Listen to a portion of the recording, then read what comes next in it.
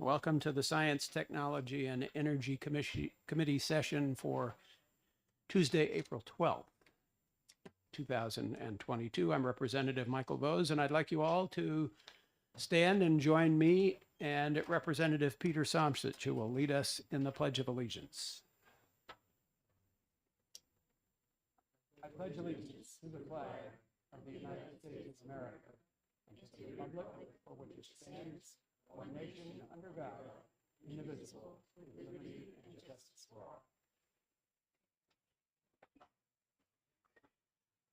Okay, thank you. We have a public hearing today scheduled for 5 different bills. We also will be conducting an executive session today at the conclusion of our public hearings.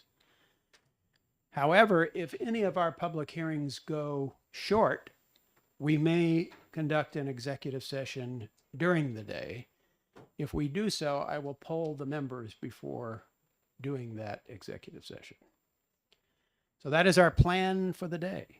And I hope you have made arrangements to stay as long as it's necessary to get our work done.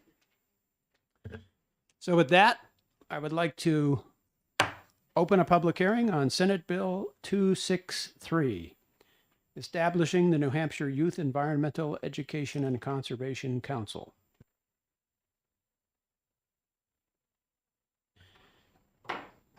Representative Thomas has reminded me that we have some substitutes today, and I should introduce them, which I forgot to do. So,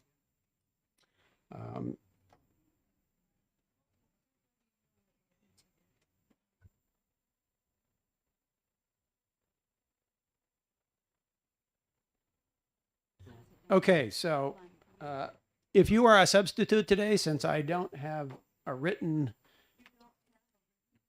I don't have them written down. It's over there. It's over there, the written list. So I'll. Okay, Representative Gottlieb is in for Rebecca McWilliams. Gottling. Okay, Gottling. Representative Sheehan is substituting for Representative Platt. And not only is she substituting, she's going to do the clerk as well, which is and Representative Laflame is substituting for Jackie Cretion. And Representative Tim Lang will be substituting for Janine Nodder once we get to executive session time. Okay, so with that, we can now move on to the introduction of Senate Bill 263, and substituting for Senator Waters and introducing the bill this morning will be Cameron Lapine, or Lapine. I'm not sure how that's pronounced. Please correct me. Good morning, Mr. Chairman, members of the committee. My name is Cameron Lapine. I'm the legislative aide for Senator Waters. Unfortunately, he is double booked in House Transportation right now. So he asked me to read his testimony. Senate Bill 263 establishes the New Hampshire Youth Environmental Education and Conservation Council. As the Declaration of Purpose states, like all New Hampshire citizens, youth rely on the benefits of a clean and healthy environment and the related recreational, economic, and employment opportunities. Decisions made today on environmental policies will affect their lives for decades to come, so this council will give youth an opportunity to learn about environmental, educational, and conservation in order to advise the legislature, state agencies, and the State Board of Education. A version of this bill had a favorable reception in Senate Education 2 years ago, but it was put aside in the effort to consolidate and reduce the number of bills sent to the House due to the COVID-19 epidemic. This session, it passed unanimously in Senate Energy and Natural Resources and on consent in the Senate. The bill is timely due to the passage of the legislation Representative Ladd and Senator Waters developed to include environmental education and outdoor recreation education in the state educational adequacy standards. It is also timely because of the increased interest by youth in environmental issues, outdoor recreation careers, and land conservation. During the work on the Adequacy Standards Bill, we learned of many schools, including charter schools, with a focus on this education. Over the past 2 years, the Office of Outdoor Recreation in the New Hampshire Department of Business and Economic Affairs has hired a director, and the Granite Outdoor Alliance is very active in coordination with it. Included in the adequacy legislation was a requirement for New Hampshire career and technical education system, in coordination with the community college system of New Hampshire, to develop embedded credits in outdoor recreation fields. CTE programs can also focus on careers in forest ecology, marine ecology, fisheries, as well as interests in fishing, hunting, and various sports. As you may know, there is an existing Legislative Use Advisory Council that advises the governor on issues across state policy. That council is an impressive group that has done some work on issues related to this new council. However, the LYAC felt that it could not adequately give needed attention to these issues, so it has formally endorsed the creation of this council. An important difference for this council is the engagement with state agencies and the legislature. Thus, the proposed council is an educational opportunity on many issues, as well as a means for developing ideas about workforce development through the curriculum. As you can see on page 2, starting on line 20, members shall be between the ages of 12 and 25, with a procedure for their selection in the following lines. On page 3, the duties include considering scientific reports about various issues, consulting with groups, and making recommendations. It shall issue reports and have an opportunity to meet with legislative committees.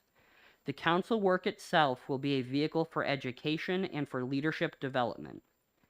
It is important to note how this bill was amended in the Senate to address concerns about the diversity of student opinion, the openness to various positions on environmental issues, and a careful consideration of the potential costs and benefits of policies. To address the issue of a selection process that will ensure a diversity of representation and opinion, please note on page 1, lines 23 through 24, that the county representative will be selected by the chair of the county delegation. For all students, as noted on line 20, selected students shall have demonstrated academic competency in science and other fields related to the council's duties.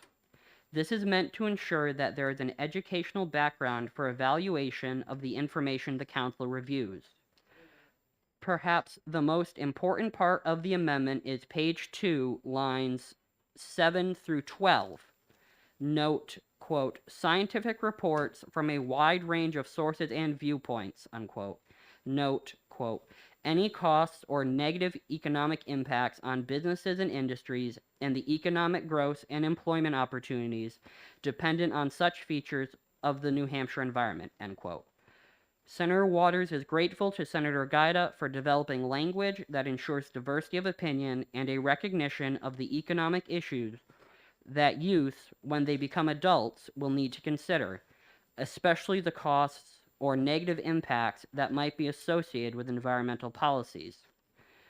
As a lifelong educator, Senator Waters has great confidence in youth to take the duties of this council seriously, do their research, have open debates, and offer valuable insights. He knows he and other members of the legislature in both parties will welcome an opportunity through this council to engage with New Hampshire's youth. Senator Waters will be here as quickly as possible from House Transportation to take questions after others have testified.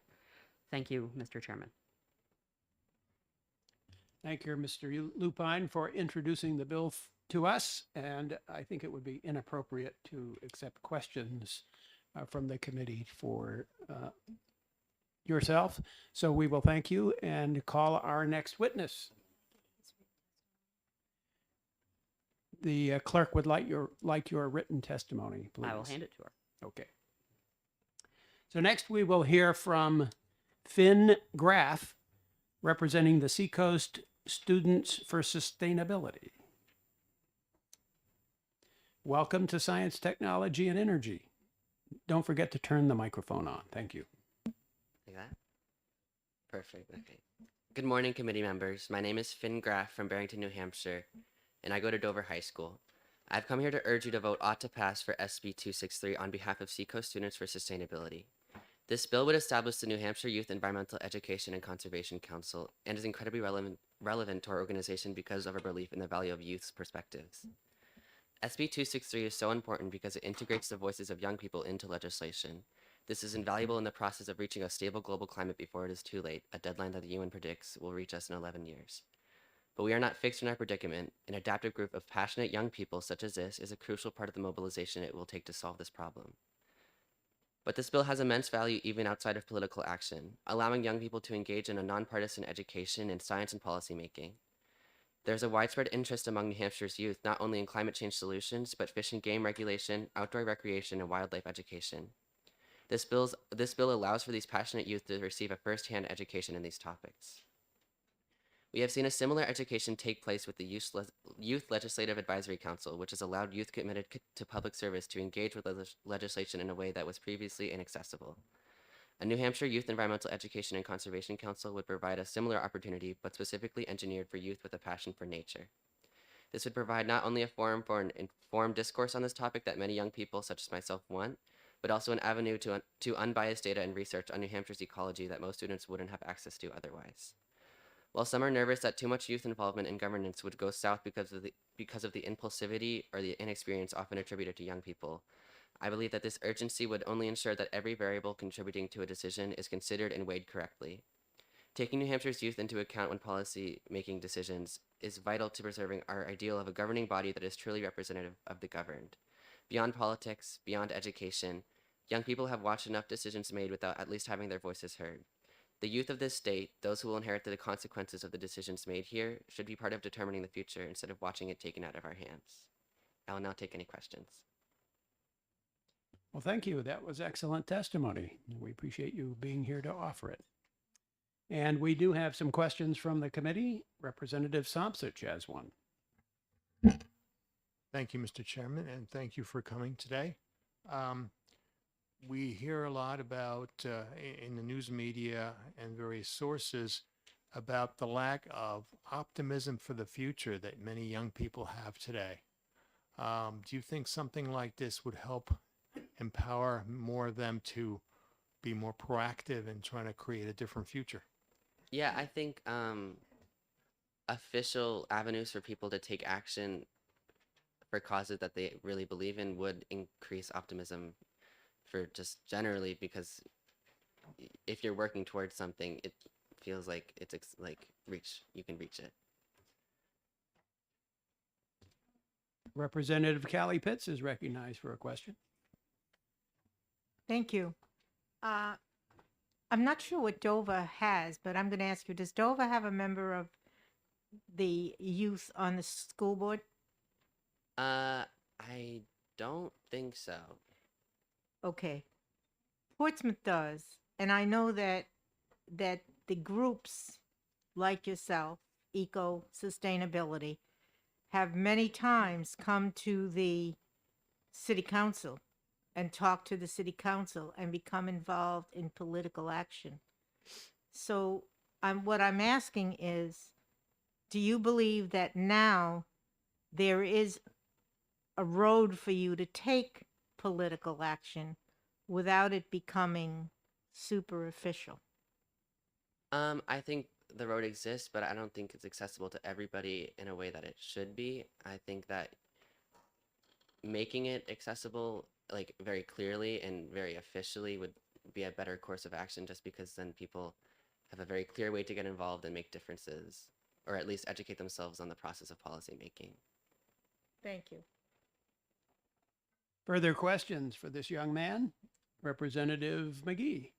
Thank you, Mr. Chairman, and thank you, Finn, for taking my question. My question is around, if you're working in sustainability, whether you have any familiarity with the term place attachment, because what I'm thinking of in terms of the request for this council is that it would provide an inroad for youth to become engaged in state policies around the sustainability of our forests, in our, our open spaces, and what place attachment actually refers to. And it's a relatively new thing. So folks that are studying conservation at the senior level, at college level, is about the fact that many youth are not connected to nature and therefore are not engaged in its preservation. They don't really they don't understand it because they don't have a connection. And when I look at this bill, that's what I think of. I think, wow, this would be a formal way for us to engage youth who are even peripherally interested.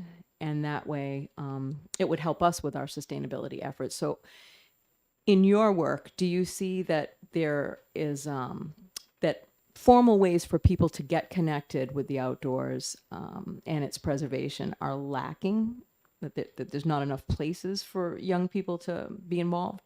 I would say absolutely. In my experience, just like, doing cleanups and trying to organize things like that, people are less likely to get involved just because they're not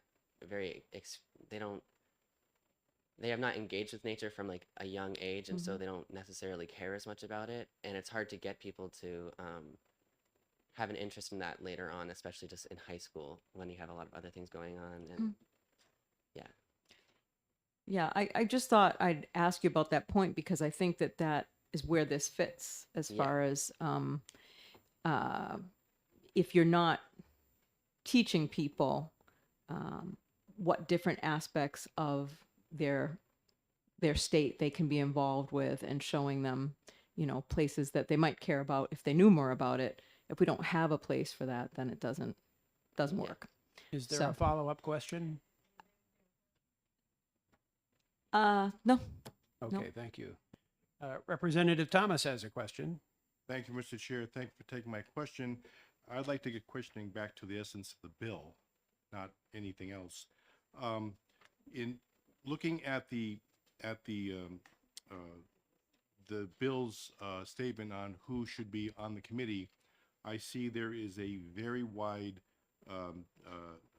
age difference between the lowest to the highest. And so I would like your opinion if this bill is going to establish a council with such a wide age disparity that there could be either common ground or an issue with how, say, a 12-year-old might be interacting with a university student on that council. Do you think the bill has the appropriate type of people that will be on this council, or do you feel that there might be some tweaking that could happen to it? I think that is a fair criticism. I think maybe the age range is more about engaging young people like on the lower spectrum with nature, and then as they get older within that system, they become like the college age students who are actually making organizational decisions, like participating in conservation or education on a high level. And so I don't think the age range is wrong, or maybe I don't think the age range is a problem, but I think that the capacity in which different ages would participate and what they get from the organization would be very different. Thank you. Could you let us know, are you a high school student? Or? Yeah, I'm a junior at Dover High. Great, thank you. Additional questions? Anybody else have a question? Representative Somsich. Thank you, Mr. Chairman. Thank you. Just because I was very much involved in scouting, I wonder if that still plays a role among a lot of young people today, because when it comes to outdoors and feeling confident being outdoors and doing projects and so forth, that seemed to be an empowering thing to do in the past. In my personal experience, scouting has been a really good way to engage people with nature, but unfortunately it has kind of fallen out of fashion with young people. I think parents are also less interested in enrolling their children in scouts. But I think, if there was a way to get more interested in that, that would be very good for engagement in nature and also like a community building. Any follow-up? I guess not. Additional questions for the young man? Seeing none, I'd like to thank you very, very much for coming to see us this morning. Thank you. We appreciate your testimony. And now we get to hear from another young person, Lay Godfrey, who is here to represent herself and the Legislative Youth Advisory Council. So welcome. Nice to have you here. Thank you so much. Good morning, everybody. My name is Lay Godfrey, and I'm 17 years old from Portsmouth, New Hampshire. I am also the youth co-chair of the New Hampshire Legislative Youth Advisory Council, which is a statutory committee made up of youth all across the state with varying political beliefs to help advise policy to the state legislature. So I'm going to start off by reading two shorter versions of statements written by the Legislative Council and then one written by myself. And I have also emailed the committee my statements for reference as well. So the New Hampshire Legislative Youth Advisory Council has voted to support Senate Bill 263, an act establishing the New Hampshire Youth Environmental Education and Conservation Council. Having youth voices on environmental legislation is incredibly important because young people will be significantly affected by the environment in years to come. Despite environmental legislation disproportionately affecting youth, oftentimes young people are shut out of conversations on the environment as many are too young to vote or run for office. And this council would be a necessary tool as it gives a space for youth voices to be heard on an issue that directly affects their futures. Although the New Hampshire Legislative Youth Advisory Council already spends time advising on environmental legislation, there is a need for a council that can dedicate all of its time towards these discussions, rather than the sliver of time that the Legislative Council can currently dedicate. It would also discuss more issues than just environmental policy, ranging from outdoor recreation to scientific research, as well as educational curriculums. The section of the bill that requires a person to be a member of both councils bridges the gap because it is important as having a member of the Legislative Council, an already established group, can help to guide the new Youth Environmental Council towards running smoothly. And further, having a link between the two councils can help the groups collaborate and combine their work to further the impact of youth voices on environmental issues. And for these reasons, the New Hampshire Legislative Youth Advisory Council supports that you vote ought to pass on the amended version of Senate Bill 263. Now, as for my personal statement, I'm going to start off again by thanking all of you for listening to me and begin by saying that New Hampshire youth are the ones who are going to inherit the environmental legacy that you leave behind. And since this is the case, they deserve the opportunity to have their opinions taken seriously. For our political system to be representative, all members of our society must be included in the decision-making process. And when young people are disenfranchised or disengaged from government processes, a significant portion of our population has little or no voice in decisions that impact their water, their air, or their school curriculum. And it is essential that New Hampshire youth have the necessary knowledge and capacity to participate in government at all levels. Because as youth become stakeholders in their communities, they bring perspectives that can lead to better decisions and more productive action. And only youth are the ones who can tell you how effective a sustainability curriculum is, or whether the policies you make today will hurt them tomorrow. This council has the potential to establish capable and civically engaged leaders that can improve policies. Not only would this council address a fundamental political and democratic right, it's also crucial to developing stable policies that respond to the specific needs of younger generations. Right now, as I mentioned earlier, I serve as the youth co-chair of another statutory committee created by our state government, the Legislative Council, and our members are geographically and politically diverse citizens of New Hampshire of all ages. And for the first time, our members feel as if they have a voice that will be listened to in government. Furthermore, they become educated on the accessibility of our government and how they can make an impact on their communities. I want to personally attest to the impact that this council or the Legislative Council has had on my life. Joining it changed my life for the better because as a teenager who often felt powerless when it came to political action, I learned how to express myself and make a difference. I've been exposed to our state legislature in a way I never would have had with any other extracurricular, and I've learned how to collaborate with legislators, government staff, and peers with varied political beliefs. I've become a more well-rounded and more well-informed citizen who is eager to participate in the democratic process. And voting this bill as ought to pass will only secure the leaders of tomorrow as granite staters. While the Legislative Youth Advisory Council's focus is narrowed to legislation, this Environmental Council's reach includes state agencies, advocacy groups, scientists, and more. They can make recommendations on environmental education and outdoor recreation programs, or concerning New Hampshire land conservation, and this gives youth unbridled access to have a say in protecting the environments they will grow up in. There is a need for this council, and the youth growing up in New Hampshire are the ones who must carry on the torch of our current environmental policy. And it is only essential that they be given the opportunity to educate themselves, learn from today's leaders, and have a voice in our state government. And for the sake of representing youth and enabling our future leaders to protect our future, I urge you to vote ought to pass on the amended version of Senate Bill 263. Thank you, and I will take any questions. Well, thank you very much for that excellent testimony, and congratulations on your public speaking skills. Thank you. They are excellent, very, very well honed. And I'm sure we have a few questions that the committee members would like to ask. I would like to ask if you could give us some perspective as a member of the Youth Advisory Council about the age range on your council versus the age range specified in this bill, and also the list of activities that this council would undertake versus the activities that the council you currently serve on Yeah. does. So in comparison with the age range, I believe our council is 15 to 22, and I think this council is 12 to 22. So it does allow a little bit more room for middle school age individuals to participate. I can attest that our council has been very successful with the varied age range because 15 to 22 allows high schoolers to learn how to interact with our college student members, and it actually allows for a lot of productive conversation and a way for people to interact with knowledge or ideas that they're not typically familiar with. And it helps having, a system of established leadership that allows them to participate and collaborate effectively.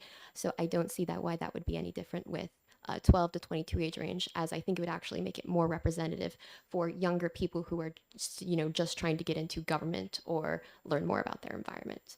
And then as to the second part of your question, what was it again? I apologize. The difference between the Youth Advisory Council and what this council would do. Yes. So our legislative council, as it says in the name, focuses exclusively on legislation for the current session, but this environmental council would be able to meet with state agencies, meet with scientists, meet with researchers, and help develop educational curriculum that directly impacts them. It also can be involved with, agencies that help work towards conservation or sustainability in terms of our forests or our land.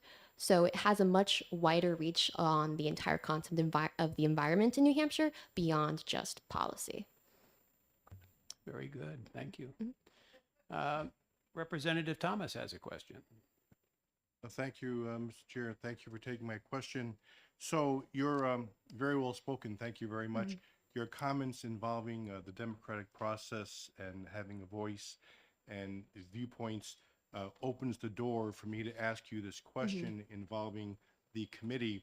So, or the council, I should say, would you advocate vigorously for when the selection is made for students to be on this council? Would you vigorously advocate for there be a balance between students with opposing points of views on this council, so that there could be discussions of pros and cons? Absolutely. I think that's actually part of the reason why the Legislative Council has been so effective this past year is we have had varying viewpoints, and that allows for a lot of discussion, a lot of consideration of other viewpoints.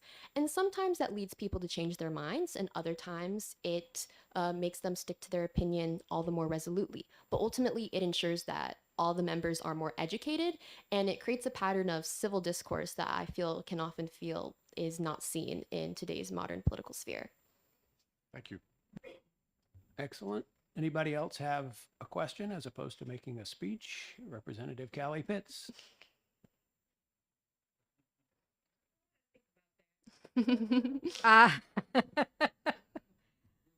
My question to you, and is part of this council, and it's part of it is personal. Do you belong to the Portsmouth Eco Club? No, I do not, but I am also a part of the Seacoast Students for Sustainability. I think I may have seen you on a Portsmouth Blue Ribbon Sustainability Committee meeting a while back. And my question is, do you feel that there is a place for youth and that youth is listened to now? If youth reach out. And I'm saying that, I'm going to qualify why I'm saying that, and that's not a speech. It's because I have been here for many years and have not been no one has reached out to me on environmental issues, except members of the Eco Club and people who in the local schools are active, and the school board members. So I'm wondering, is this council absolutely necessary, or is it better to go on a local level? That is a great question. I agree that there's definitely a lot of local engagement, but like you said, you feel, is there an avenue for youth to have voices if they reach out? Many individuals, especially my peers, do not know how to reach out to our state government, especially on issues of their educational curriculum and how it's impacted on a state basis. So I actually find this council essential on the state level because it will broaden their perspectives to not just how to engage with state government, like I remember the first time I learned what an LSR was, but also gives them access to state agencies and scientific research, resources they wouldn't have had otherwise at the local level as well. Representative McGee has a question. I hope. Thank you, Mr. Chairman. Yes, I wanted to ask, as I look over the bill and I see it's set to be like a quarterly meeting and a fairly broad mandate that you can interact with all levels of government. I wanted to ask you if you saw this as a pipeline of sorts, where the inputs would be information that perhaps we don't have time to get to here. You may be able to take a deeper look. And then the pipeline would be that you would be making those recommendations directly to lawmakers and others who could, in effect, create the change that you seek. Yes, exactly. That's something that the Legislative Council tries to do, but given the wide swath of issues and bills that it tackles, it doesn't have the same time to focus on specifically environmental issues that impact them. So I agree, it could be a good pipeline to ensure that youth have a direct voice on environmental policy specifically. Thank you. Representative Lewicki has a question. Thank you, Mr. Chairman. Thank you for taking my question. I'm wondering about the logistics of this. And with the Legislative Council, we've got people coming from all over the state. How hard is it for people to get to those meetings, particularly the younger people who don't drive? That is actually a great question. So something that has actually been passed by both the House and Senate this past year is an option to allow us to meet virtually. And that is only because our council meets once a month instead of quarterly. So that is meant as an option to give our council members increased access to meet either in person or through a virtual option. And it could be something that could be explored by this committee, but I think having an expectation of quarterly meetings should give members enough time to, get to Concord or the State House or their meeting place. Representative Berezhny has a question. Thank you, Chairman, and thank you for taking my question. I noticed that the council is made up of middle schoolers, high schools, university students, and I was wondering if homeschoolers would also be included. Thank you. I'm not too certain. I think that the bill should clarify that. I actually used to be an online charter school student, so that did create a lot of logistical issues when you typically, try to apply for certain activities. They say you have to be, in a public high school, but I definitely feel like this bill should account for that, and I believe Senator Waters can also clarify that question as well. Representative Somcich. Thank you, Mr. Chairman.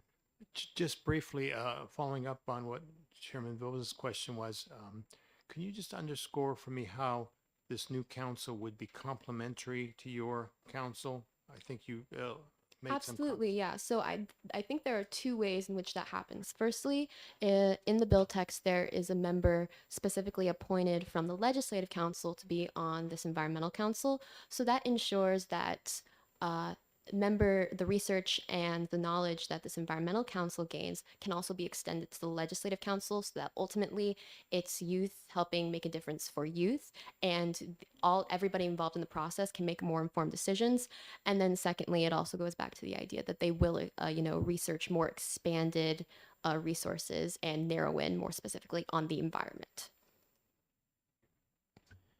Thank you. I have one additional question for you. I'd love to get your perspective on this.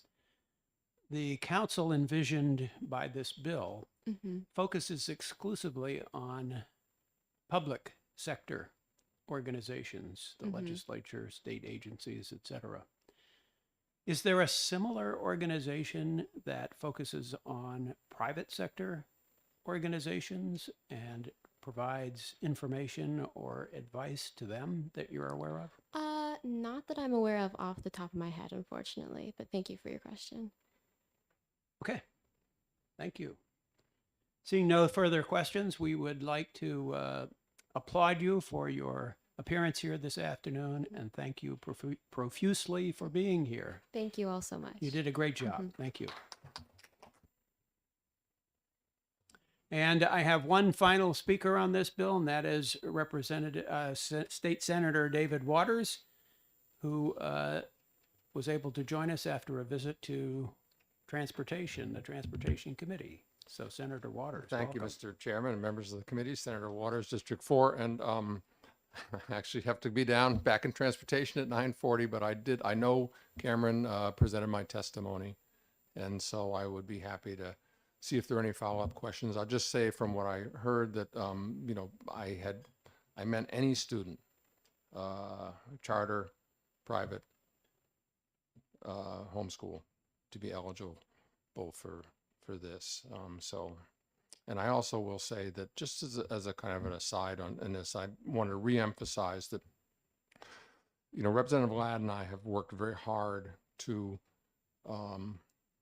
improve education, particularly through the CTEs and through outdoor recreation. And that's why our bills last time put some of this into adequacy.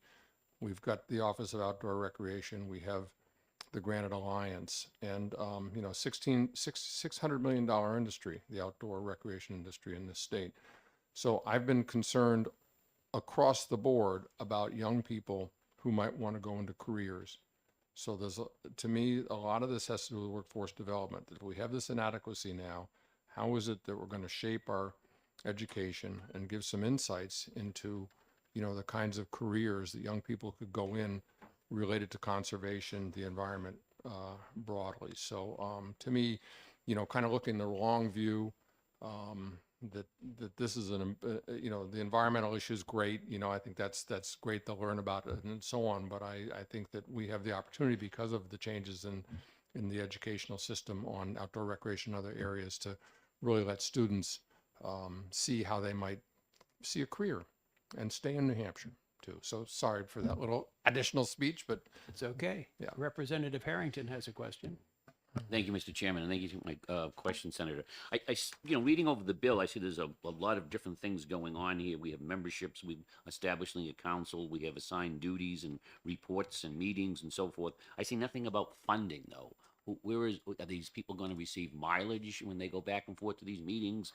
Who writes the reports, or is this just all done by the people on their own time and own dollar? Thank you for your question. This is pretty boilerplate in terms of how a commission is set up, and legislative members get mileage on commissions, not the public members. So, there's no legislators on this. I'd be happy and others to serve as an advisory capacity, but So there is no funding involved. No, and most commissions don't have any funding for reports. So that's just, Just kind wanted of, to be it's a clear on typical commission. Thank Yeah. you. Representative Thomas has a question. Thank you, Mr. Chair. Thank you for taking my question. I think you just about answered my question previously, but just to be clear, is there any legislative representation?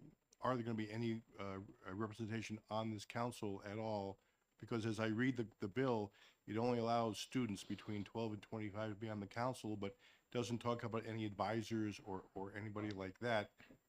So can you clarify that for me, please? Well, thanks for your question. And, if I just to say on the age range, on that issue, if there's anything that in the wisdom of the committee you think maybe ought to be improved. I kind of felt that legislators could certainly, and others, DOE folks too, and particularly, I think would be happy to serve as advisors and help in various ways. But I also thought that, kind of the point of this is to let the students learn what it's like to do the work and to have their own leadership here. And that puts a responsibility on them to develop leadership and not be able to kind of turn to one of us or an adult in that way. So that's why it's there. But if you feel more comfortable with another kind of age range or having a legislator, or maybe somebody designated, the Commissioner of Education could designate a member from the department. I mean, I can see what you're saying. Follow up? Thank you. Thank you for the follow-up. Yes, I agree with you on that point. I thought it might be good for the council to have some department or somebody to turn to for advisory, like in writing a report, who to send things to, maybe certain ways of just some other person that wouldn't be a voting member, but they'd be like an advisor on something like that, which I get your point, which is I totally agree with. Just someone else to turn to that someone could be Thank you, appointed, Representative. Useful ideas, ideas, yeah. And I do have to, I think I've got to go. I can come back. I'll be back later today. Okay, we'll hold any Yeah. future questions till All right. later Sorry, today. I'm sorry, but That's thank you quite all so right. much for indulging We me. understand. Yeah. Many members of this committee will be leaving at some point to go testify on bills before the Senate as well, including Representative Berezhny, who's on his way out right now. I'll be leaving at some point to testify on HB 1469. Representative Bernardi is already in Senate Commerce. So it's an open door on a day like today. So while we have no additional pink cards for this particular piece of legislation, so I will close the public hearing and ask Representative White to read the blue sheet information for us.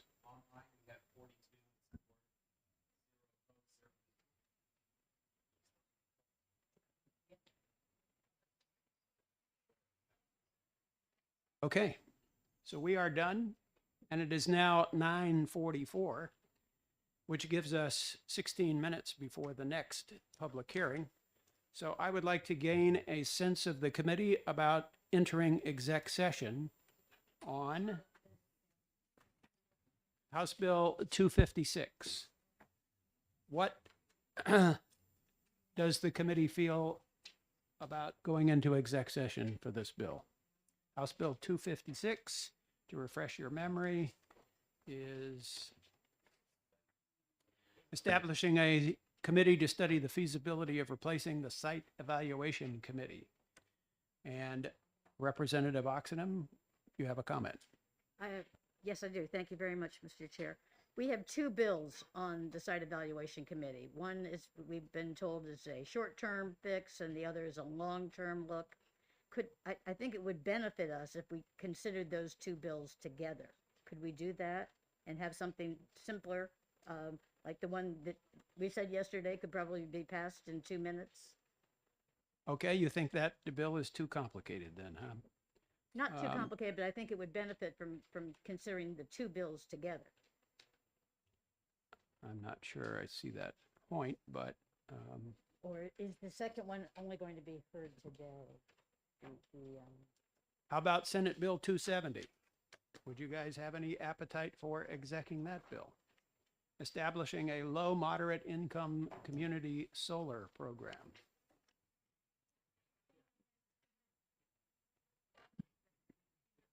Okay, there is an I think so. appetite for doing that. Could I see a show of hands of people who would support a motion ought to pass on that bill?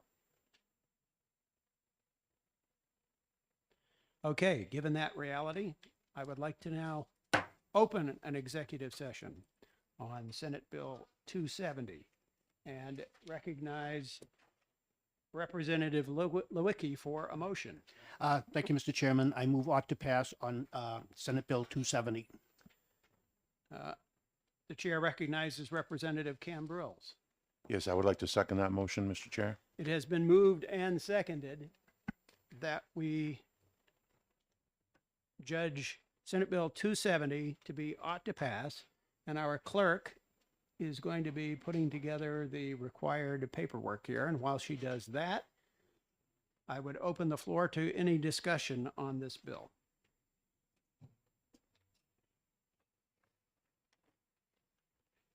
Is there anything that we need to say about this bill before we pass it? It essentially fixes the low and moderate income community solar program by providing a way for developers to get access to a list of people who could benefit from the program. It is, or has been described by some people as a technical fix to the existing statute. And apparently, as the statute exists today, it's not working. And it's become kind of just sitting there, kind of useless. Representative McGee. Thank you. I believe it's also predicated on Eversource's setup in Connecticut, so that's what they're basing it on, is allowing that availability or providing that list. So, is there any additional comment on this motion? Ms. Clerk, are you ready to go yet, or are you still setting up? Okay. If I mispronounce anybody's name. Okay. I will ask the clerk now to call the roll on the motion of ought to pass on Senate Bill 270. Representative Thomas. Yes. Representative Harrington.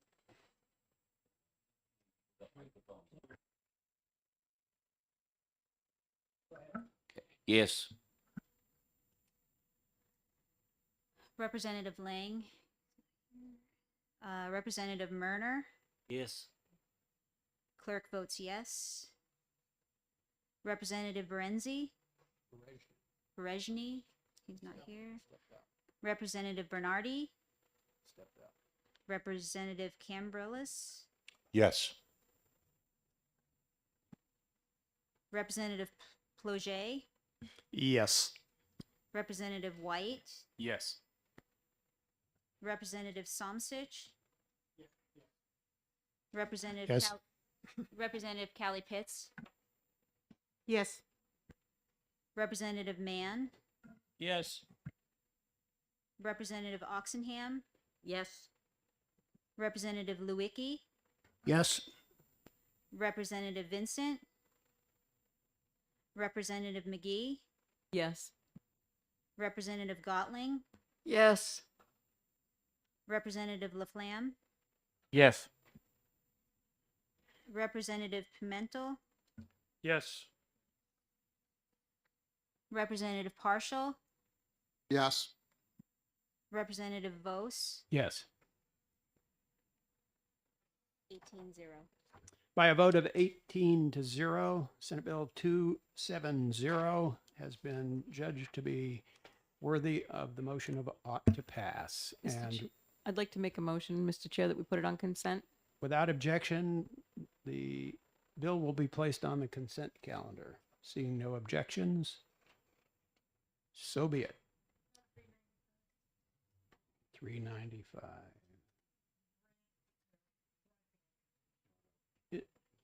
It's not up yet. That's not on our list of bills to exec today. Representative Somsich. Mr. Chairman, could you remind us which bill we were talking yesterday about executing in 2 minutes? I forgot what the number was. 'Cause That I'd like to was, ask if we can do that. that was Senate Bill 268, which was relative to the approval of power purchase agreements for offshore wind wind energy resources from the Gulf of Maine. And one of our members has written an amendment for that bill, so it can no longer be done in 2 minutes. So that will have to wait until later this afternoon. Can I ask then that SB 440, the other offshore wind bill, be considered?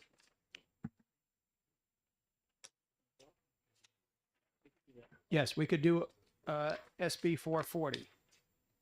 So I have not closed the public hearing on the other one yet, have I, or the executive session?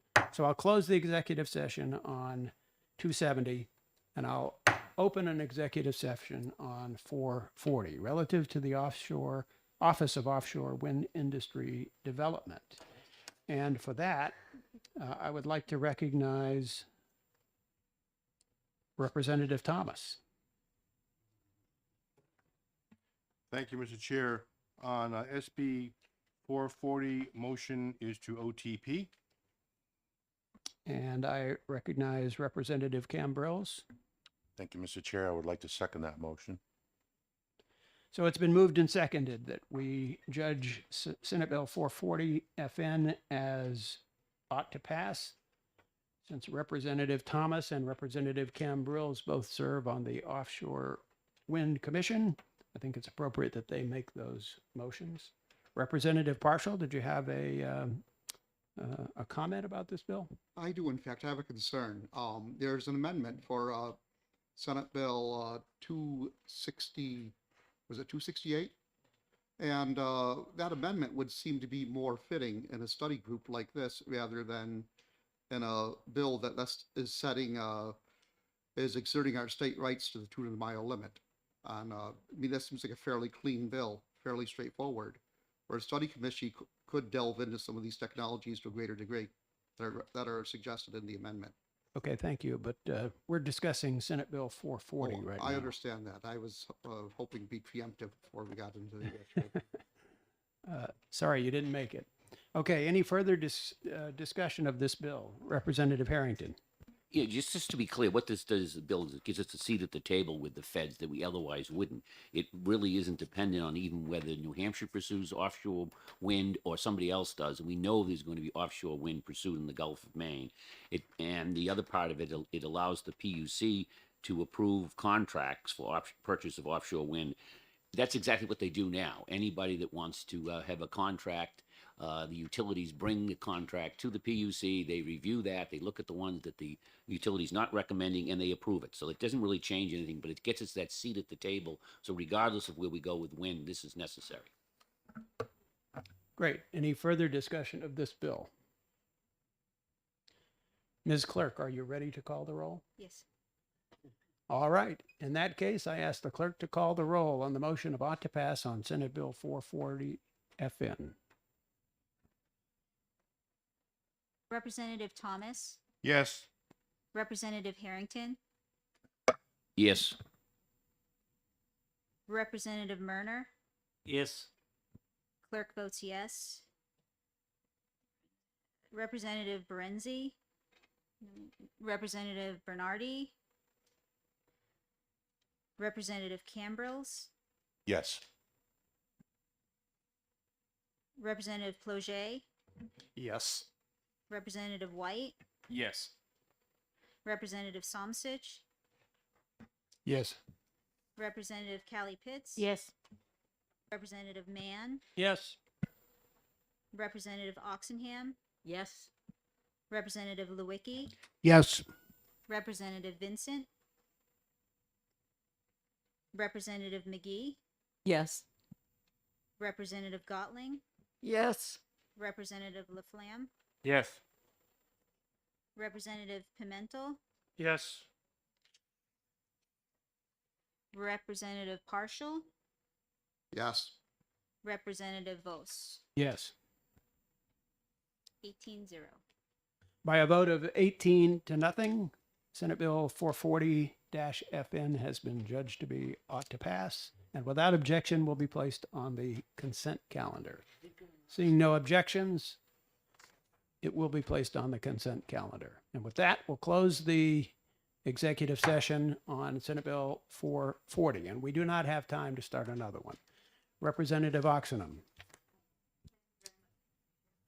I just wanted to make known that I do have an amendment that I'll be passing out for SB 259. So if we're further considering what bills are going to be coming up, I'd just like that to be known. Thank you. Okay, thank you for that. Representative McGee? Yes, Mr. Chair. I also have an amendment to a bill that we are planning to exec today, which is 269. This is from Representative McWilliams, and it's based on comments that we had in yesterday's hearing. She had asked that we add a licensed architect or engineer to the commission that's being proposed. And there was, I think, one other change in here that I noted earlier. But anyway, Okay. I'd like to pass that So out noted. as well. So Yep. noted. Thank you. All right. We have to start another public hearing in about 3 minutes. So we'll take a brief bio break and then we'll come back and hear Senate Bill 265. See you at 10:01. Thank you.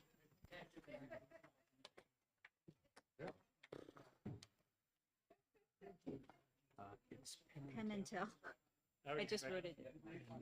Oxen. Oxen. Oxen. Instead of Oxen. Oxenham, it's Oxenham. Oxenham. Oxenham. I just whispered in her ear. Okay. Oxen. You did good. Oxenham.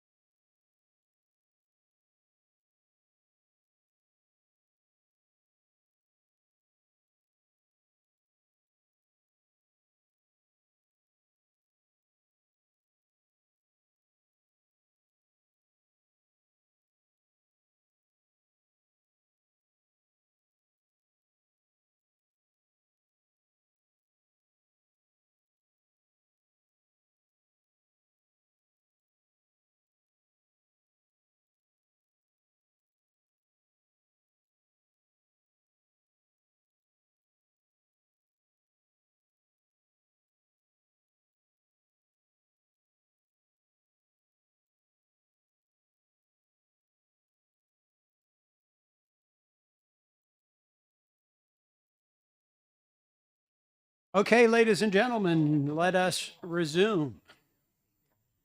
I now open a public hearing on Senate Bill 265, relative to the aggregation of electric customers by counties.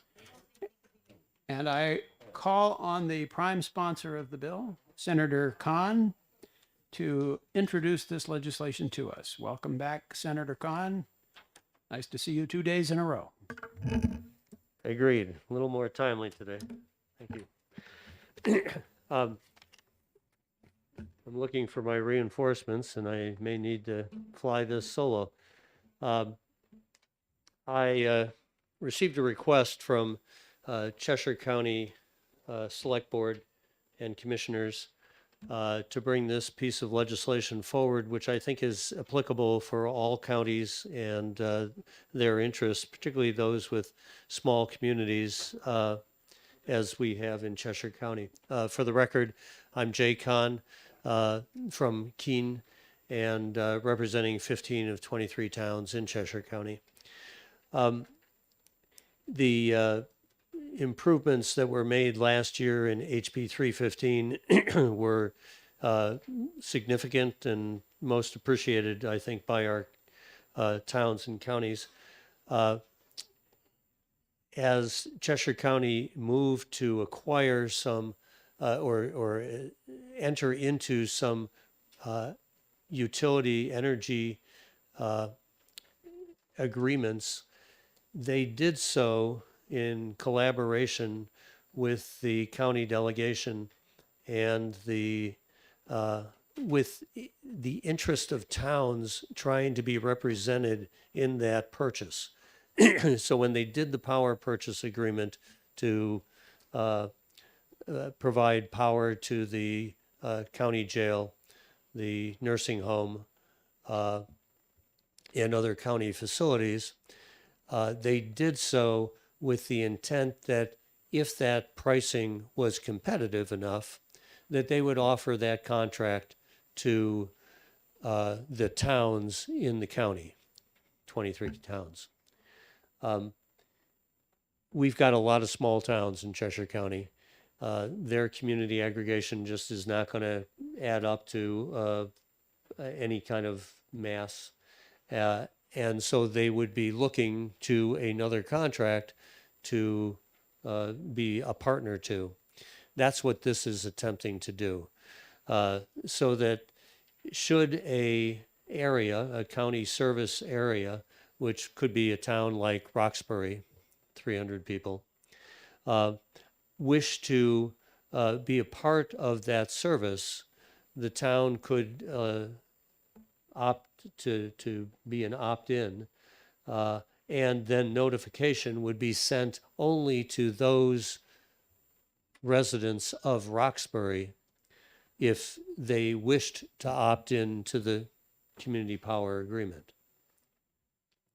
So that's the intent here. The opt-out is a clear option as well for towns that might be served. So hopefully this is clear enough in the amended version that has come over to your committee, what the intent is and how this is really a small tweak to the legislation that was signed into law this last year. Thank you, Senator. Do we have questions for Senator Khan? Representative Oxenham. Thank you very much, Mr. Chair. Thank you very much, Senator, for taking my question. I was confused by the language of this bill, and I reached out to Cliff Belo, who is our noted guru and mentor on all things, it seems. And he explained this to me as being a very simple change, which means that instead of having to send notices to everyone in the county, you only send the notices to those in the affected area. So it's a cost saving for towns, and it doesn't waste resources. Do you agree that that's really the intent of this bill? I agree. Thank you so much. Thank you for the question. Additional questions for Senator Khan? I know you have a lot of questions for Mr. Belo, who's coming up soon. Representative Somsich. Thank you, Mr. Chairman, and thank you, Senator.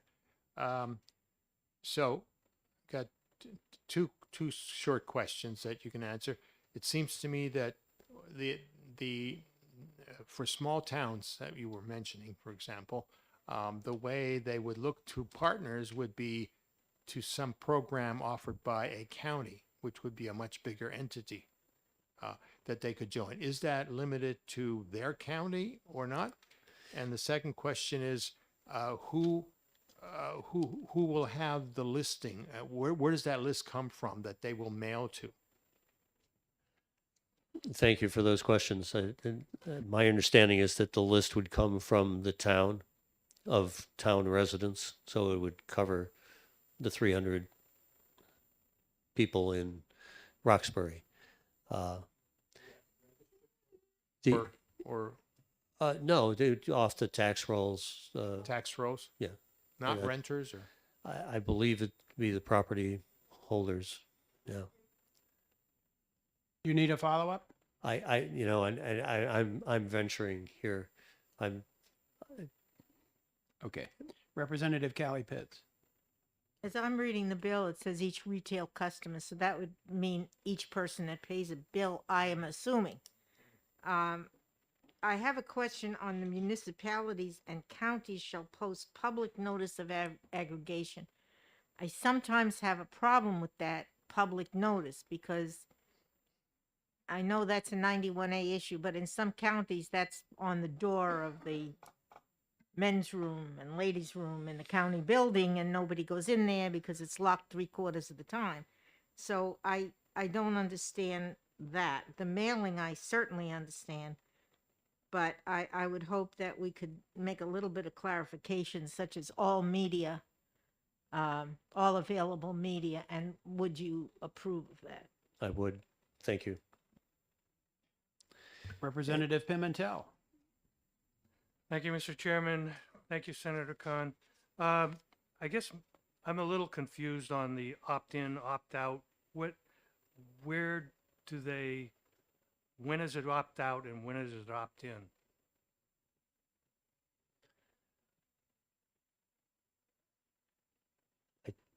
I'm uncertain. I mean, we both know what the meaning of the terms are, but I'm not sure who is making that determination. Is it the county and its proposal to its relevant towns, or the town itself? I'm not sure which way that negotiation is initiated. Our next speaker will be able to answer that question. I think so, yes. And relative to Representative Samschit's your other question, how would it be aggregated? And I think Mr. Belo is part of that power aggregation community and has a good handle on this. Representative Partial. Not so much of a question as perhaps more of a comment of what happened in my own town of Marlborough, where our community came together at town meeting and voted on a resolution to push forward with community aggregation and to make it an opt-out situation, because what we would actually be doing would be offering lower utility rates.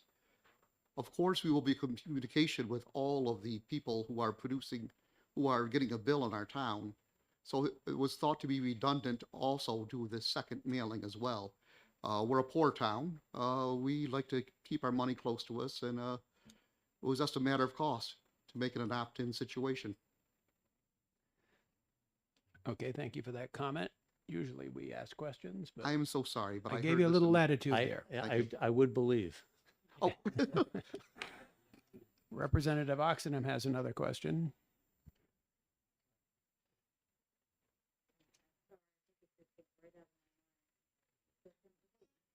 Okay. Jot yourself a note as soon as, okay. Okay. Thank you very much, Mr. Chair. I did jot myself a note, and that jogged my mind. The suggestion was made of an amendment to say all available media.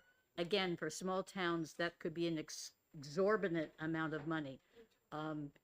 Would you think it would be appropriate if we were to say 2 to 3 major media, one social media, one newspaper, one online. I think all available media, particularly in small towns that are close to cities, where they would be required to put it in the Manchester Guardian, and they would be required to put it in all sorts of different places. Could you give us some guidance on your view on that? Not, I appreciate that I might weigh in on that, but I really, your best thoughts on where this ought to be posted, or if there is a county representative here, they would be more familiar with their usual postings of information to the public.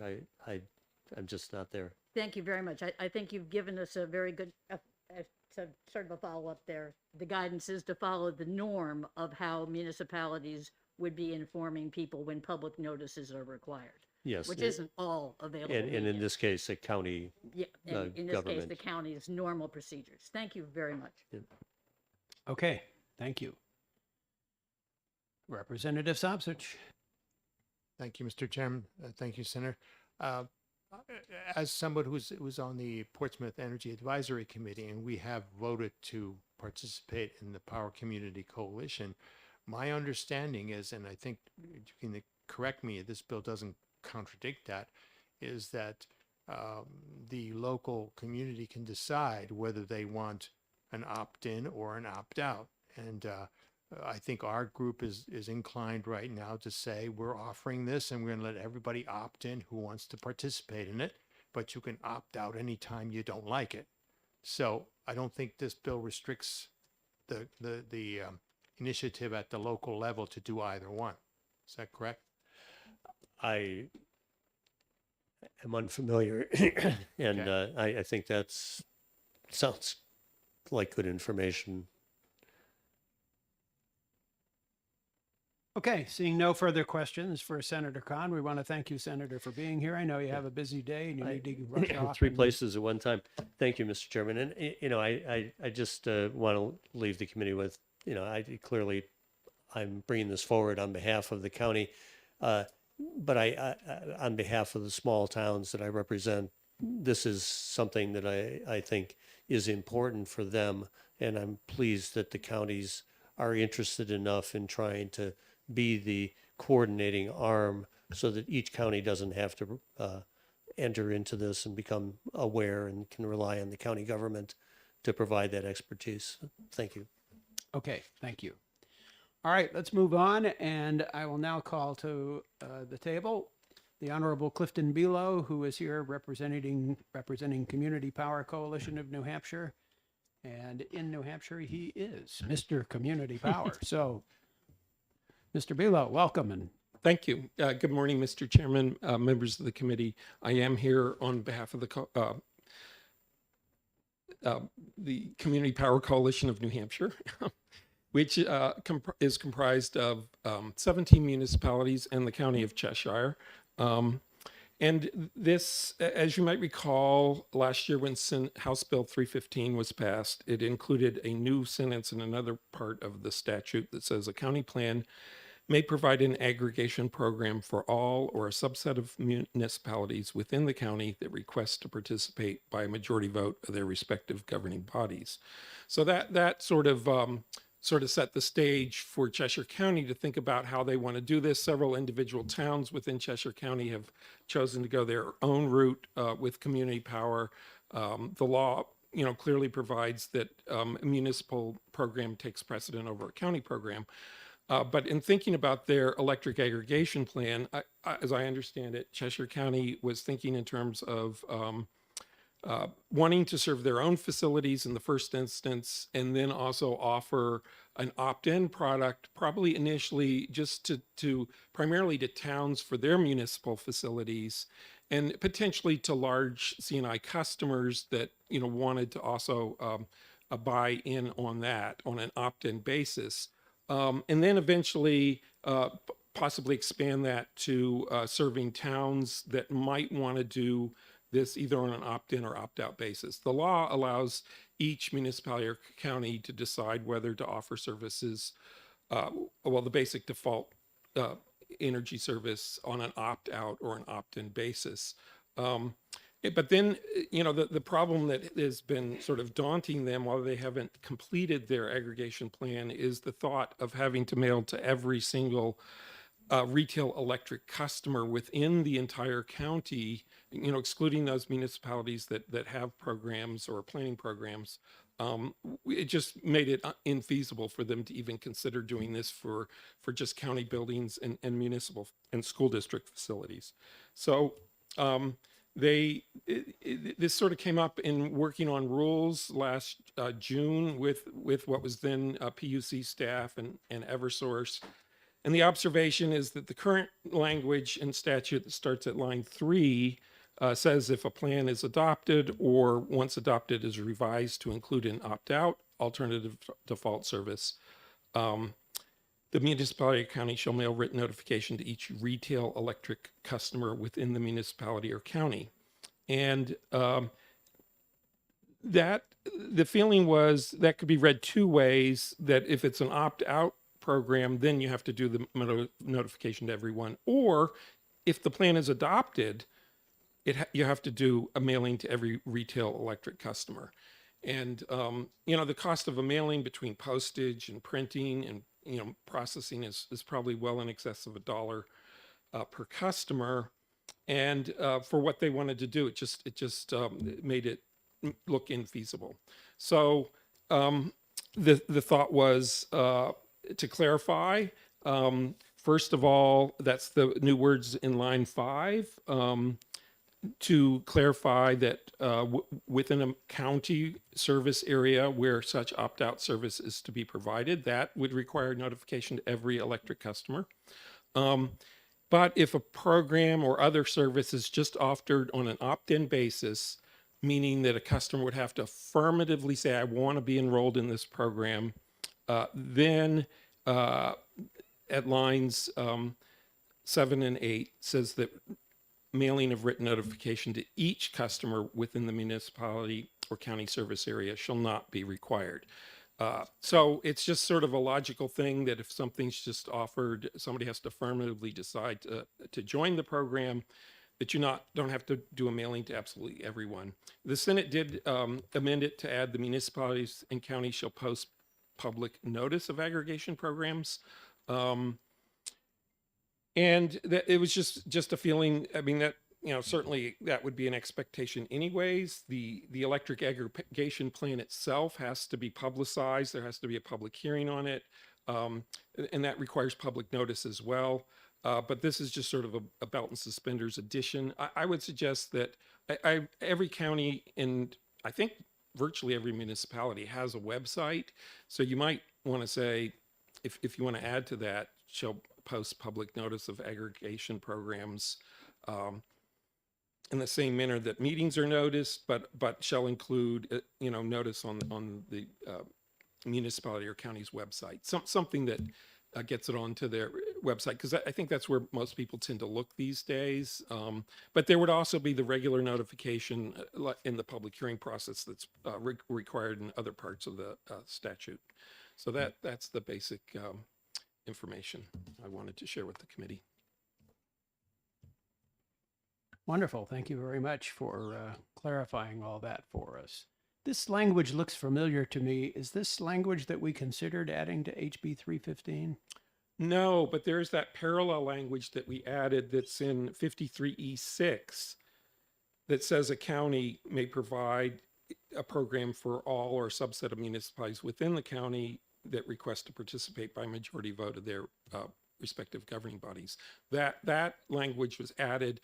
I don't think we really thought about this issue because this part of the this is language that's carried forward from 1996. That written notification to every retail electric customer was in the law from that point.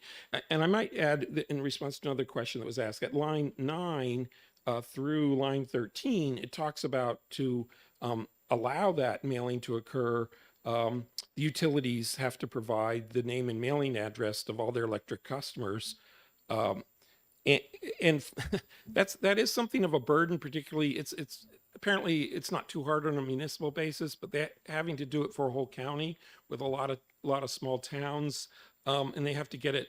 Cheshire County's served by at least 2 different electric utilities, 3 actually: Liberty, EverSource, and the Co-op. So if you're just doing an opt-in program that you're looking maybe for a handful of municipalities to sign up and school districts to sign up their facilities for, it's a little burdensome to ask the utilities also to produce those mailing lists when you're not actually, targeting those groups of people. Representative Callie Pitts has a question. Cliff, thank you for taking the question. Why can't each participating municipality do their own mailing? I'm not that familiar with Cheshire County, but I know that we have a lot of people that may be part-time residents in some places, and that mailing is really the only way they're going to know what's going on. So why can't each municipality within the county that is participating do the mailing and not leave the burden up to the county seat? Just a thought. Yeah, if a municipality wants to do their own aggregation program, then they would do the mailing or arrange for a third party to do the mailing. This law simply has always provided that this could also be done on a countywide basis. The big change last year was that it could be just those towns that want to participate. And even that contemplated that it might be a town that says, okay, we want you to serve our whole community on an opt-out basis. So then you would do the mailing to everyone in that service area where opt-out services to be provided. So everybody would get that mailing. Plus there has to be public hearing with public notification through the usual means for that. Even on an opt-in basis, there still has to be a public hearing on the proposed aggregation plan that would describe the intent to do it on an opt-in basis. So there would be multiple notifications. Follow up? I was under the impression that in discussions that we had with Community Power, that opt-out was the preferable way so that you would increase your customer base. Is that a correct? It's fair to say that opt-out based programs, assuming they launch, and every plan that's being written that I know of so far says we're only going to launch if we can offer lower rates than the utility default service rates, although they may not always be lower, but that the intent is that on average you could meet or beat the utility default service price. If that was the case, that typically there's a very high retention rate that 90-95% of customers will come over on an opt-out basis. There's not a whole lot of experience with opt-in, but I think the few instances where it's occurred, you might get 5% or 10% of customers opting in. And the basis for this is this only happens if the governing body and then the legislative body of the municipality votes to go this route. And and in all cases that we built in, working with this committee, built in a lot of provisions within the statute that says you can't, if somebody wants to revert back to the utility default service, the price goes up after 6 months and they say, no, I want to go back to, if they're free to do so, no, they can't be charged for that as long as they do it on a regular meter reading cycle, next meter reading. It will make it very easy for a customer who doesn't want to be part of the program, if it's an opt-out, to go back to the utility default service or a different competitive supplier. Representative Somsich. Thank you, Mr. Chairman. Thank you, Cliff. Just to clarify what Representative Kelly Pitts' concern was, there's nothing in this bill that would prohibit the municipality or the entity from doing a mailing if they so choose to do so. Sure. I know that in Portsmouth now, our Energy Advisory Committee, we're going to do a big PR thing to let people know about what's going on. And if that's what's required to get people the notice they need that they have this option, that's what we're going to do. But on the other hand, I can see that in some cases that might be too expensive for some entities and they're going to have to publicize it in a different way. But this bill would not prohibit any mailing if they want to do that. Absolutely not. Okay. Additional questions for Mr. Belo? Well, seeing none, I guess this is a fairly simple and straightforward bill. And so we've learned everything we need to learn about it, I guess. So blue sheet, Nick, can you let us know how folks out there are perceiving this bill? Yep. So online, we had 72 in favor, 0 opposed, 0 neutral.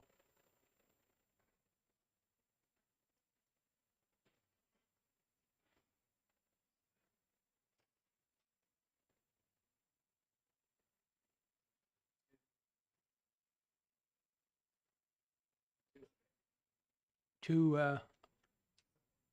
in support signed up here in the committee room. Okay. Mr. Chair? Representative Thomas. Thank you. I just have a question. Representative White, I'm just curious on the online information. Does it indicate if they were all in state? Yes, running through it, it looks like all of them, just a quick glance, looks to be all from New Hampshire. Yes. Thank you. Or at least that's the towns they put. Okay, thank you. All right, so with that, we'll close the public hearing on Senate Bill 265, and I will remind everyone that our next public hearing will commence at 12:30, not 1 o'clock. We have scheduled that next public hearing for 90 minutes because it's on a very important bill and a bill on which I suspect a lot of people will want to testify. So I just want to alert everybody to that because normally we reconvene after lunch at 1 o'clock, but today it's 12:30. So that gives us either a lengthy lunch break starting now or an opportunity to do some more exec sessions. However, we do have a lot of members who are absent at the moment.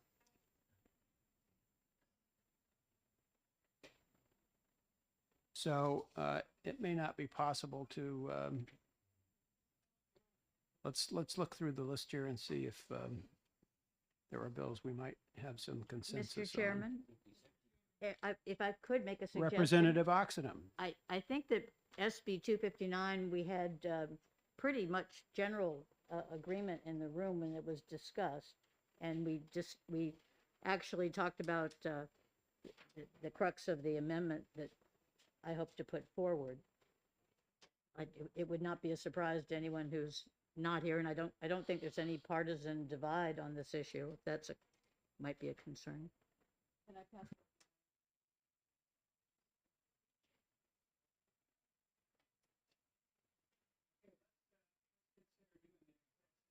Oops, forgot to turn on my mic. Let's consider doing an exec session on Senate Bill 424, which is relative to renewable energy and natural gas. All those who would be in favor of an ought to pass motion for Senate Bill 424, please raise your hand.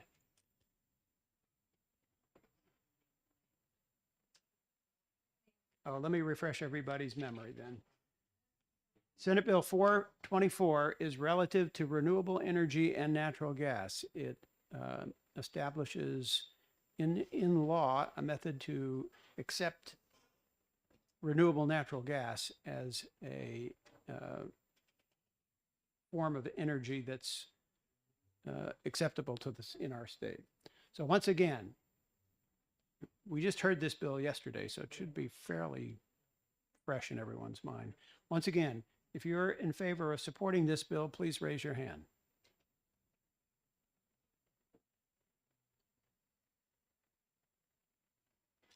Okay, so I think we can do an exec session here. Did you have a comment, Representative Callie Pitts? If we have enough votes, I think I'm very perturbed at this. If we have enough votes to get it the way we want it, then we'll take a vote. But if we don't have enough votes to get it the way we want it, then we won't. And the people who are here, but they're testifying in other places. And so yesterday there was, and I hesitate to do this with the chair, but I have to. Yesterday there was a threat. Well, we'll stay here till, 10 o'clock if we have to. But we've got 2.5 hours between bills. I mean, this to me is very disturbing.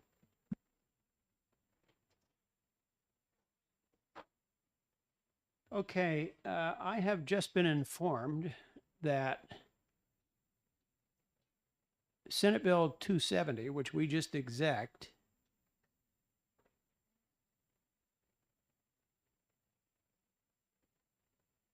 Senator Waters had proposed an amendment that addressed some technical concerns that the Department of Energy raised. I don't recall seeing an amendment submitted by anyone. But I've been asked if we'd be really willing to reconsider the motion on that bill to adopt the amendment. But I don't have an amendment to adopt.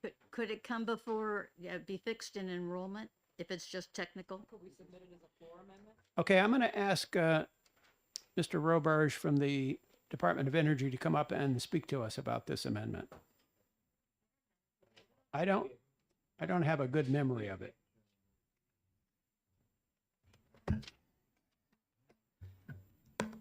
Oh, I'm on. Okay. Thank you, Mr. Chairman, members of the committee. I realize that there are discussions about exec session. I apologize for inadvertently adding to the pile. But Senator Waters did, I believe, share an amendment yesterday that's 1396S to Senate Bill 270.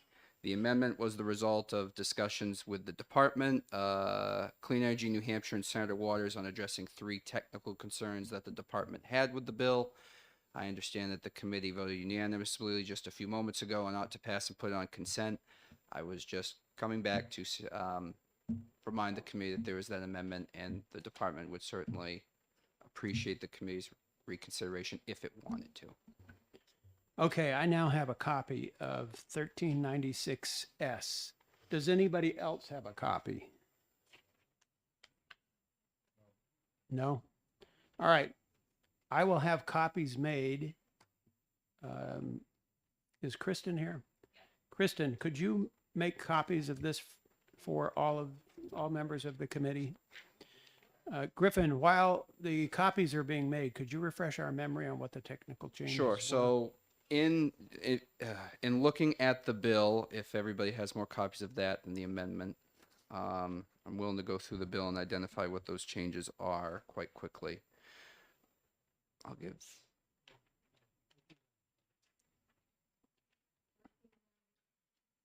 The amendment is 1396S, but I was going to reference the outline changes in the bill as passed by the Senate. I can go with whatever is easier for the committee. I apologize for this. I would like you to explain what the changes. that Sure. the So amendment one makes of are. the in the amendment there was a reference to the EAP administered by the commission. As the committee is aware, there is a bill in the works about transferring the EAP over to the department. To avoid any potential conflict, we just removed the language that says administered by the commission, and that's rectified in the amendment. The second change in the amendment allows electric distribution utilities to recover costs. We wanted language in, we suggested language in there that says all reasonable and prudently incurred costs. That's the second change. The third change in the amendment would preserve existing statute to authorize the department to petition the PUC to assess fines, revoke the registration of, prohibit from doing business in the state for any group host which violates the requirements of the bill. Those are the three changes. Okay, excellent. We did discuss that yesterday. Yeah, We did. We We have all did. the changes, but did you say the department is authorized to petition the commission to assess fines? Yeah, because That's what I wrote current down. statute. That's correct. Okay. All right, so while Kristen gets everybody a copy of the amendment, what we could do now is we could vote to reconsider our earlier motion. It'll take some roll calls and some paperwork to get all that done. And maybe by the time we get that done, we'll have a copy of the amendment and we can consider adopting the Can I amendment. ask a question of the Yes, chair? you may ask a question. Chair is procedurally, now that the bill is in the possession of the House, can Senator Waters make the amendment, or does that have to be presented by a member of the House?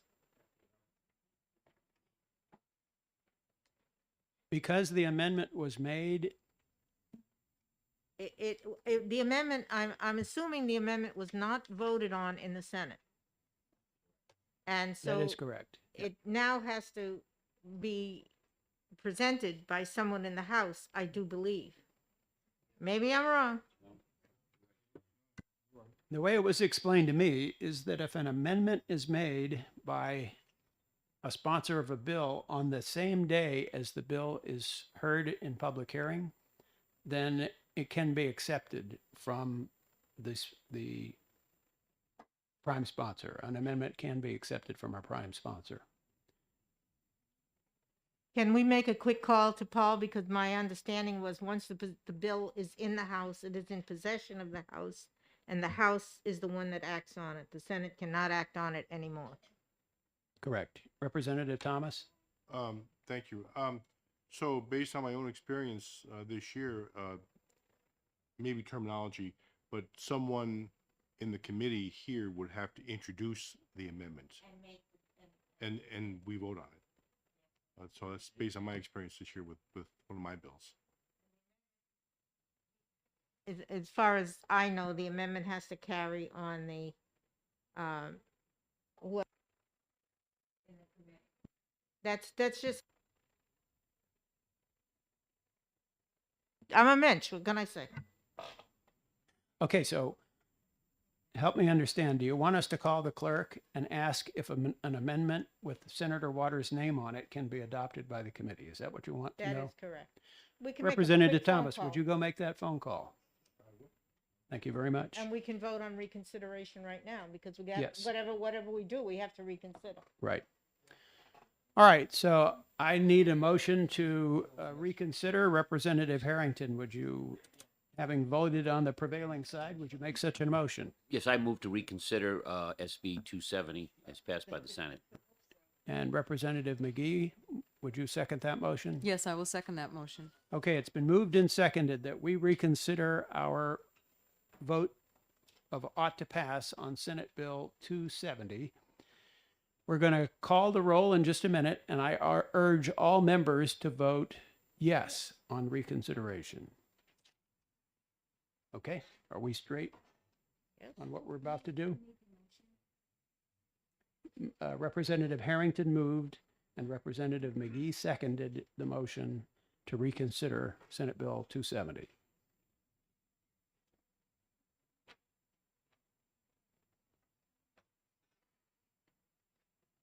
So while Madam Clerk is finishing her paperwork, what we will do is if this motion passes, which I certainly hope that it does, is then we will need another motion to vote on the motion of ought to pass on 270 and ask everybody to vote no. That restores Senate Bill 270 to its original state. And then we can adopt a motion. Are you ready? All right, so I ask the clerk to call the roll on the motion of reconsideration on Senate Bill 270.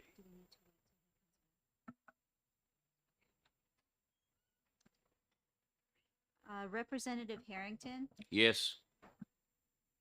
Representative Murner, Yes. clerk votes yes. Representative Berenzi, Yes. Representative Bernardi, Representative Camberlis, Yes. Representative Loget, Yes. Representative White, Yes. Representative Somsich, Yes. Representative Callie Pitts, Yes. Representative Mann, Yes. Representative Oxenham, Yes. Representative Lewicki, Yes. Representative Vincent, Representative McGee, Yes. Representative Gotling, Yes. Representative Laflamme, Yes. Representative Pimentel, Yes. Representative Partial, Yes. Representative Vos. Yes. 18-0. By a vote of 18-0, the motion to reconsider Senate Bill 270 is adopted. I would now entertain a motion to revisit the ought to pass motion on Senate Bill 270 and ask every member to vote no. Representative Harrington, I move that we revisit the ought to pass motion on Senate Bill 270. Representative Somsich. So I second that. It's been moved and seconded that we vote again on the motion of ought to pass on Senate Bill 270. And I ask all members to vote no this time.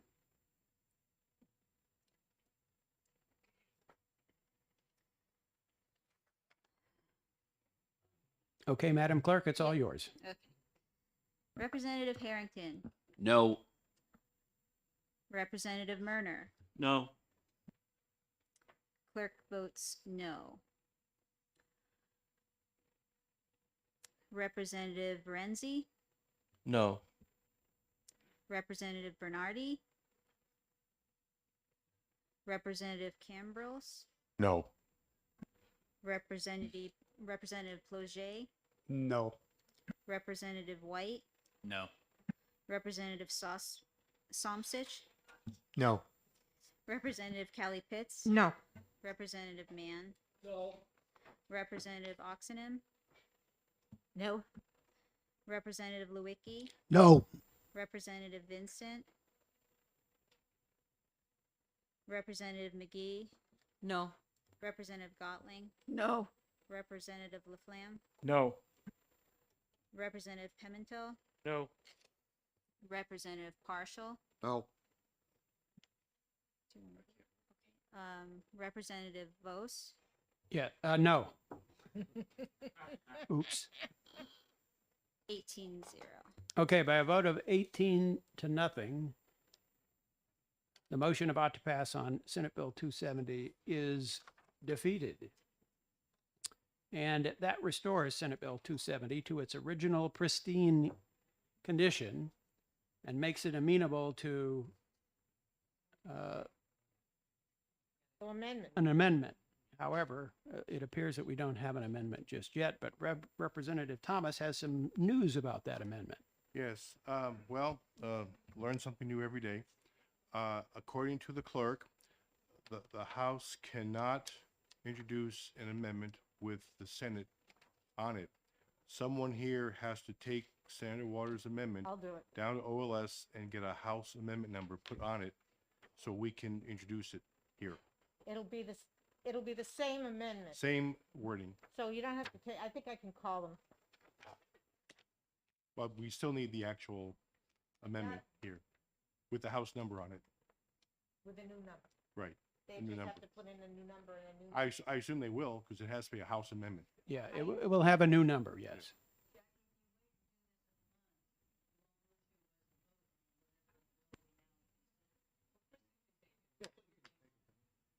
Kristen, are you raising your hand because you want to take care of this for us? Okay, Kristen will take care of it via email.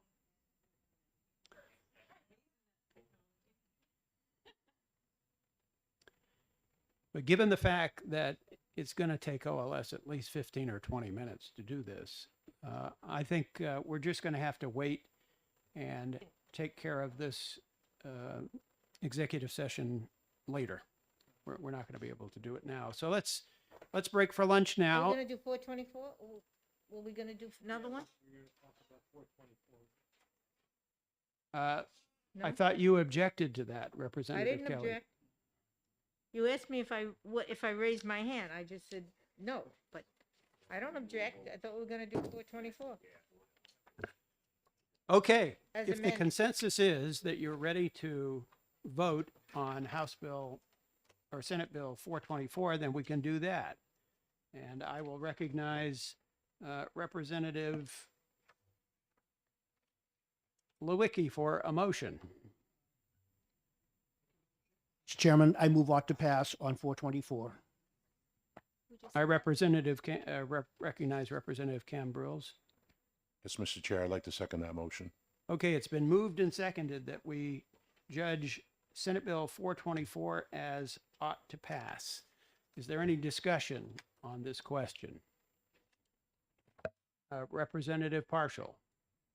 I know this puts me within the minority with my own caucus even, but I am not prepared to vote for a bill that pumps more greenhouse gas into our environment. I do not consider that a bridge technology. So I will be voting no on this. Okay, Representative Oxenham. Thank you very much for taking my question. We're now- Comments. At this point, thank you. We are in the comments. I would second the remarks of my esteemed colleague. We did hear testimony yesterday from the Sierra Club that the Air Resources Council in California had conducted a study and found that there was increased methane from landfills that used this particular technology. Another issue, we also heard from the Conservation Law Foundation that they opposed this bill because of difficulties predominantly with methane leakage issues. And I believe there was also a brief discussion about using the natural gas on site and transforming it into electricity and then providing the electricity directly into the grid rather than what is actually on the table with this bill. The reason Liberty Utility wanted to bring it forward is so that they can truck this gas from a landfill to their distribution network. So, and those greenhouse gas emissions also of the transporting of the fuel weren't taken into account. And my final concern is about increasing more pipeline infrastructure for natural gas under the guise that it's going to be natural, renewable natural gas, when in fact, we're talking about a cap of 5%. So it looks to me like just a way to expand natural gas pipeline infrastructure in the state. Thank you, Representative. We also heard yesterday that flaring that gas from digestive resources can actually cause more emissions than burning it in a clean and reliable fashion. And we also heard yesterday that California is mandating 12% of renewable natural gas by 2030. Representative Lewicki. Thank you, Mr. Chairman. There are a number of technical issues which may not have been discussed. One of which is that in New Hampshire, I believe that landfill gas is coming out at a slight negative pressure, and this business of churning the landfills is a somewhat different situation. And if they're taking the gas out at negative pressure, I believe they're doing this in Nashua, and then generating on site, not putting it into a pipeline. But if that is the case, then it actually has to be a net reduction in emissions rather than an increase. Further discussion, Representative Callie Pitts. I'm not exactly sure of what I heard from Representative Oxenham, but I have the testimony of Clean Energy New Hampshire, and they support 424. Representative Pimentel. Thank you, Mr. Chairman. There's actually a couple issues that came up. One had to do with the recovery of prudently incurred costs related to procuring natural gas. And I think the key is that it was a may approve and not a shall approve, and that this is a pilot program. So I think we can let that one slide. It may possibly become an issue, but on the surface, I think we can go with that. And the other issue, which has already been brought up, there's a lot of questions on the methane release that is going to happen because of the withdrawal of methane from these landfills. I don't think that's something that we should be dealing with in this committee. I think that this has to go before the commission, and that I would hope that they would take all of those things into consideration before approving a project. Representative Harrington. Thank you, Mr. Chairman. I think as people had stated, this is a coming technology. Ironically, last night I got an email from some group at the Bank of America, which is holding a conference on renewable natural gas. And so there's a lot of interest in this across the country. And I think having a pilot program would be wise for us to get ahead of it, find out the good, the bad, and the ugly, and see if we want to go forward. But having a pilot program would seem to make sense because it is a technology that's being pushed not just here, but across the country. Representative Samsic. Thank you, Mr. Chairman. Yes, I think we do need to focus on the fact that this is a pilot project, which means I think the timeline involved was maybe 3 years to look at this. If we don't take some action proactively to look into it, we're never going to get to some kind of good result. The data that the Sierra Club presented, and I haven't read all of it, but there are lots of information throughout the country about natural gas, renewable natural gas, and depending on the condition under which things are done, they could be more negative or more positive. However, this source here is local indigenous New Hampshire. We have landfills, and this is one way of reaping some benefit from those landfills, and it has to be done in an environmentally sensitive way, and that's what the pilot project will show, what the best way to do it is. I don't buy necessarily this idea that more is leaking or more is flared if you do that. I know that's very technical. That has to be really verified by a lot of organizations. A pilot project will do that. We heard from Clean Air New Hampshire who supports this. We heard from the Timberland Association that supports this. We heard from various people who think this is worth exploring. And I think we should allow this to go forward as a pilot project. Representative McGee.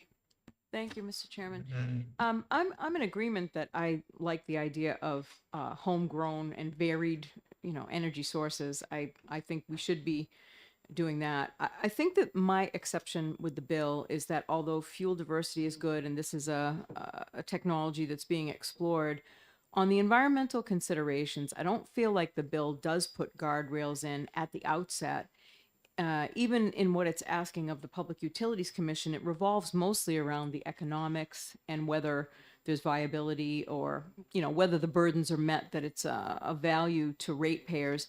But again, because no one is explicitly being asked to determine whether or not there's a net, emissions up or down, whether those things are not accounted for in the bill, and that's the reason that I have an exception to it. I don't have an exception to a pilot. I don't have an exception to the idea of trying to figure out if there's a way for us to leverage the landfills. But I think I think the person who testified yesterday, who made the point that why would we do the study after 3 years? Because once it's in place for that long, it's a harder thing to undo if it does have negative effects. I would like to see the bill modified so that it says up front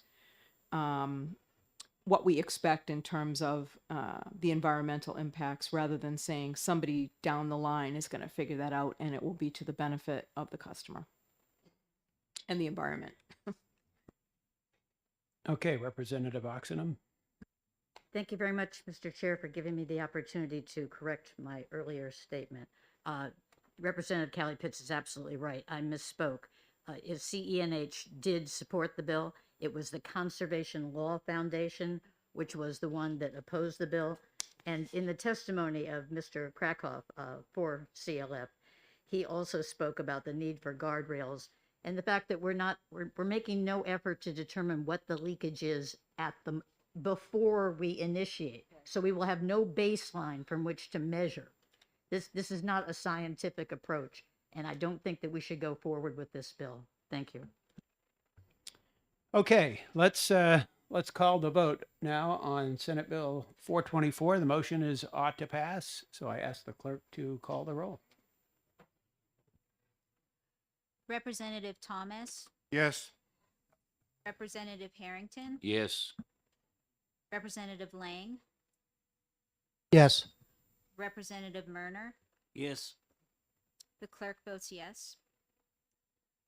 Representative Berenzi, Yes. Representative Cambrils, Yes. Representative Ploj, Yes. Representative White, Yes. Representative Somsich, Yes. Representative Callie Pitts, Representative Mann, No. Representative Oxenham, No. Representative Lewicki, Yes. Representative Vincent, Representative McGee, No. Representative Gotling, Yes. Representative Laflamme, Yes. Representative Pimentel, No. Representative Partial, No. Representative Vos. Yes. 15-5. Okay, by a vote of 15-5, the motion carries and Senate Bill 424 is judged to be ought to pass. And with that, we'll close the executive session on, minority report. Are we going to need a minority report?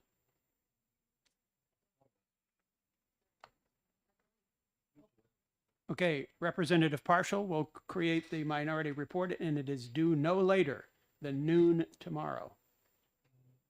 No later than noon tomorrow. Okay? All right.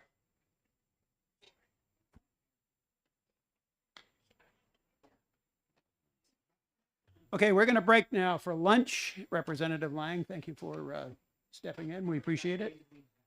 We'll see you later this afternoon. So we're still working on an amendment for Senate Bill 270. Hopefully we'll have that in hand. We might attempt to do that exec session really quickly at 12:30 if we think we can do it in 5 minutes. But I don't want to hold up the public hearing on 271 for very long because that's going to be a long public hearing. Pardon? Yes, just technical changes. Okay, with that, so we will now be officially in recess until 12:30. Thank you, everyone.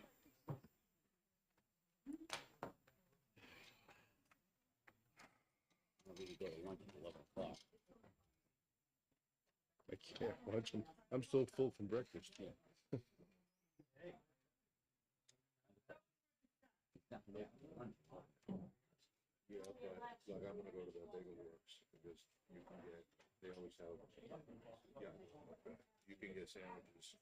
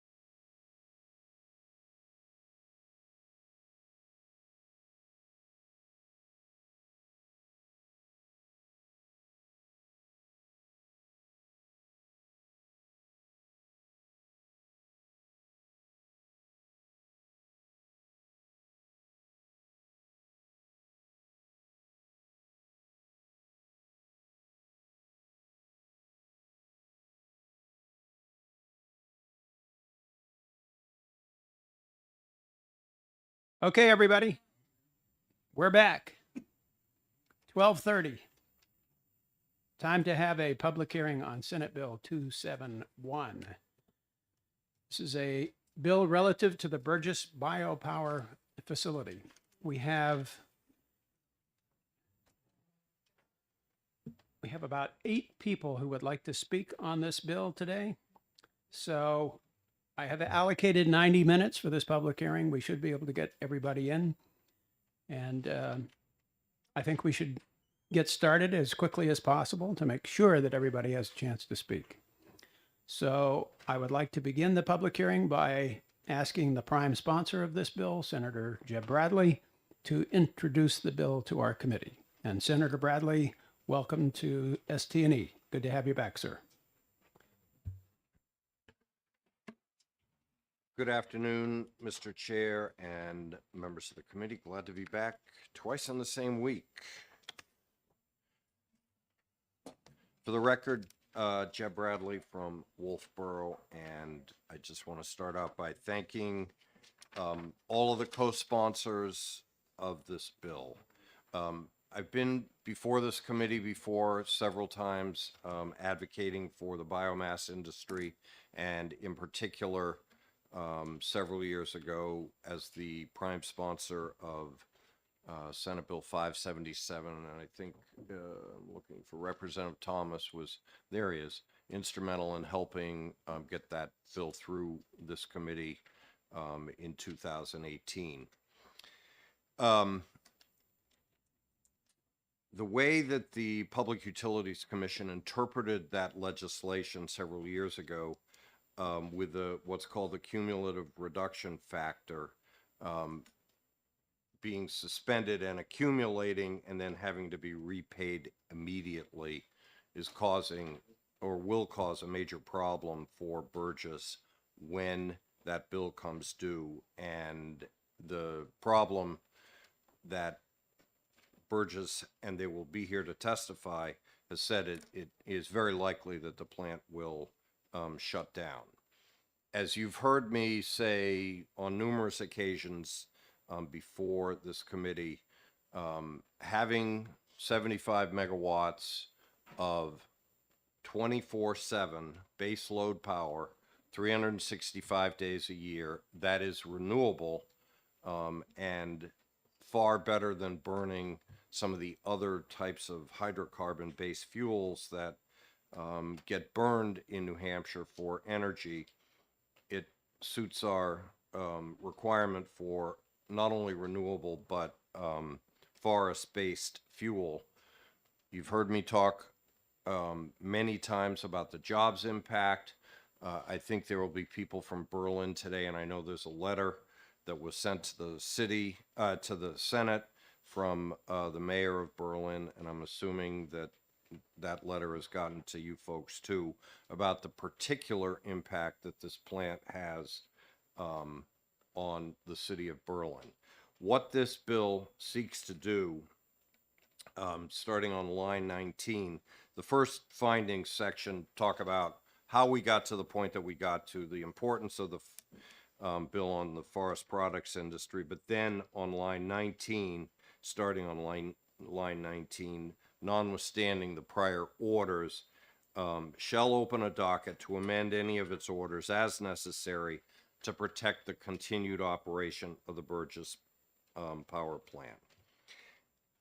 I think it is safe to say that when Senate Bill 577 passed several years ago, there was an expectation that that was a bridge to the future, but not meant as a cliff, that once we got to that point, through the way that the settlement was structured at the PUC, that would lead to a shutdown of this power plant at that point in time. But that's what we're facing. That is what this bill would help to alleviate. You'll hear discussion, I think, from several of the participants here about what it means, not only to Berlin, but on a statewide basis. It's about $70 million that's generated annually. It has about It's responsible for about 240 jobs. It's critically important because it's along with the independent wood plant in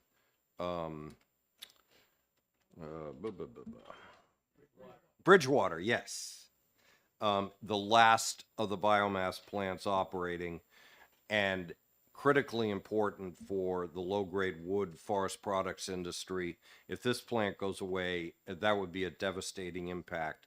I think this committee has heard that testimony in the past. There is a cost to it. I fully am aware of that cost. I believe that if this bill gets passed and signed into law, by pushing it back to the Public Utilities Commission with the specific criteria outlined in the bill to keep the plant open, that that will help solve this problem and keep the plant operating. One thing that I hope will come out in the testimony this afternoon is that this plant, over the last year, since they've opened their books for scrutiny, which hasn't happened in the past, is nearly at a break-even point because of higher energy costs.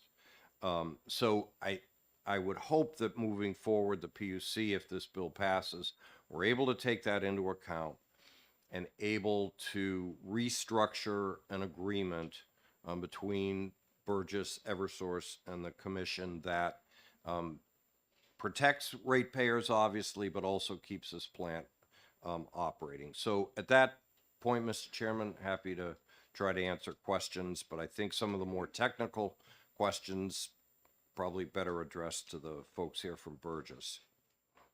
Thank you, Senator Bradley. An excellent introduction to this bill. You mentioned in your testimony that 577 was conceived to be a bridge to the future.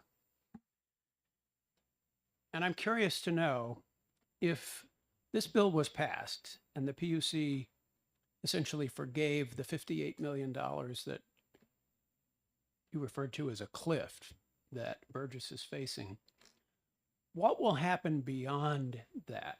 Will they continue to accumulate overcharges in the cumulative reduction fund? And does this bill provide any way to deal with that future accumulation? It leaves it in the hands of the PUC. But what I mentioned at the end of my testimony, the fact that they're operating at nearly a break-even point because of higher wholesale electric rates, given the energy situation in the Northeast and quite frankly, all across this nation right now, it's at much more of a break-even point. I think you will also hear testimony at the node of where the power is delivered into the grid. That locational pricing for this power plant is well below what it would be at other points if it were delivered in New England.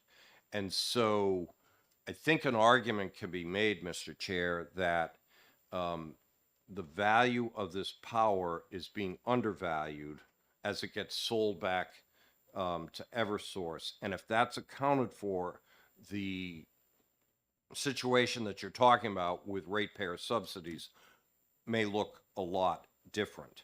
I think the other thing, and I didn't mention this in my testimony, and I'd be remiss in not talking about it, I'm sure as you are aware, and this committee is aware, of the stress that lack of base load generation could potentially have in New England per the independent system operator.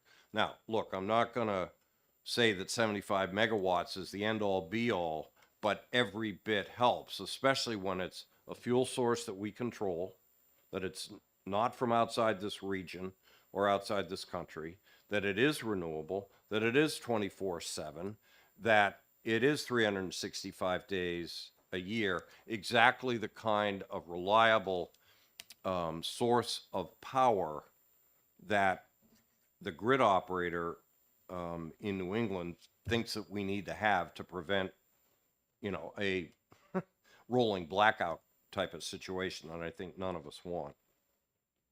Okay, thank you. Additional questions for Senator Bradley, Representative Harrington. Yes, thank you, and thank you for taking my question, Senator. One thing, you're implying that this plant is up 24/7, 365 days of the year. Are you stating that it is 100% capacity factor? No, it's not a 100% capacity factor, but it is a baseload plant that can operate all of the time except for, that kind of maintenance. And a follow-up? Follow-up?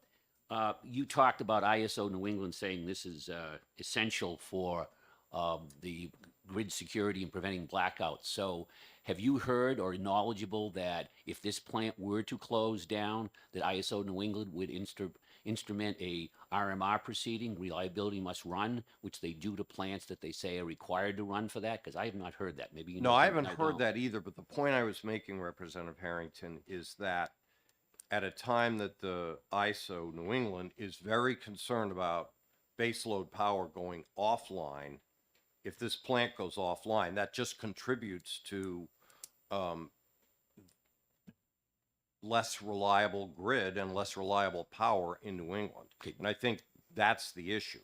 It's generic factor, then not specific to this Yeah, plant. it's That's fine. generic, Okay. yes. And one final up. Go ahead. In your page there, on page 2, in line 23, I find this interesting wording. It says, "The Public Utilities Commission shall open a docket to amend any of its orders as necessary to protect the continued operation of the Burgess plant." So we're basically instructing the PUC to do whatever it takes, how much it takes, whatever the expense is, to keep this plant operating. Is that the intent of the And bill? Representative Harrington, I would argue that was the intent of 577. Whatever it takes, regardless of cost. It's, the language is clear. Okay. Open a docket, to protect the continued operation. Yes. Thank you. Okay, Representative Callie Pitts has a question. Thank you. This is like old times. Can you just clarify for me? There's a $58 million, I want to call it a loan, to Burgess. Would you envision that loan being extended? In other words, so that some payments could be worked out over perhaps a very long period of time? Or would you envision that more money would need to be thrown into this project? So what do you- I would envision several things, that the actual value of the power be allocated properly. That would reduce this cumulative reduction factor. That's one thing. And that the CRF be spread out over a longer period of time so that it's not a cliff. These are all things that I think the Public Utilities Commission would have in their power through a settlement proceeding to keep the plant open. Okay, additional questions for Senator Bradley, Representative Lewicki. Okay, thank you, Mr. Chairman. Thank you, Senator. Couple of questions, just somewhat for clarification. When you said 75 megawatts, is that Burgess alone, or is that all of the wood chip plants? The Bridgewater plant is about 15, so Burgess is 75. Okay, and you also said that the only ones that were operating were Burgess and Bridgewater? That's Because I correct. saw the one, I came down 89 on Sunday afternoon, and the one near Grantham was running. I'm not aware of that. Okay, so anyway, all right, thank you. Okay, thank you. Any further questions? Representative Somcich. Thank you, Mr. Chairman, and thank you, Senator, for taking my question. I want to kind of underscore or ask you to elaborate a little bit on the other benefits that that plant provides, aside from just purely the energy component, and how that impacts all of our New Hampshire economy. And I also want to ask you would you agree with me that, as legislators, whether representatives or senators, I believe that one of our priorities should be to make sure we don't eliminate people's jobs in New Hampshire. So thank you for the question. Obviously, there is a jobs impact. I think that's very clear. There's also an impact on jobs and the health of the forest products industry, as people that work in the forest products industry and harvest low-grade wood have to have an outlet for it, or else it becomes either much more expensive or impossible, I suppose, in some instances, to be able to dispose of that product. So in order to maintain healthy forests, where landowners are trying to protect the long-term viability of their forest, harvesting the low-grade wood to favor the high-grade timber is very important.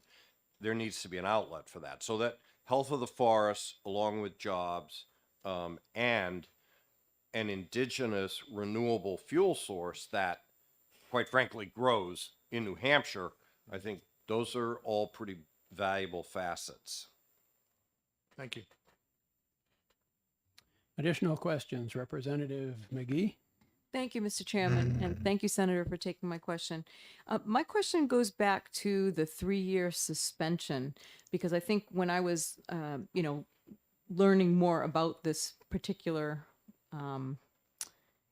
plant and the history, I heard that there might have been a misinterpretation on the part of the Public Utilities Commission in terms of whether that suspension was on the plant or otherwise. So I wonder if you were around for that, or if you're familiar with how that came to be. If you could give us a little more information about what a 3-year suspension was intended to mean. What did the suspension entail in terms of the money? So I did not intervene in that docket at the PUC, so I wasn't part of any of the discussions or what ended up being the case. But my understanding is that out of that proceeding, that was what was agreed to, and the plant was in a position of kind of take it or leave it, and that's why we're here today. Okay. Representative Callie Pitts? My follow-up question is, the money, that 58 million payback was suspended. Was it suspended on the collection of that payback for Eversource? In other words, has that 58 million been included in rates to date? I assume not, but that's a question that others can answer. I think it might be, but that's okay. Thank you. Thank you, Representative Harrington. Thank you, Mr. Chairman. I'm taking my question. One thing I've noticed on here is there's no mention of the cost. There's no fiscal note. The only thing I see at the very end of the bill, it says, any relief ordered by the Public Utilities Commission not otherwise funded by federal funds pursuant to this section shall be fully recovered from ratepayers. So I guess, first, when you say ratepayers, do you mean just Eversource ratepayers, all ratepayers in the state? Wholesale, municipal ratepayers? What is that limited to? Yeah. And how much is the estimated cost going to be? It would depend on, the estimated cost would depend on what the commission ordered for relief. It would depend on, as I keep citing, the value assigned to the power, which I think you will hear testimony, Representative Harrington, is undervalued.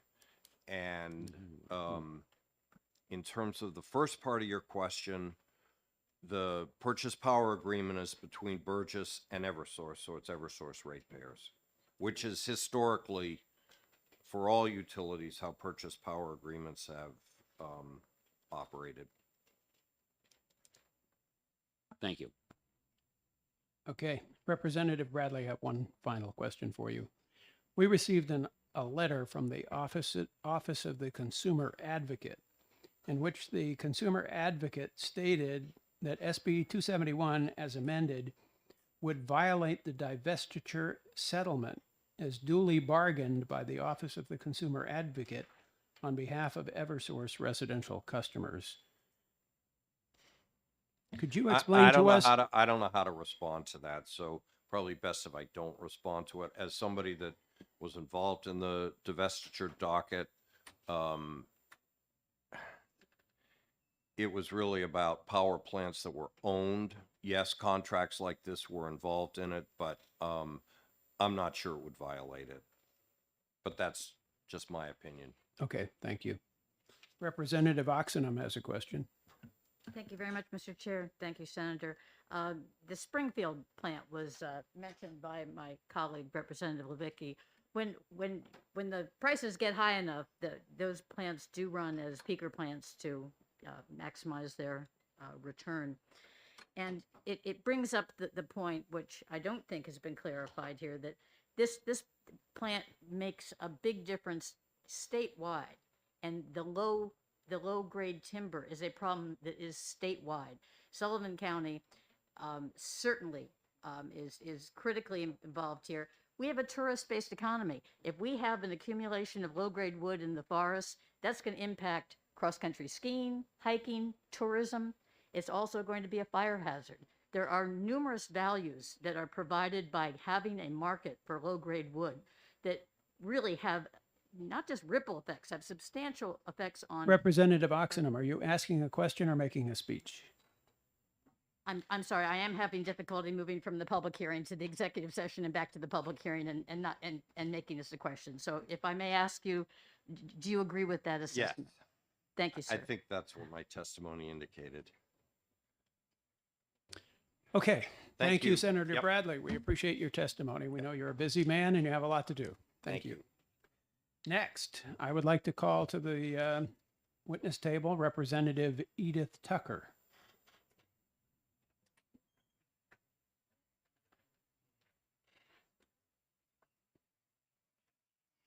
Good afternoon, Representative. Welcome to ST&E. Thank you. Thank you for welcoming me. It's hard to follow Senator Bradley, a very accomplished and very knowledgeable about this topic. I'm knowledgeable because I live in Coos County. I'm knowledgeable also because I was a reporter for 25 years for the Coos County Democrat and covered the closing of the mills, the opening of the biopower plant, and it is a very important aspect economically in Berlin. It is also, as people have already mentioned, very important to the forests that we have a market for low-grade wood. It's important to the wildlife, it's important to recreation. But I think at the moment, here in April of 2022, it's important that we have redundancy of our power sources, particularly those that are rooted in a New Hampshire product, that is the wood we grow. I think we've all experienced going to the store and seeing bare shelves. I think we do worry about rolling blackouts, particularly in a day and age when the highest use of electricity is no longer in the winter, but now in the summer because of rising temperatures and people being more used to air conditioning. I myself have had to buy fans, even in Randolph.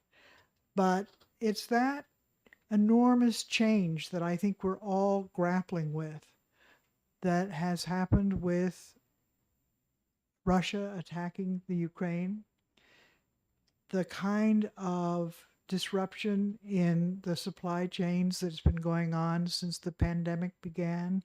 We really are in a different world, and we have a changing global economy, and it affects us here in New Hampshire. It seems remarkable that we would be talking about taking an up-to-date biomass plant with fluidized beds and all the bells and whistles of an up-to-date biomass plant and thinking of closing it at a time when we need to know that we have this base load capacity right here, that we still have the forest industry with people with cut-to-length machines ready to go out and do forest harvesting. Those investments in the biomass plant, in all the equipment that goes out with loggers today, I went to a lecture maybe 20 years ago by a UNH professor who said, if you can't lie in bed at night and think about owing $1 million, don't go into today's logging business. That's what you're talking about. This is an industry. It's no longer a few people going out and with saws or chainsaws. This is a big industry. It needs to continue at the rate that it now is if it's going to survive. And I personally think we need to support New Hampshire products.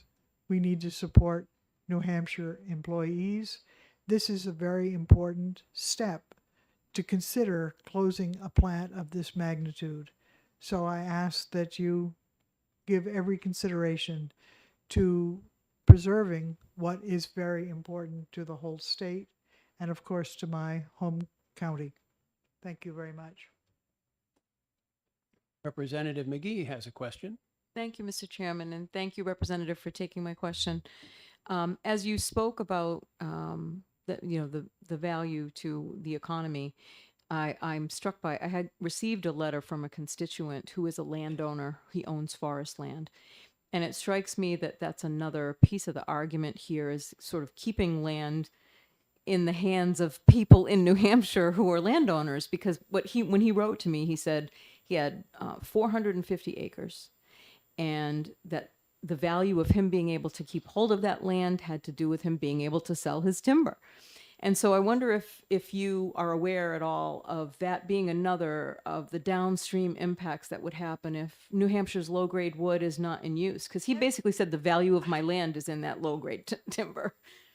Absolutely. And I think we know from the property tax arrangements here in New Hampshire that that's long been known, that we need to make it possible for people to keep forests.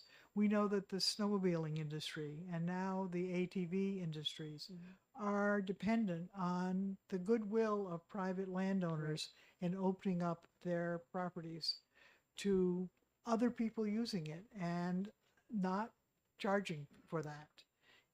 It's a part of the fabric of New Hampshire's travel and tourism industry. Yeah. And everything depends on the other things. And the markets are just very, very important for this low-grade wood. I didn't quite understand that when I first got into it, but now I've seen a lot of low-grade wood drive by my house and on Route 2. And one knows that it is necessary. And in order to have high-grade wood, which can turn into saw logs and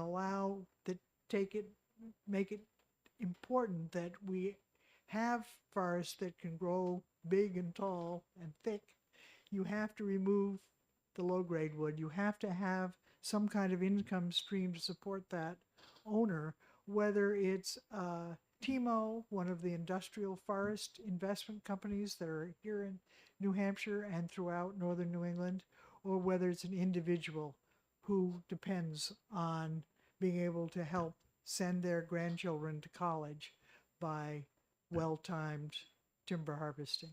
It's an integrated and remarkably interdependent relationship between all these factors in New Hampshire. And when I first started reporting on it, when people said, oh, well, it's like moving a table, everyone just moves it along an inch or two and it's all together, I thought, couldn't be. But that is the way it is. And this plant is one of those lifts that's absolutely essential. Representative Somsich has a question. Yes, thank you, Mr. Chairman, and thank you, Representative, for taking my question. In light of the fact that you've been living up there for a long time and had reporting duties to do as well, I would assume that you have followed the trajectory of what has happened when the paper mills closed and when the other biomass plants who are no longer in business also closed. And you probably saw firsthand what the impact was locally in your area. Can you describe some of that to us? Well, it's hard to describe. We're talking about thousands and thousands of jobs. And on the way, we're talking about people who lost the pensions they thought they were going to be able to depend on. They lost their health insurance. They often weren't paid. So on their last jobs and loads of wood that they brought, they never were paid for that. And it had a devastating effect. And remarkably, people are resilient. They do find other things to do, but we're still losing population. Of course, we think that being able to work remotely will make a big difference, that there's been a turnaround in people wanting to live near the outdoors and so forth. But there is an interrelationship between all these things that's hard to describe. The Groveton mill that took low-grade wood and made it into, the things pallets. So it's pallet wood too. And what happened when the pallet market ended? When people weren't shipping things out, they didn't need pallets. And the temptation, of course, was to toss them in the river, which I'm happy to say didn't happen much. But there is an interdependency of our economy with the forests and the unincorporated places, the places people want to fish, the places people want to go hunting. They're here partly because of those markets for low-grade wood. So I don't know the technical parts that many other people who are here can talk to you about, but I wanted to give you the big picture of what it's like to be in Coas. Coas is an outdoor place, and the forests are an integral part, and the people who depend on those jobs, they're a very important part too. Thank you, Representative Tucker. We also have another representative from the Good. North Country, Representative TheBurge, who would also like to speak with us. Oh, I'm sorry. Representative Harrington had a question for Representative Tucker. Yes, please. Oops, thank you, Mr. Speaker, and thank you for taking my question. It appears, looking at this bill, that what it's going to do is require all the Eversource ratepayers in the state to pay an extra subsidy to this biomass plant so it can stay open. And the idea is, what I hear from you, is that has all sorts of benefits besides just the plant itself in Coas County. So I would ask, do you think this is a pertinent economic plan for the state? Let's say the apple growers in the central and southern part of New Hampshire decided to come up and said, we can't make enough money selling apples anymore, so we're going to sell all our apple farms and we're going to let them go to condos or whatever. Should there then be a fee charged to everybody that buys produce in New Hampshire to subsidize the apple farmers? Or maybe the lobster fishermen say they can't make enough money, so should they be able to collect a fee from everybody to subsidize their Probably industry? the difference is that apples, much as I love them, are not essential to our life. I think the apple farmers would disagree with you. Well, I don't think the lobstermen or the apple growers would say that their product was in the same category as electricity in this state. We have a place where renewable energy from a local product can be manufactured here in New Hampshire. It is really a very special thing. And now that we see how vulnerable we are to rapid change, and that's what we've been experiencing in the last 2 years. So it was March 2020 that we began to really understand what the pandemic was going to bring us. We're still not at the end of it. We now have a really horrific war going on, an open war between two countries. We have a very disrupted world. We have a chance here to keep stability that is operating at the moment. And I think I know the word subsidy, I'm a good capitalist too, and that word is not a pleasant one to hear. But stability is very important, and I think it's worth the cost. Okay, thank you, Representative Tucker. Representative TheBurge.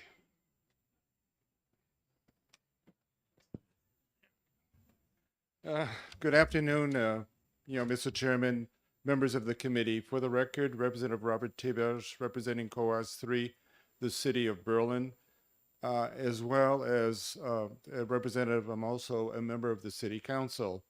I'm going to be extremely brief. I want the committee to seriously take into consideration the positive economic impact that the plant has, not only for Berlin, for Coas County and the state as well. That being said, and I want to be brief, I will not entertain any questions, not because I disrespect the committee. There are people behind me who are better suited to answer questions that I cannot do justice to, but more importantly, you have a time constraint, and I want to give those people the ability to come forth and before you and testify. That being said, thank you very much for listening to me. Thank you, Representative. We appreciate your consideration. And now I'll call on another North Country representative, Representative Hatch.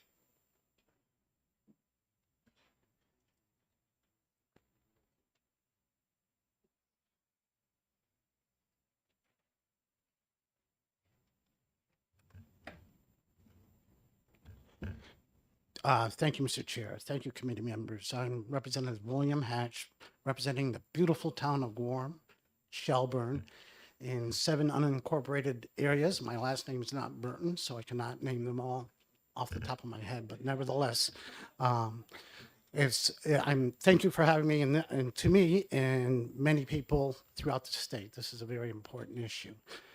I'm not an expert in this field, but I cannot overemphasize what has been mentioned in terms of forest management. My family's business is cars, but my sister, who runs it now, has a few thousand acres of forest land in Maine.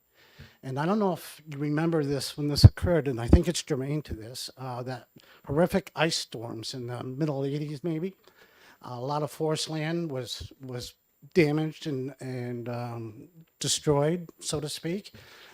She had to spend several $1,000s going into the timberland, which is mostly high-grade lumber, to clean that mess up, and had no place to put it at the time. And that's the low-grade wood we're talking about. So in terms of forest management and all of our safeties in every county, this is vitally important to have available to us. The cost, well, I serve on finance, and I was in business many years, and the relevance and the importance of this. Somebody asked, how did this impact the closing of the mills? How did it impact Coas County? I could give you this anecdotal for sure, but I can explain it this way best from my perspective. I moved there in 1977. I bought a business in Berlin, and it allowed me to raise 6 wonderful children, educate them all, and retire at a relatively young age. And it's wonderful. And part of my due diligence prior to buying that business was you check out the area, you check out the economic stability of the area. And one thing in doing that, I found that there was between 15 and 16,000 paper workers in Coas County. And those workers got a reasonable wage, and there was, at the time, stability in their employment. And that was one of the things that spurred me to buy that business. And through the years, I've employed over 30 people, and would like to hope that I was part of the economic benefit of that. And that might speak best to how that was impacted, because right now, I believe there's a little less than 200 paper workers in Coas County. 15, 16,000, 200 plus. And that's really speaks to the impact the closing of the mills had to Coas County. As far as the cost, and one thing I try to do in my position in finance and in my life is I try to look cost-benefit ratios. Now, to the question of the ratepayer is going to pay this was already absorbed by us. Just consider that. And I suspect, and I'm talking about impact of rates, I suspect not one person had to turn their lights off for 1 minute. I suspect not one person had to change their way of life dramatically, absorbing this cost because it was spread out amongst us all. And microly, the impact, the cost is de minimis, but the advantages are vast. Macroly, we can come up and say, well, this is costing such and such $1 million over a period of time. Collectively putting the whole thing together and multiplying by whatever period of time you come up with. And you can talk about millions and millions of dollars, depending on the period of time and depending on how much you collect. But I don't even know that that's truly relevant at this point. If we could quantify the benefits, and there's many life benefits that are hard to quantify with dollar and cents, compared to the cost, there is really inequitable because I just truly believe and kind of know the benefits from this plan for the entire state, not just Coas County. Very important to us, of course. It's our last horse. But it really has a wide-reaching benefit for every county in this state. Forest management, lumber comes from low-grade lumber comes from every county in this state. So there's also a widespread economic benefit and cost. We already absorbed it. And it really did not damage our overall economy. And I don't believe it damaged anybody's personal position in life. And I would just ask you to really look at that and consider that because I think it's relevant and very important. Thank you, Mr. Chair. Thank you, Representative Hatch. Representative Callie Pitts has a question for you. As long as it's not technical. I'm a car guy, so go ahead. They just had to move mine because they were going to hit it with a trailer. My question, Representative Hatch, is apparently, or I'm hearing that, they might need more money, that Burgess might need more money. I just wanted to ask you a question from your position on another committee. Is there money available for a plant like Burgess from some of the federal funds that we have collected? I can't answer that because that would only be answered at the time it comes. It's an important question, but it's not something that would even be appropriate on my part to speak to. But thank you for the question. Representative Somsich. Thank you, Mr. Chairman. Thank you, Representative Hatch, for coming here and talking to us about this. Just want to ask you, obviously, it's a question that's more a hypothetical question, but if you knew, if you were to ask New Hampshire residents whether they would be willing to pay a small surcharge on their energy use in exchange for keeping New Hampshire jobs and securing them, do you think that people would be more favorable? More than half would say that or not? Well, I only can speak for myself in those terms, and I can only speak for my extended family. Very much so, yes. And the circles that I travel in, my friends, very much yes. And I just have to add, as I'm one of those that send a couple dollars extra to the power company, so those that might not be able to pay their bill, it gets paid. And where I grew up, that was part of my responsibility to society, that we're all in this thing together and none of us know how long. And I want to have as much fun as I can and keep this mind as clear as I can. Thank you. Okay, thank you, Representative Hatch. We appreciate. Representative Partial has a question. Very quick question. Thank you, Chair. Is your testimony available to the committee? No, I have, that was, no. Off. That's fine. Thank you. Off the shoulder. Okay, thank you, Representative Hatch. Thank you, committee, and thank you, Mr. Chair. All right. So now I'd like to call to the witness table Burgess Biopower. So Sarah Boone, Boone, like Daniel. like Daniel Boone. Like Daniel. Looks like the way you wrote it here, it looks like Boore, but that's okay. And Damon Frecker, or is it Frecker? Frecker, okay. I have. They are representing the Burgess Biopower plant and are here to testify on behalf of Senate Bill 271. Please hand those out. Shall I just do the take one and pass it along? Yes, please. Thank you.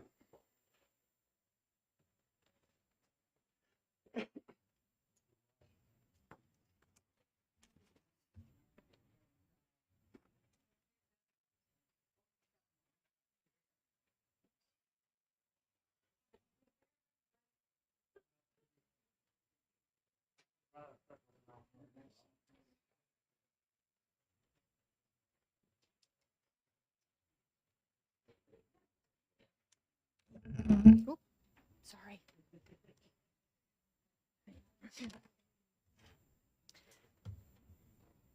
So, good afternoon. As Representative Vose said, my name is Sarah Boone, and I am here with my colleague Damon Frecker to speak on behalf of Burgess Biopower. I'm the Vice President of Public Affairs, and he is the asset manager for the plant, and we appreciate your time today. I'd like to just say that I'm going to be as brief as possible, but I think before we get into SB 271 and what it does, I'd first like to speak about what it doesn't do. SB 271 does not impose any new costs on ratepayers, and the bill does not ask for any additional relief for Burgess Biopower going forward. The costs under consideration have already been collected. This bill is narrowly focused legislation that was only introduced to correct how SB 577 was implemented at the Public Utilities Commission. As Senator Bradley had mentioned, the purpose of 577 was to provide Burgess with limited financial relief for a finite period of time. It did that by suspending the operation of the cap on the cost override mechanism in Burgess's power purchase agreement for 3 years. In passing that bill, the legislature intended that the costs that were accrued during the 3-year suspension period would be borne by ratepayers, not Burgess, which is supported by the fiscal note attached to the bill when it passed, as well as other testimony and supporting documents. The regulatory process to implement SB 577 took over 18 months, during which the facility reached its $100 million cap. Burgess was then faced with a choice between either accepting a settlement that didn't reflect the legislative intent of SB 577 or suffer the economic damage that the legislation was supposed to have prevented. Burgess reluctantly accepted a settlement that deferred costs during the 3-year period, but did not forgive them. The final order on that proceeding was issued in February of 2020, and I think that we all know what happened after that, when the world changed probably irrevocably, and our focus shifted immediately to our role as an essential energy infrastructure. Now, Burgess must repay the SB 577 3-year suspension costs in a single year, beginning this December, which will financially devastate the plant. The repayment will occur in monthly increments where the amount due will be withheld from Burgess's monthly energy payment. The monthly repayment amount will be millions of dollars more than Burgess's monthly revenue, which means the facility would operate at an unsustainable loss each month and would be forced to close. I'd like to just once again reiterate that costs associated with SB 577 have already been collected from ratepayers. SB 271 imposes no new costs, and to answer Representative Vose's previous question, Burgess is not requesting any additional support. We assume the full risk and responsibility going forward. Any future overmarket costs would be Burgess's responsibility, and I think it's important to note that Burgess returns more than 3 times its cost in economic benefit to the entire state each year. Passage of 271 will help ensure Burgess Biopower's ongoing operation and the energy, economic, and environmental benefits that the facility provides, which Damon will describe in more detail. Oops, sorry. Thank you, Sarah. Mr. Chairman, members of the committee, thank you for the opportunity to be with you this afternoon and speak on behalf of SB 271 on behalf of Burgess Biopower. As Sarah indicated, I am the asset manager for the facility. I have the technical, fiscal, and regulatory responsibility for the execution of the plan on a day-to-day basis. I think that some of the speakers that have come before us and some that will come after us have done a really good job and will do an even better job in speaking to the myriad of benefits that the project brings to the state, energy, economic, environmental, and employment. I think what I'd like to try to do is try to put some of that into perspective, right? So Burgess is the 4th largest generator of power in New Hampshire. The 3 generators that are larger rely upon natural gas and nuclear power. So it's the only plant that is providing 500,000 megawatt hours of Class 1 renewable energy to the state of New Hampshire on a very, very reliable basis. And to Representative Harrington's question about, is it 100%? No, it averages about 92. Which according to Black & Veatch Management Consulting, one of the largest consulting organizations on earth, is among the 5% top performing power plants in the country. The power that Burgess produces is sufficient to power 67,000 New Hampshire homes. So it's not a trivial piece. It's about 10% of the homes in New Hampshire. And as Senator Bradley pointed out, it is baseload power that is dispatchable by ISO. It can be called upon, and we run pretty much 24/7. We do take 2 weeks of outage every year to maintain the plant. We basically tear it apart and rebuild it so it can run another 6 months. So it's a critical source of energy diversity and grid stability. That's a really important piece from the energy sector. It's not powered on natural gas, so that when consumers, residents here in New Hampshire need gas to heat their homes, Burgess isn't consuming that gas and it's available to them. And the grid operator, as we've all heard and read numerous times, has warned us about the over-reliance, 60% of our fleet right now in New England, that is powered by natural gas. Burgess also has a significant environmental benefit. And I know that Sheila Connolly from Resource Management is here and will speak to that further, but RMI recycles the fly ash that we produce in our boiler. So in 2021, we recycled over 20,000 tons of fly ash from our boiler that was beneficially reused as an agricultural amendment on farmers' farms. Over 4,000 acres of farms, 70 different farms around the area. So again, this is not just a North Country issue, and it's not just a forestry harvester trucker issue. It impacts a number of businesses in a very wide geographic reach. And I'll let Jason Stock speak more to the overall forestry management, but again, to put things in perspective, Burgess buys about 800,000 tons of low-grade wood a year. That's in excess of $25 million that gets injected into the forestry economy. And with our testimony, you'll see a map of the great state of New Hampshire with a bunch of trees on it. Those trees represent every single location from which Burgess Biopower received wood in 2021. The little Burgess icon is way up here in the North Country, but boy, by the amount of trees down here, you'd think we were probably located in Concord. I'd say that this facility has a much greater impact upon land managers and landowners in the southern tier of the state than it does in the northern tier. And again, Jason can speak to it with more authority than myself, but one of the challenges that those land managers have is getting the money that's necessary to properly maintain their land, or else they can just sell it for development. And that's what's happened to a lot of the forestry that is, a lot of the forest that is no longer forest. We've heard a lot about the economic impacts of the facility, $70 million in annual economic activity to the state. So we are looking to erase a $58 million number so that the state can continue to have $70 million of economic activity in perpetuity for the life of the plant. On a cost-benefit analysis, I would say that that's probably not too bad a deal. Burgess injects about $5 million into the city of Berlin in taxes and fees. And interestingly, Burgess is the only power plant that I know of, and I've been doing power projects for 35 years, that shares its revenue with its host community. So we take a portion of the revenue that we generate from the sale of renewable energy certificates, and we give that to the city of Berlin.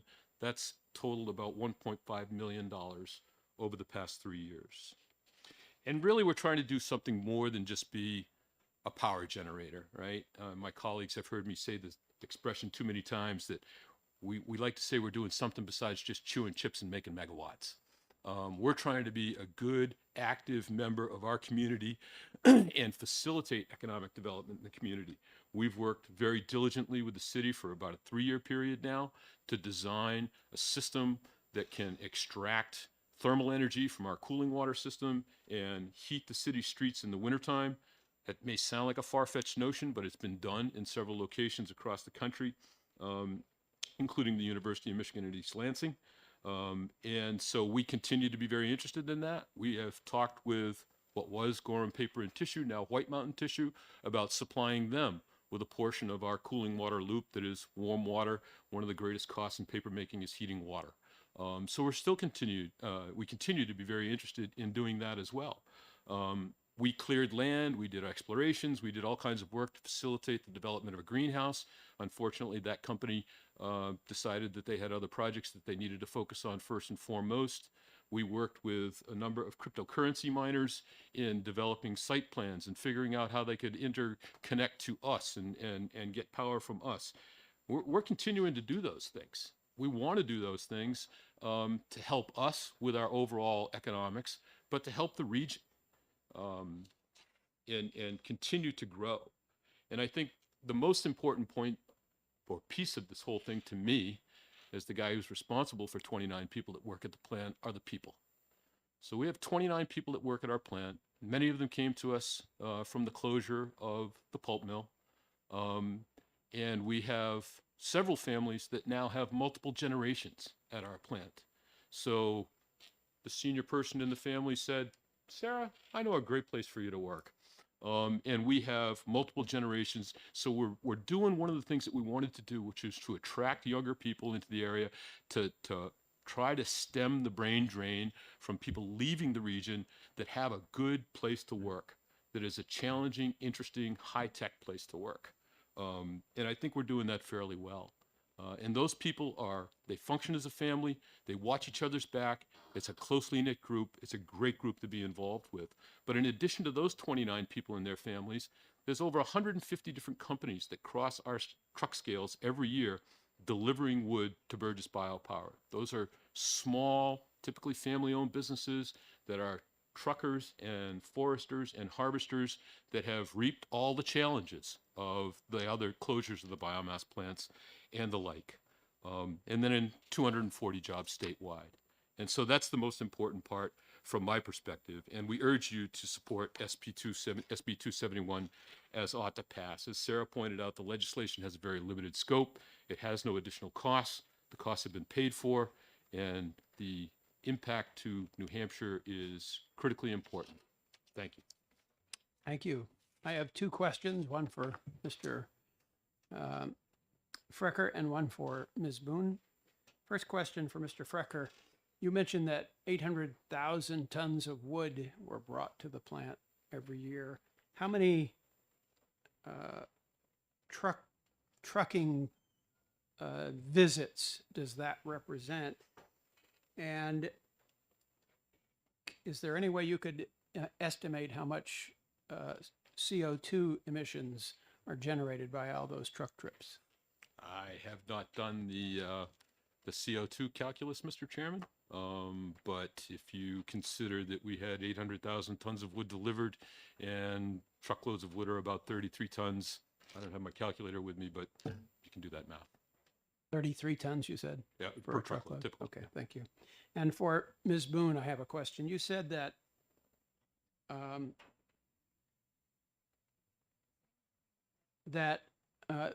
in 2018, the company agreed to the settlement agreement with the PUC. If you didn't think that that settlement agreement was correct, why did you agree to it? Because we didn't feel like we had another choice. We had reached the $100 million cap during the 18-month-long PUC process, and it was either agree to a settlement that we didn't feel reflected the actual intent of the bill, or to shut down at that time. So the consumer advocate has written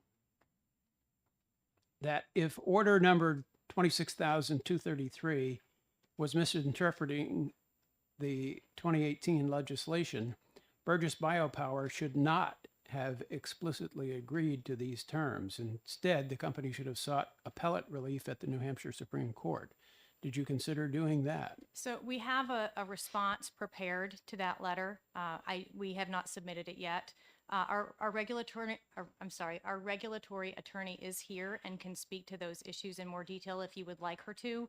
But I think as someone who is certainly not an attorney, I can say that the way the order was written, the commission did not rule on the issue of cost recovery, which is what would have been appealable, and there was nothing to appeal.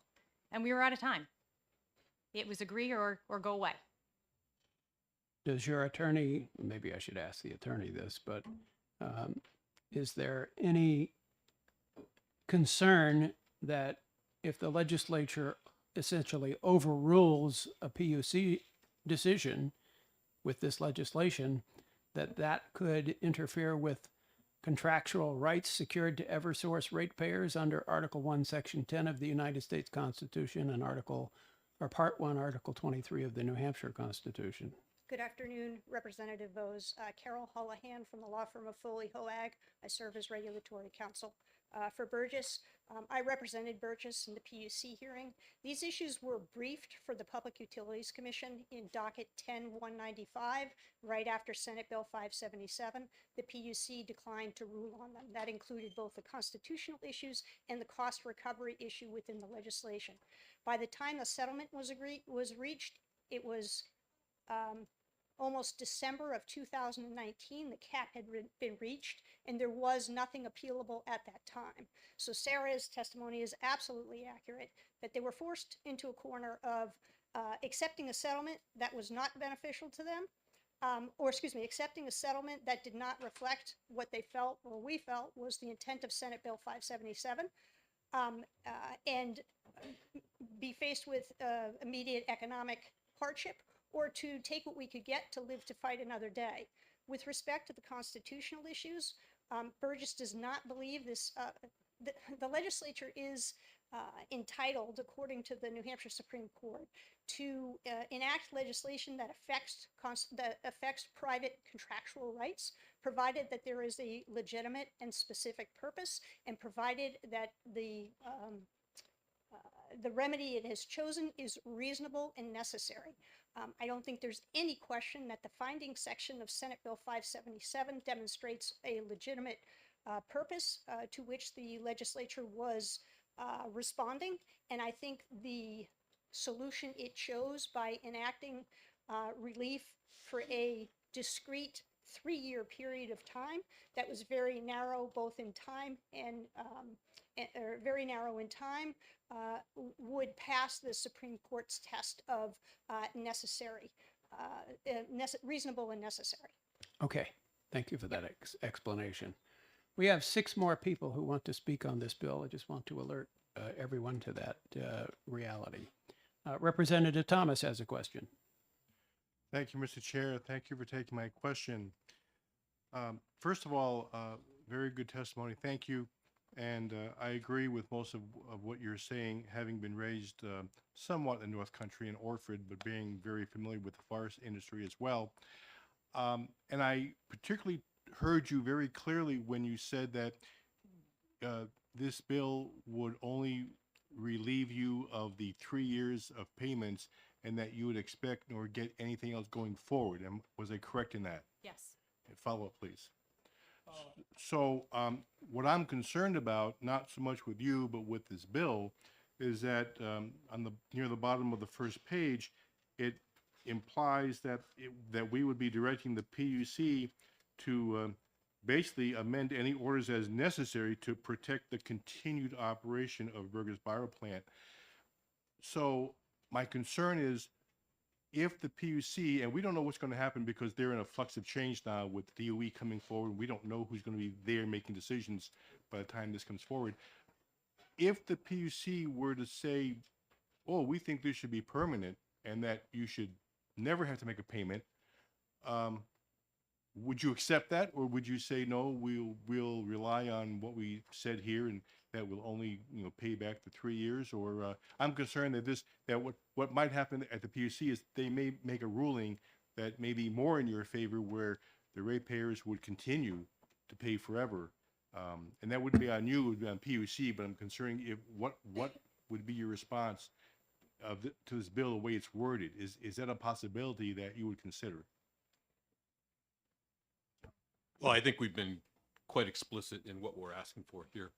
And that is what we believe the intent of SB 577 was that we would not be accruing those charges during the 3-year suspension period.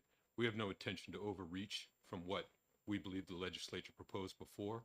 We are simply trying to follow what SB 577 we believe it was supposed to do, and that's all we want to do. And we'll go away. Thank you. Okay, next up, Representative Harrington. Thank you, Mr. Chairman. Thank you for taking my question. I have about 50 questions, but obviously I'm not going to ask that many because of time factor. So I'll try to limit it to just 2. Do you have a capacity supply obligation in the forward capacity market in the future? Yes, we do. And what year would that be for? We renew our capacity supply obligation in every FCM, and it's 65.2 megawatts. For 2024? As the years go forward, that Okay. continues. Yes. All right, thank you. The second question, it follow up to what Representative Thomas said. I mean, you're very explicit here. This bill imposes no new cost on ratepayers, and Burgess is not requesting any additional support. We assume full risk and responsibility going forward. So having read that, I could assume then we could change or take out some of the portions of this bill where it says the Public Utilities Commission open a dock and amend any orders as necessary to protect the continued operation of Burgess Power Plant, provided there is no additional cost to the ratepayers. And then at the end, we could amend it by saying, and just getting rid of this line that says any relief ordered by the Public Utilities Commission not otherwise funded by federal funds and pursuant to this section shall be fully recovered from ratepayers, because you're saying there's no additional cost. So you would have no objection to removing those sections of amending the bill as such? I believe that the last phrase that you described was actually specifically requested to be included in the bill by Eversource. So that is probably a better question for them. Well, okay, can follow up? Getting back to the first part about it, then if it was, I'll leave that for Eversource. But the part that says the PUC shall do whatever is necessary, and if you would object to saying, provided there's no additional cost to the ratepayers, would you agree with that language? If you're not going to, if you're saying you're going to take full responsibility and risk going forward? I think I'd like to have the opportunity to confer with our counsel before I Fair answer enough. that. Fair enough. Thank you. Oh, she's right there. Clearly, Representative, that is our intent.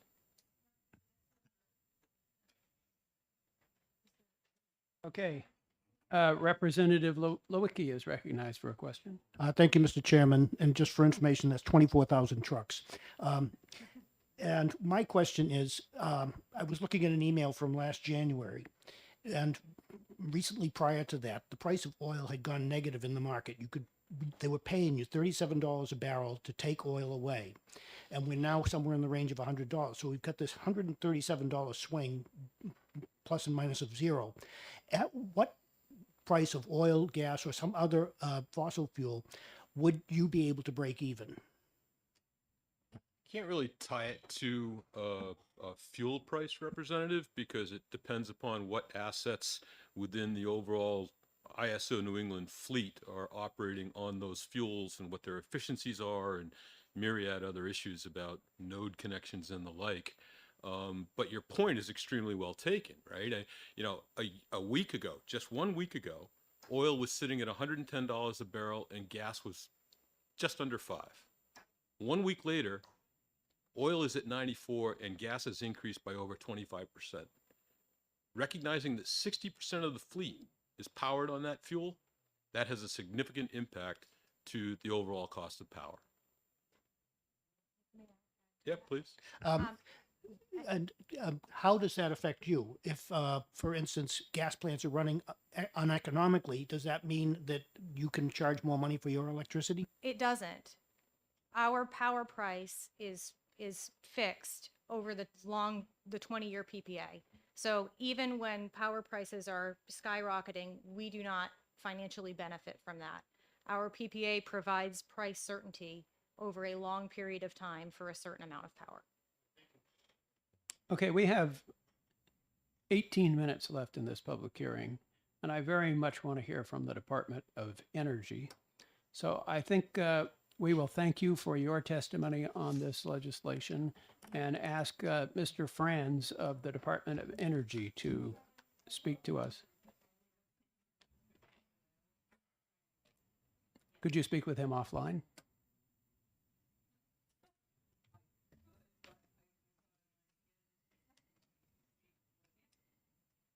Will it be a quick question? Okay, ask your question very quickly. Thank you, Mr. Chairman, and thank you for taking my question. Earlier in testimony, there was discussion about where the node is located as far as its input into the grid, and I understand that you're an asset of the ISO New England. I don't know where all the other assets are located in New Hampshire in juxtaposition to each other, but I did note that there was also an allusion to the fact that that power is going into the grid lower than other power entering the grid, and there was also a discussion of the valuation of that power being valued appropriately. So I think before we lose you on the stand, I would like to know if you have anything to say about that that accurate valuation that maybe we are not aware of. I could simply show you the information from ISO's data files that show the locational marginal price at various nodes, and you'll see that the Berlin node is typically 5+% lower than all of the other nodes. If I was Whitefield, if I was Bridgewater, if I was Tamworth, all of those are getting above us. And how does that help us, though? Can you just explain what that means? Well, what it does is it essentially artificially devalues the power that Burgess generates when compared to the rest of the market. Thank you. Thanks. Okay, now let's hear from the Department of Energy and Mr. Tom Franz.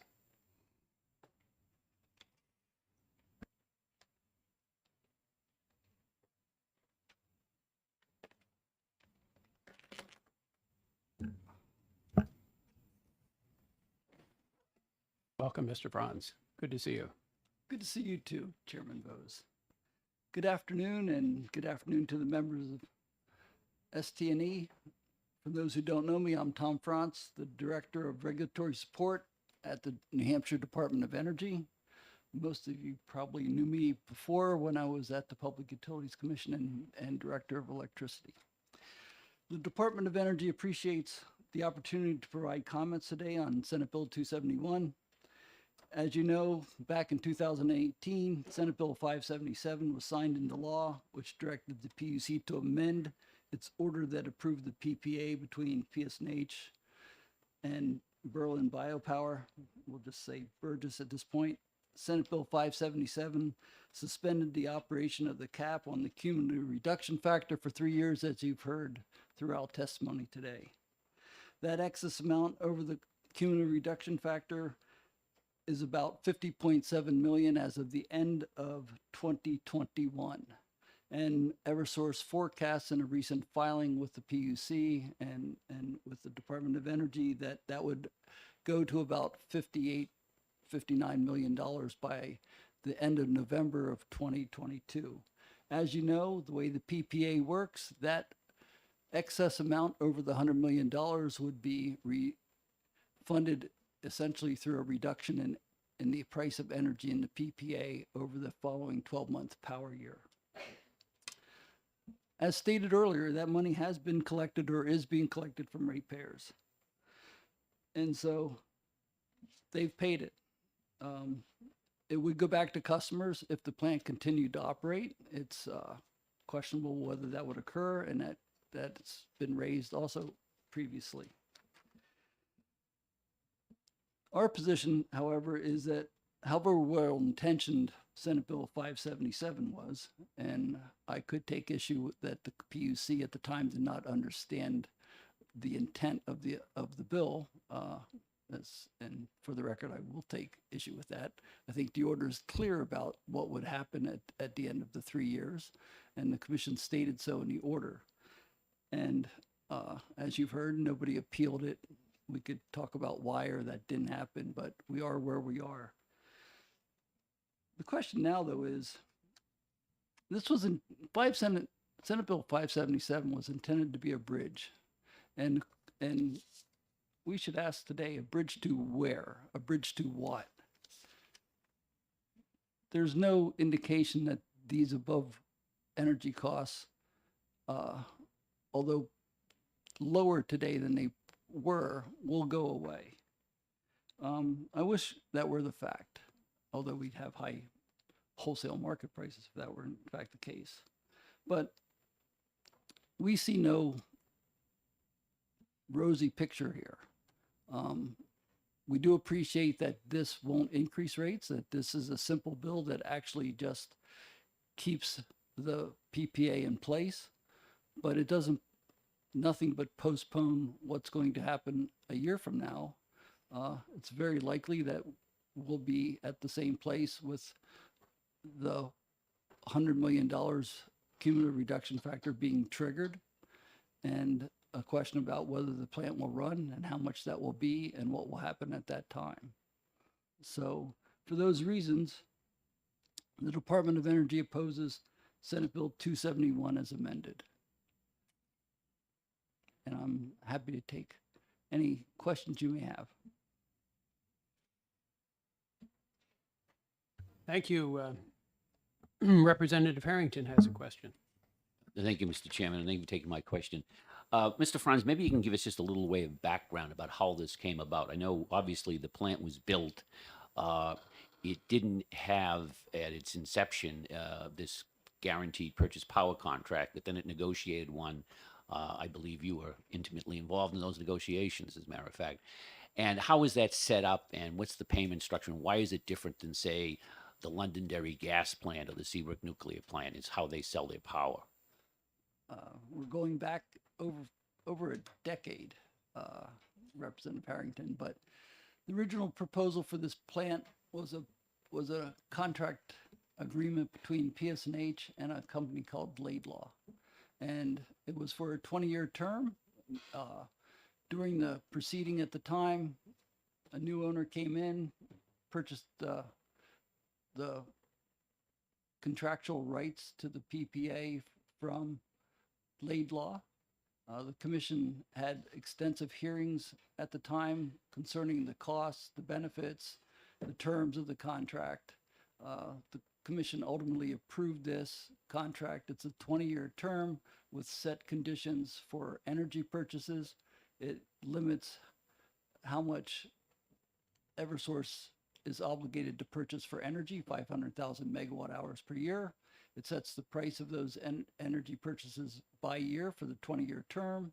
It has a renewable energy credit piece to it also. That's 400,000 RECs of purchase per year at Class 1 prices. And those prices were under the original RPS statute.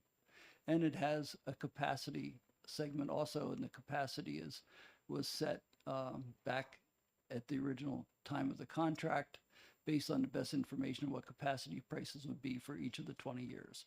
The commission actually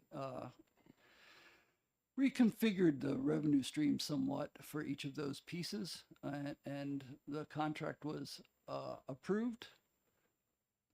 And then there was a legal case taken to the Supreme Court by the small wood-powered generators.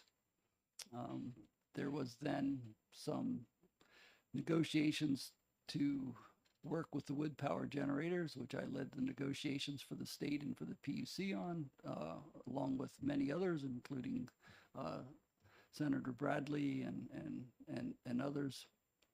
So that ended up resolving the legal case at the New Hampshire Supreme Court. The small power wood generators withdrew their case. This project got built, and off and running we were. That's a short history of this project. Follow up, Mr. Chairman? Follow up. I'll try to make this real quick. So when that was put into place, the concept was that that would be provide for the financial stability for this plant to continue operating under that PPA without any additional subsidies or changes to the contract.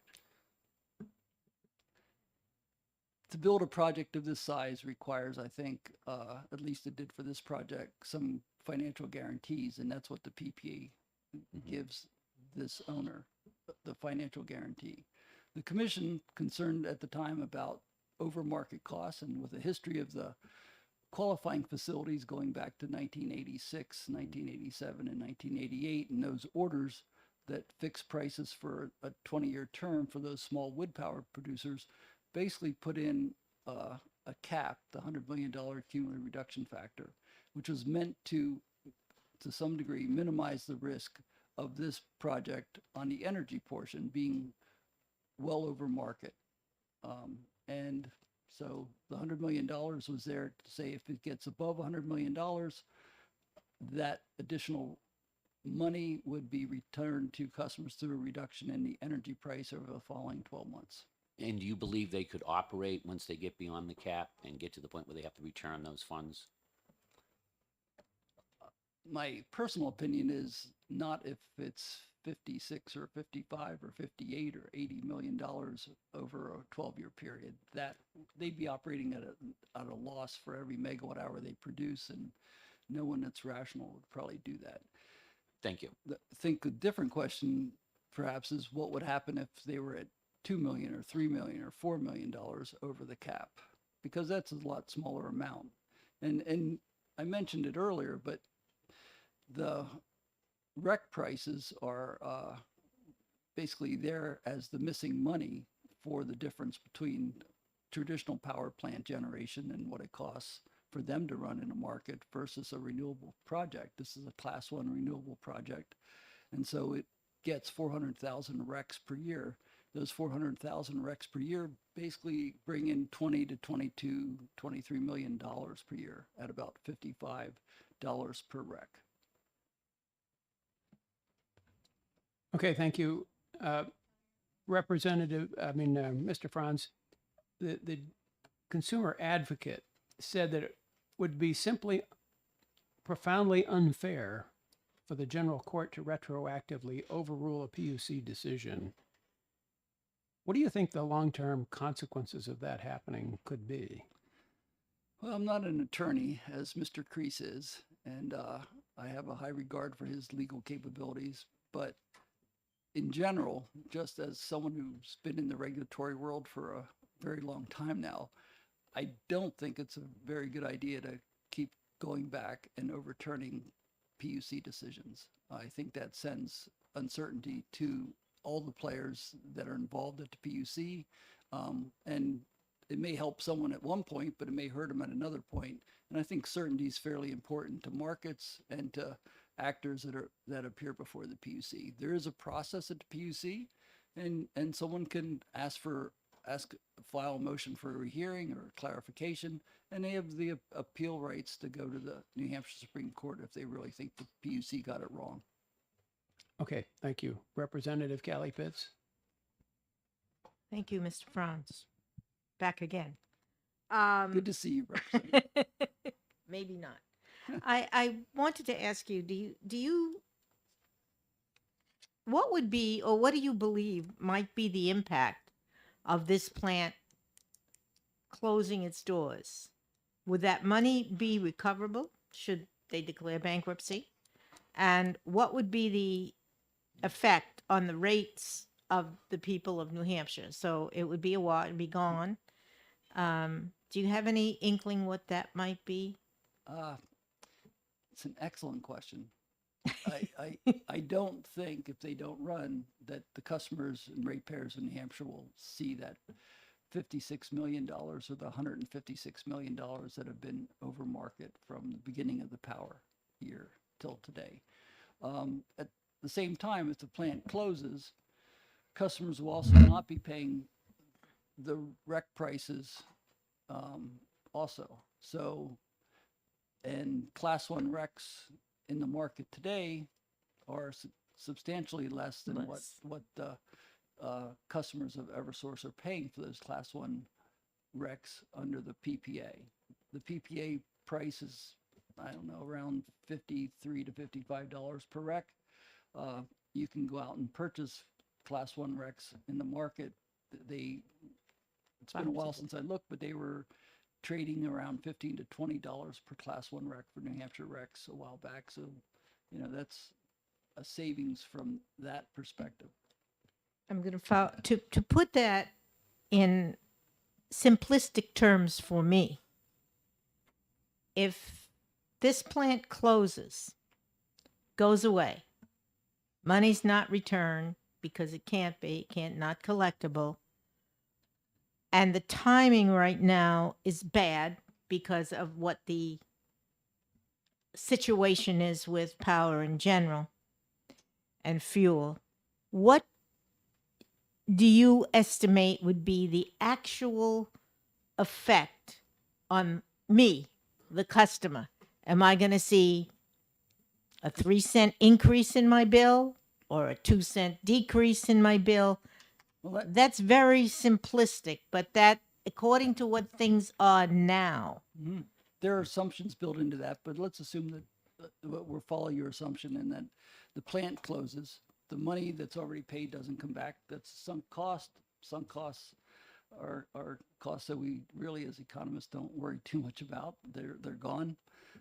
Going forward, this plant, despite being the 4th largest in New Hampshire and produces a fair amount of output, is small in as far as even New Hampshire. New Hampshire has almost 4,000 megawatts of installed generation. The region has 31,000 megawatts of installed generation. On the margin, it would have a very, very small effect on the overall clearing price in New Hampshire or in the region. That's clear. You'd replace the 400,000 RECs that are purchased by Eversource with renewable energy credits, probably from the market at a much lower price. There'd be savings there. And this will have, and you won't be paying the price for the PPA for energy. And that energy price is about $73 to $75 per megawatt hour right now. The Eversource files with the PUC on an annual basis through its stranded costs what the overmarket costs of the Burgess facility are. In 2019, the overmarket costs, one could argue with it, but the overmarket costs were $41 million.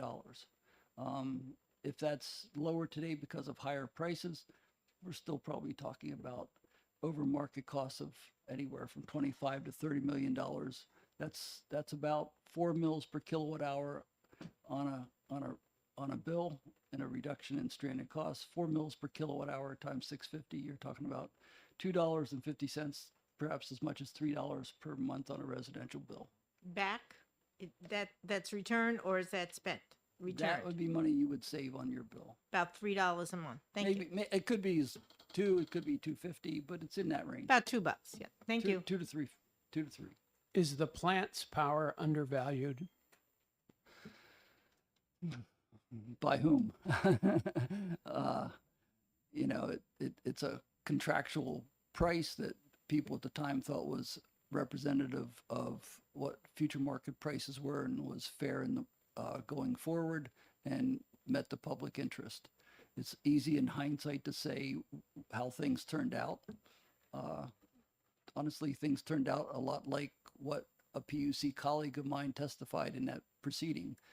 He testified that this project would be way, way, way over market and create a lot of additional costs for customers. That colleague is George McCluskey, who just retired. He was also our lead expert in wholesale markets at ISO New England. I think if you went to market today and negotiated a PPA for this price, for this power, it would not be at $75 a megawatt hour, and it would not be at, in my opinion, at $55 per REC. The capacity's been actually a winner at times for customers, and even the energy during certain periods of time, it's certainly been a winner also. This past winter is a good example of that. There are many hours, I'm sure, as the folks behind me could tell you, that they ran in the money for Eversource customers when we had many hours this winter of above $150 to $200 per megawatt hour clearing prices in ISO New England spot market. That'll probably also be true next winter. However, this plant runs at a 92% capacity factor, and that's a whole lot of hours where the clearing price is in the 30s and 40s and 50s, and the market price of the power under the PPA is in the 70s. Representative Somsich has a question. Yes, thank you, Mr. Chairman, and thank you, Mr. Franz, for being here. So I'm still a little fuzzy about the problem at hand. We just heard testimony from the people from Burgess who said this will not increase rates at all, and they are not going to be asking for any more money in the future. You just confirmed that there is no request through this bill for an increase in the rates. But you also said that that doesn't solve the problem. So can you really flesh out a little bit for me what is the problem actually? In my opinion, the problem is that this is a PPA that has a market price for power, for energy. I'm not talking about the RECs. I'm not talking about capacity. I'm talking about just the energy, the megawatt hours delivered to Eversource. That is at a price that for many hours of the year appears above what the nodal price in northern New Hampshire clears at. And that difference creates and goes toward the excess of over the $100 million of the cumulative reduction factor. And under the PPA, unless the PPA is to be changed and agreed to by numerous parties, including Eversource and Burgess, that money needs to be returned under the PPA following in the following power year, so that let's say that it's an additional $5 million over market the way it's calculated. That $5 million gets returned over the next 12 months in the following power year, which reduces the power price of that PPA. Now, if it's 1 or 2 million every year, perhaps they keep running, and they eat the lower price of energy. Instead of selling at $75 per megawatt hour, maybe they sell at $70 or $72 per megawatt hour. If that number is too large, as it is based on Senate Bill 577, there's no way that they really can run, because they're just going to lose a lot of money. And I seriously doubt the investors would appreciate that. Okay. I would like to move on because we have 5 more people who would like to speak. And what I'm going to do right now is I'm going to open a public hearing on Senate Bill 321 and recess that hearing until we finish this hearing, the previous hearing on 271. Earlier, I neglected to bring forward another public official, and I want to apologize to Paul Grenier for not bringing him to the table more promptly, but I would like to have him come talk to us at this point. If my memory serves, you are the mayor of Berlin? Thank you, sir. I have written testimony, so I'll be very brief on this. Great, thank you. So this is the mayor of Berlin, Paul Grenier.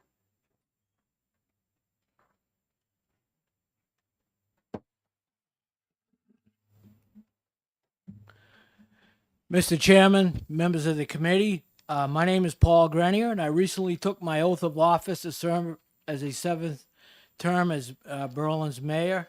I rise today in support of Senate Bill 271 for a variety of reasons.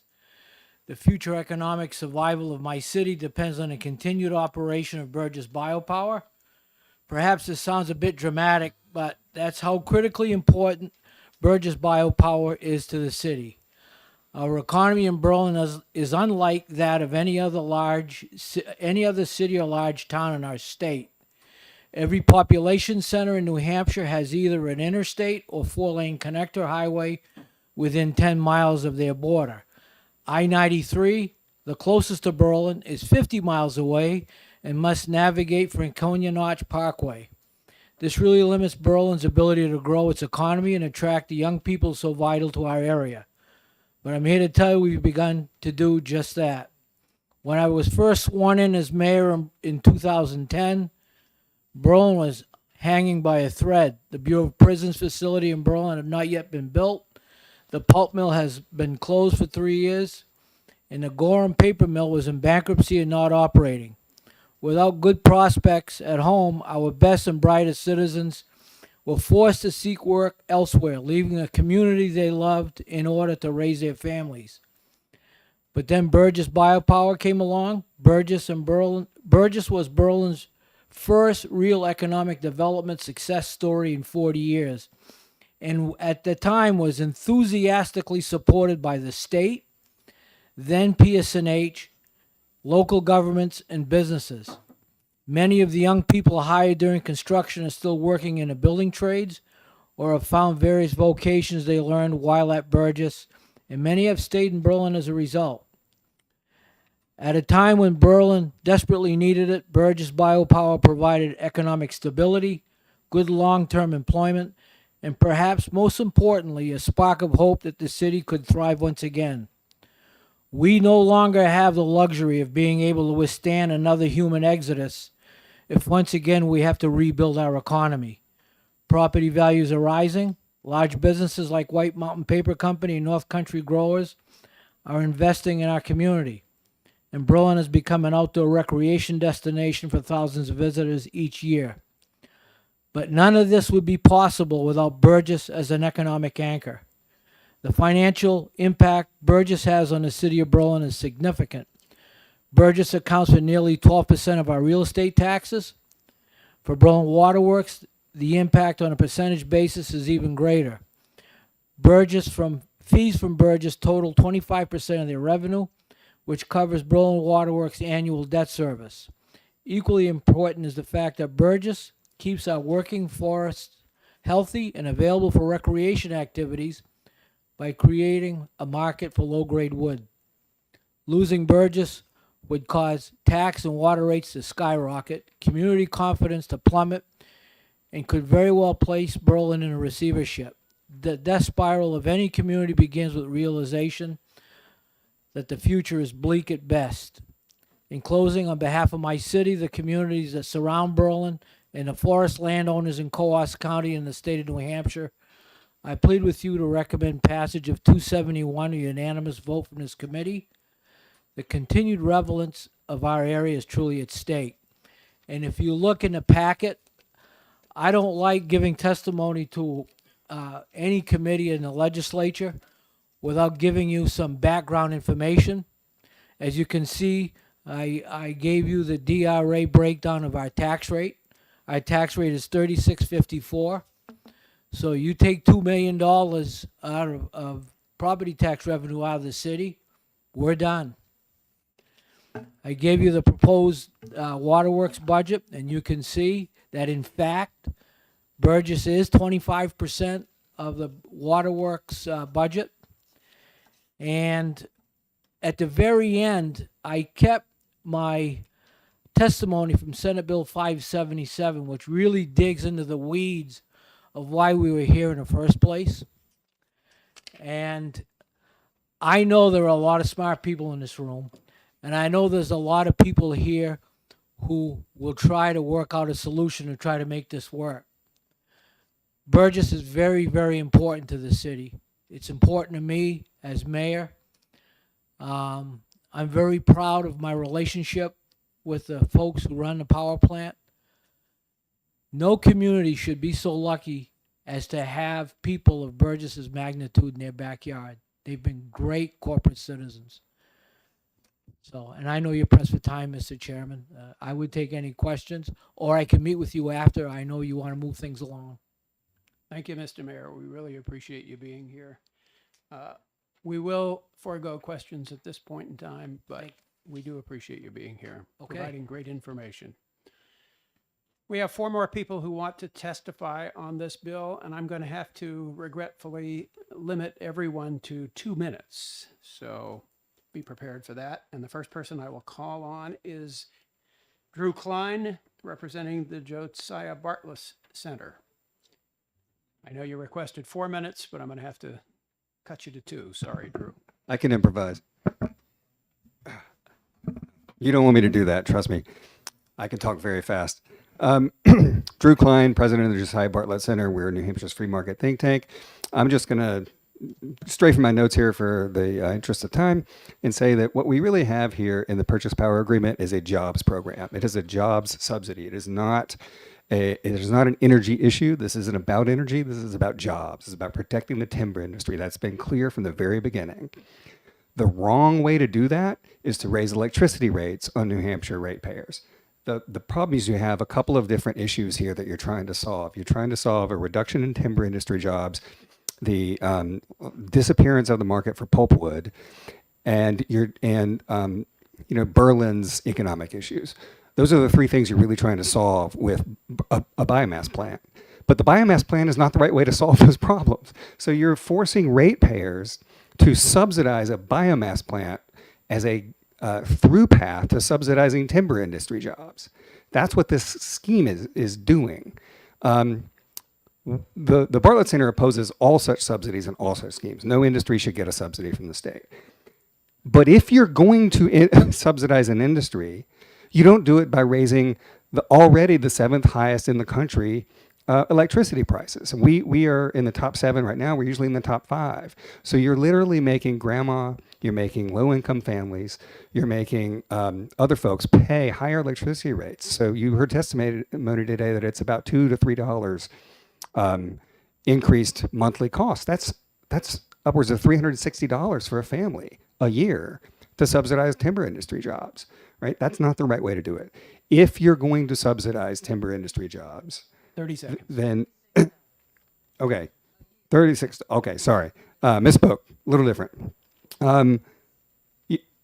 We've already spent $158 million. The plant cost $275 million to build, right? We've almost bought the plant by overpayment. Ratepayers have. We shouldn't be subsidizing this. If you want to extend the 12-month period at which they need to pay back the $58 million, that's a better option than the language in the bill seems to suggest that PUC has vague, broad powers to do whatever it wants. You need to narrow it down, give them a longer time to pay this back. That's the right option. Great. Thank you very much. Any questions for Mr. Klein? Representative Oxenham? And thank you, Representative Oxenden, for the math clarification there. I appreciate it. Oh, it's just so rare when, Good. numbers actually work. If you could just repeat your last sentence, because it was, I think, exactly to the point, but it went by really too fast for me. I'm sorry, I was flying so fast. I'm not even sure what my last sentence was. It was kind of your proposal of how we would solve Oh, right, the problem. right. So if you're like, so the issue is the cliff, as Senator Bradley said. You got $58 million to pay back in 12 months. I'm not sure why that can't be changed to extend that payment period so that it's not all falling in 1 year. Another option would be, instead of forcing ratepayers to pay this, the IRS has had a checkbox for years for the presidential campaign fund. You could put a checkbox on bills to say, do you want to pay $3 a month to subsidize this plant? And let ratepayers choose, right? That's better than forcing them to do that. So anyway. Okay. Thank you. Thank you very much. All right. All right, let's move on. Next will be Kristen Koch from the Business and Industry Association. Ms. Koch, I'm going to have to give you 2 minutes, but I know you have written testimony, so that'll help. Yes, no problem. So good afternoon, Mr. Chair and members of the committee. My name is Kirsten Koch, and I'm the Director of Public Policy for BIA. I'm here today to express BIA's concerns regarding Senate Bill 271. While BIA supports economic development in general, we do not believe that it should come at such a significant cost for ratepayers. Senate Bill 271 potentially sets up ratepayers to face a large increase in the future. This bill artificially inflates energy prices for the benefit of a single business and establishes that unless covered by federal COVID-19 relief funds, the costs would be fully recovered from ratepayers. The core responsibility of the New Hampshire Public Utilities Commission is to protect the interests of the ratepayers, but Senate Bill 271 attempts to override the PUC's authority in this instance. BIA respectfully requests the committee to find Senate Bill 271 inexpedient to legislate. Thank you for your consideration, and I'd be happy to try to answer any questions from the committee. Okay, any questions? Representative Oxenham. Thank you, Mr. Chair. Thank you for taking my question. Such a significant expense to ratepayers. Are you in agreement with the preceding speaker that we're talking $36 a year increase, a $2 to $3 increase on a bill per month per ratepayer? Thank you for your question. I'm talking about the additional $20 million per year that Eversource ratepayers would be facing. So all of the ratepayers paying that amount of money comes to a significant amount. But it's not a significant amount for the ratepayer. No debates, just questions. I'm Thank sorry. you. Excuse me. Okay. Thank you very much. Representative Callie Pitts. I guess I'm a bit confused because I thought there would be no additional charges to the ratepayers. So I would ask you if you could give us, as a committee, where your figures came from by Tuesday, because I believe this will be on the docket for Tuesday, Mr. Chair. Are we going to exec this on Tuesday? Next Tuesday, the 19th. So if by the end of the week on Monday, maybe you could forward how you calculated your figures as an increase for the ratepayers, because I've heard more testimony that there would be no increase. Thank you for your question. There would be an increase, and this is about when Burgess sells energy at an above market rate. That's when the ratepayers are forced to subsidize it and pay that additional cost. Okay. Any additional questions? Thank you very much. Appreciate it. Next up is Jason Stock. And Jason, I know you have a ton that you could say about this subject, but please give us your best attempt at a 2-minute overview.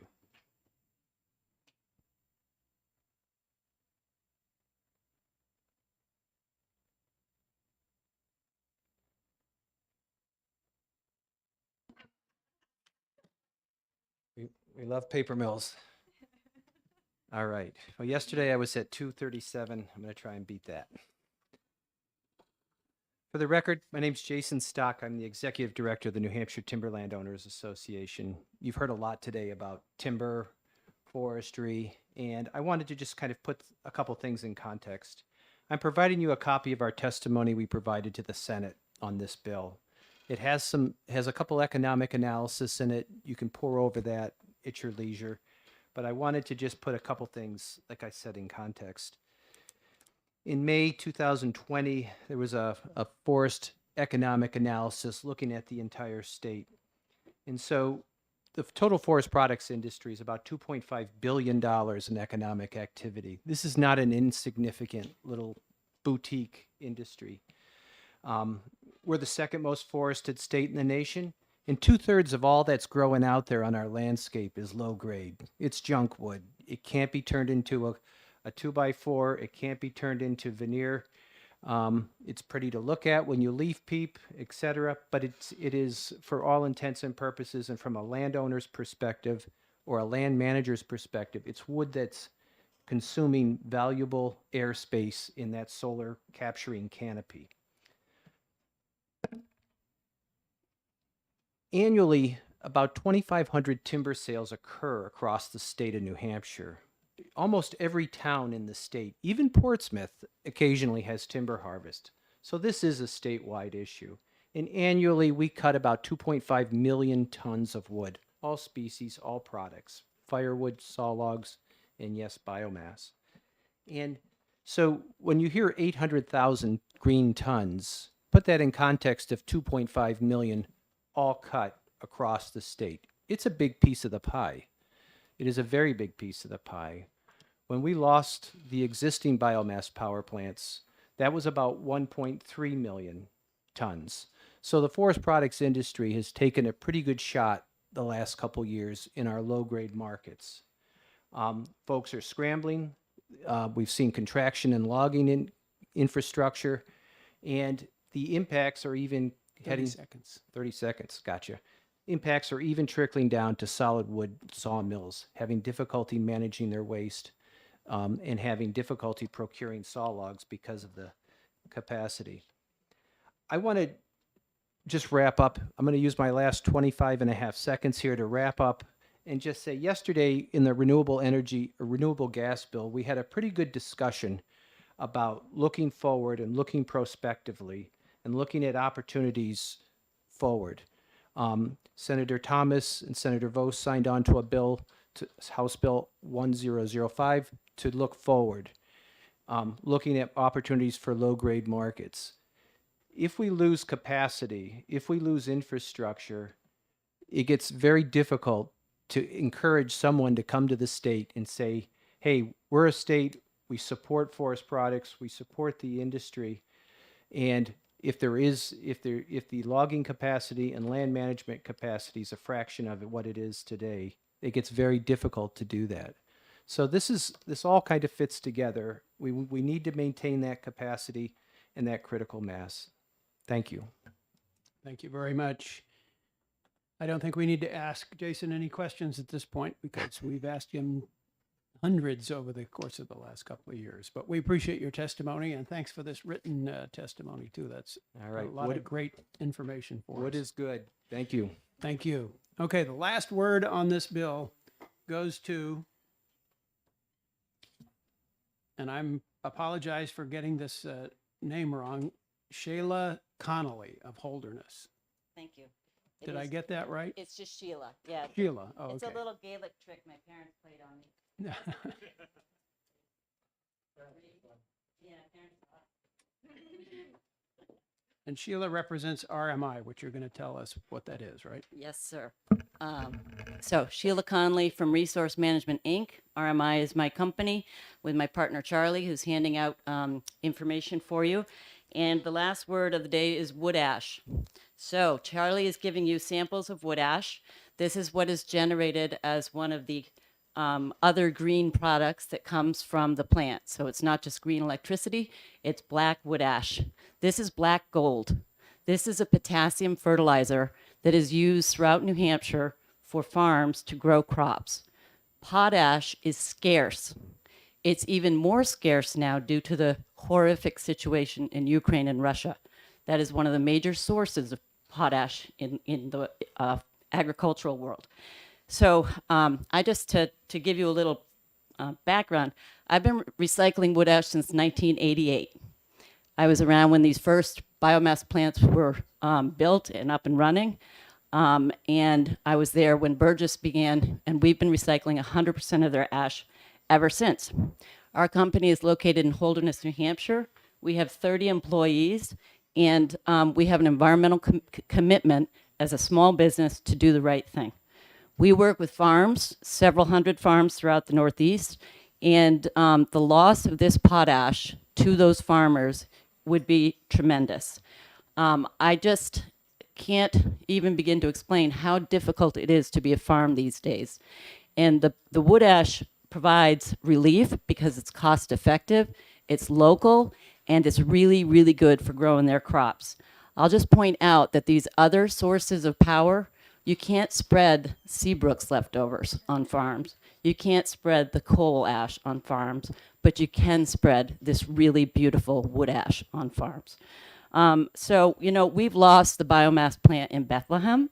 We've lost the biomass plant in Alexandria. We are hopeful that the Springfield plant will run more than not. It has been running, and we're recycling their ash. The Tamworth plant is up and running a little bit. We're hoping that they'll stay around. I just want to close with, I agree with all of the things talked about earlier relative to the benefits of this, but I don't so much think of these as power plants. I think of them more as an economic hub with spokes that support the forest products industry, local truck mechanics, local restaurants, gas stations, trail users, and farmers. And I don't use the word subsidy, I use the word investment. Thank you. Thank you very much. And you did get the last word, and we appreciate you bringing us that fine gift as well. So with that, I'm going to close the public hearing on Senate Bill Mr. Chairman? 271. That ash you can put in about a 4-inch pot, and it's really good for cherry tomatoes. Okay, and I'll ask Mr. Chairman? for Representative White to give us the blue sheet total. Mr. Chairman, can I inquire? I think there was reference made to Eversource testifying. Are they not going to testify? They did not sign up to testify, no. Okay. I thought they were going to clarify some of the issues that came up. I've looked through all the pink cards up here, and I don't see one from Eversource. Okay, so we will now resume the public hearing that I started about 25 minutes ago on Senate Bill 371 and ask Senator David Waters, the prime sponsor of the bill, to present the bill to us. So once again, right before you start, I'd like to get Representative White to tell us about the blue sheet on the last bill. All right. Blue sheet, we've got online, we have 39 support, 10 opposed, and then we have 5 support and 2 opposed. Okay, thank you. All right. Representative Waters. It's all yours. Thank you, Mr. Chairman. I feel like I'm playing ping pong today. I'm bouncing from here into here, and we're in the middle of the 10-year highway plan down on transportation. So I'm glad I made it up here. I know you've had a busy day, so I'll try to be brief. I'm Senator David Waters, introducing Senate Bill 321. And essentially, this bill tries to update what we have done now for quite some time, first in 1979 and then again in 1998, in terms of net metering in New Hampshire, and also the progress that we certainly made over the last year or so. And, you know, a lot of questions have arisen over the years that we've been endeavoring to do this. You know, how can we enable market-based alternatives to net metering? And then specifically, how do we avoid ratepayer across subsidies or cost shiftings? And that's, of course, been a great area of interest for this committee and for all of us. And so one of the ways to address that was try to enable in-state distributed generation and storage of less than 5 megawatts that produce power for sale and resale to New Hampshire customers. And how do we let that be accurately credited? And so you're getting the credit because you're not increasing cost shifting. The bill builds on what was passed last year in Senate Bill 91 in Part 4. And I know that, you know, after that, the House wanted to study, Mr. Chairman. We had the committee last summer on the issue of cost shifting and LEAP.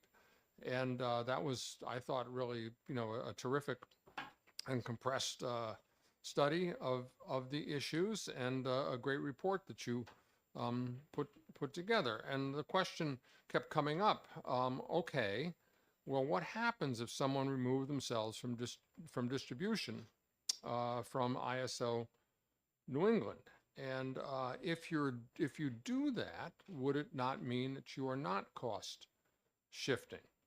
And so the bill tries to clarify that. It is kind of a what if. If we did this to ensure that they were out of that system, then not cost shifting, would that work?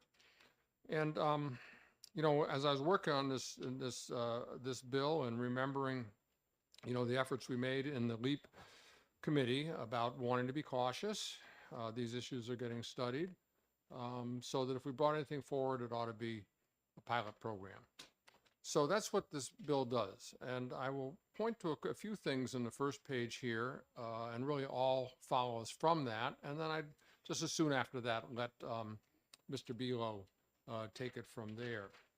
So if you look at page 1 of the bill, here is where we get at it on line 6.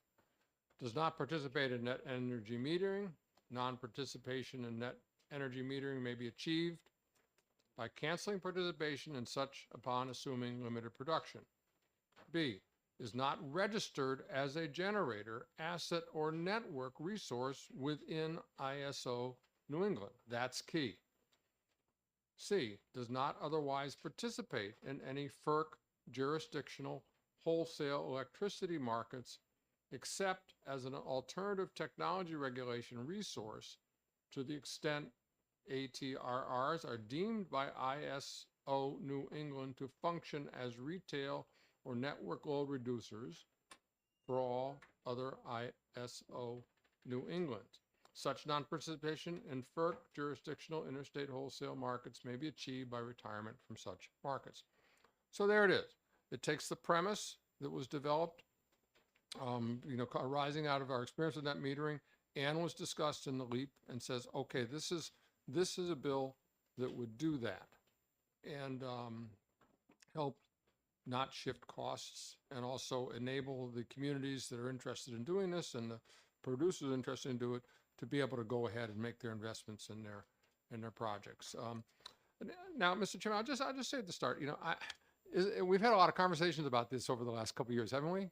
And it's fascinating. Things are changing, and it's hard to tell the VDER. I mean, there's a lot there we don't know, but I think that a pilot makes a lot of sense. And I do know in my conversation with you that you did comment as well. If it's really a pilot, why aren't there end dates and so on? And I agree with you. And I didn't really think in those ways because we kind of said it was going to be one, some people can get together with this, utility and so on. But I think it would, in the spirit of pilots, which I really respect from the LEAP committee report, if you thought that it would make sense to say, okay, let's really make it a pilot, put some dates and some other kinds of guardrails around it. I want to honor the kind of agreement we all came to out of that committee last summer. So thank you, Mr. Chairman. Thank you, Senator, for introducing the bill. Do we want to ask the senator questions, or do we want to wait and ask Clifton Below, the man who has all the information, the questions?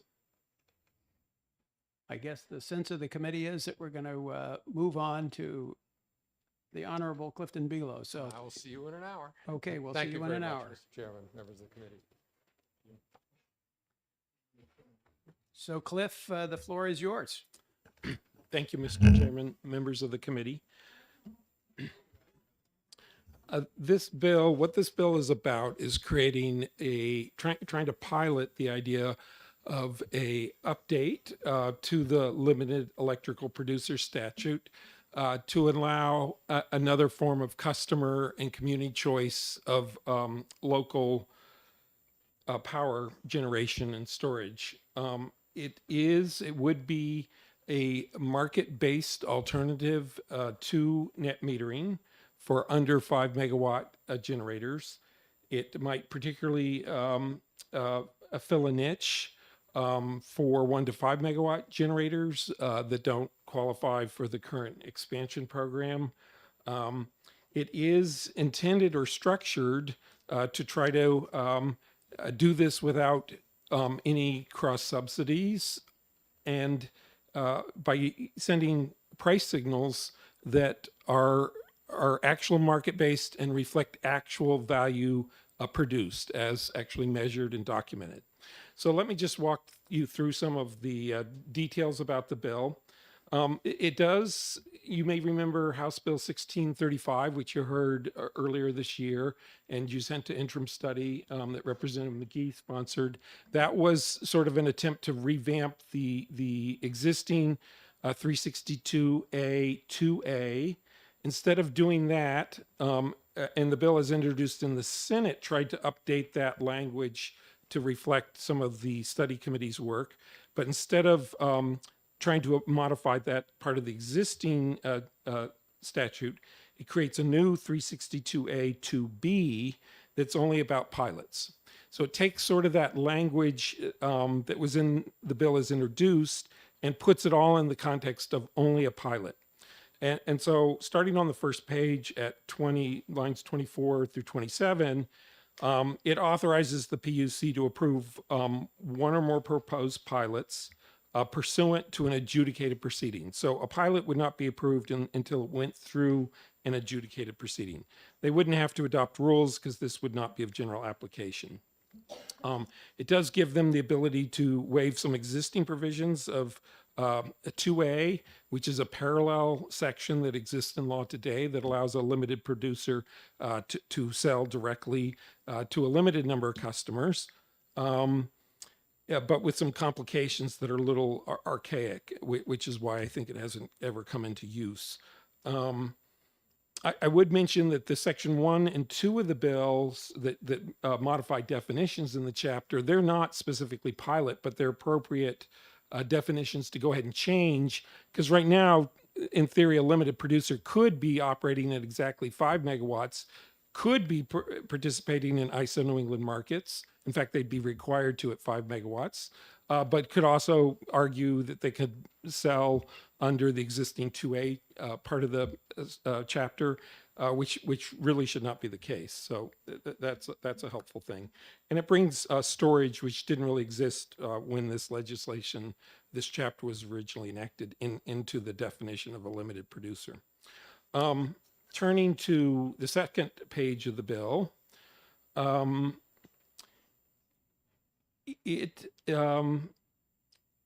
there's a really key part here, which is to address the fact that for any generator or storage facility to participate in a potential pilot, they would need to be making a choice not to participate in group net metering, for instance.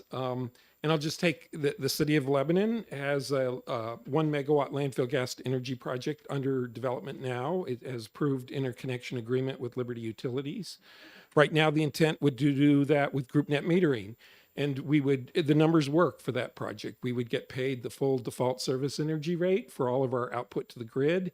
That would create a large cost to Liberty Utilities that they would charge to default service ratepayers. We couldn't actually use it to offset the load obligation of whoever's supplying city facilities or other members of the group. The group members would just kind of get a subsidy off of something of a discount off of the default service rate, even if they were on a competitive supplier, like hopefully in a year or so, Lebanon Community Power. Whereas the pilot would allow that same generator to sell directly potentially to Lebanon Community Power to serve the load of customers in the community, or directly to what otherwise might be group members, retail customers that would want to take the power and use it to help meet their load. And we have a bunch of very large users for whom we could portion it out, and they would always have load in excess, so this would just offset part of that load. So the real issue is for instance, if there's a termination date and if you put one into it, these projects typically require financing that goes for a period of time. In the case of our landfill gas project, the portion of it that's debt financed, it's over a 20-year payback period. We know the numbers now work with group net metering. So this would allow, if the pilot ends before December 31st, 2040, which is when current net metering tariffs are grandfathered to, both by statute and by PUC order. So if you got into group net metering now, you would be able to count on that through 2040. So this simply would say that if the pilot terminates before that time, that you could go and revert back to what you otherwise would have been qualified for. I did have a brief conversation with Department of Energy folks that was maybe something of a concern, that they should maybe have to go on to whatever's in effect at that time. The problem with that is I don't think we'll have a pilot if you said you have to go on to something that you don't know what it's going to be, when you can lock into something now that you know what it is and you know your numbers work with it. So that's something to think about. At line 7, Roman 4 says each electric distribution utility may propose and participate in a pilot. So it doesn't contemplate that there'd be more than one pilot per distribution utility. And quite honestly, I've only had conversations with Liberty Utilities, and they're receptive to considering a proposal. That there's no guarantees that they would actually commit to doing a pilot, but they're at least willing to consider it. I'm not sure about the other utilities, so I would just caution that It may be that we only get one or two pilots out of this, if we're lucky. In part because it's sort of the devil you know versus the one you don't, and they're comfortable with the way group net metering works now, and they know how to operate that. This introduces some new concepts, although I think ultimately we would be better off introducing these concepts and mechanisms because they create a market dynamic in which price signals become drivers of investment decisions and choices about how to operate your storage or your generation facilities. And I think those price signals as a driver of a dispatch and such is very valuable compared to sort of subsidized arrangements or mandated arrangements. Going down to Romans 6, I would point out at line 16, the purchasers may be any non-residential retail electric customers. And what that means, or any electricity suppliers serving retail load within the same area at line 18, it takes residential customers out of the mix. So there were some concerns about residential ratepayer, protections in terms of if they got involved with something like this. Residential retail customers would not be able to participate in the pilot. So concerns about impacts on residential customers are sort of set aside. So this would only be suppliers buying this at intrastate, within state wholesale sales, or potentially a retail, larger commercial retail customer, non-residential. Line 19, this parallels some of the previous discussions that this would have to be facilitated and accounted for by load serving entities, either competitive electricity suppliers that are registered with the commission, or municipal or county aggregations that are operating as or in conjunction with load serving entities. And it also provides at into line 22 that electric distribution utility provided default service is not required to facilitate, account for, or otherwise enable participation in these kinds of sales. So it shouldn't affect existing default energy service. Roman 8 at line 26 on page 2 makes a requirement that any facility participating in this would have to have revenue grade interval meterings that can accurately measure their hourly imports and exports to the distribution grid. Again, of course, that would still be by PUC and electric utility approval of what that metering is. And then it does provide at line 29, like is the case now with net metering, regular net metering, exports to the distribution grid by a limited producer would be accounted for as a reduction or an offset to the load obligation of the load serving entity for the limited producer for load settlement in the ISO New England wholesale electricity market. Meaning, just to take an example, if Lebanon Community Power was getting 800 kW from the Lebanon Landfill Gas to Energy Project, and they had a total load that they were selling to customers of 3 megawatts in a given hour, then what they would have to buy from ISO New England is whatever I said, 3 megawatts less 800 kW, they still have 2.2 megawatts to purchase to meet their load following obligation. This would just be, an offset to what that would otherwise be, which is physically what happens on the grid. And there's a parallel provision that if a net meter customer is a customer of a competitive supplier or community power aggregation, their exports to the grid are used as an offset to their load obligation of the supplier. Roman 9A kind of gets into the heart of it. It says the sponsors of pilot, which would have to include the participating electric utility, can petition the commission to determine through an adjudicated proceeding how credits for actual avoided transmission costs are made. And then there's some more detail about that continues on the next page. And it really at lines 2, 3, and 4, it says the credit shall be made pursuant to one of 2 paragraphs as determined by the commission to be for the public good. Paragraph B, subparagraph B, is essentially sort of what happens in Pennsylvania, which is to say the transmission charges, instead of being charged through the distribution utility to customers as essentially a distribution utility charge. Right now, it's mostly flat per kW rate. Even though it's charged to the distribution utilities based on their share of coincident peak demand each month, this would allow those transmission charges in their entirety to be allocated to the load serving entity that's part of the pilot, or at least for a group of a metering domain that is part of the pilot. And instead, what would happen is those transmission costs would be charged by the load serving entity to their retail customers based on that group's actual coincident share of peak demand. So this is something that ISO New England tariffs allow. It is actually done by Eversource in their Western Mass service area for large C&I customers.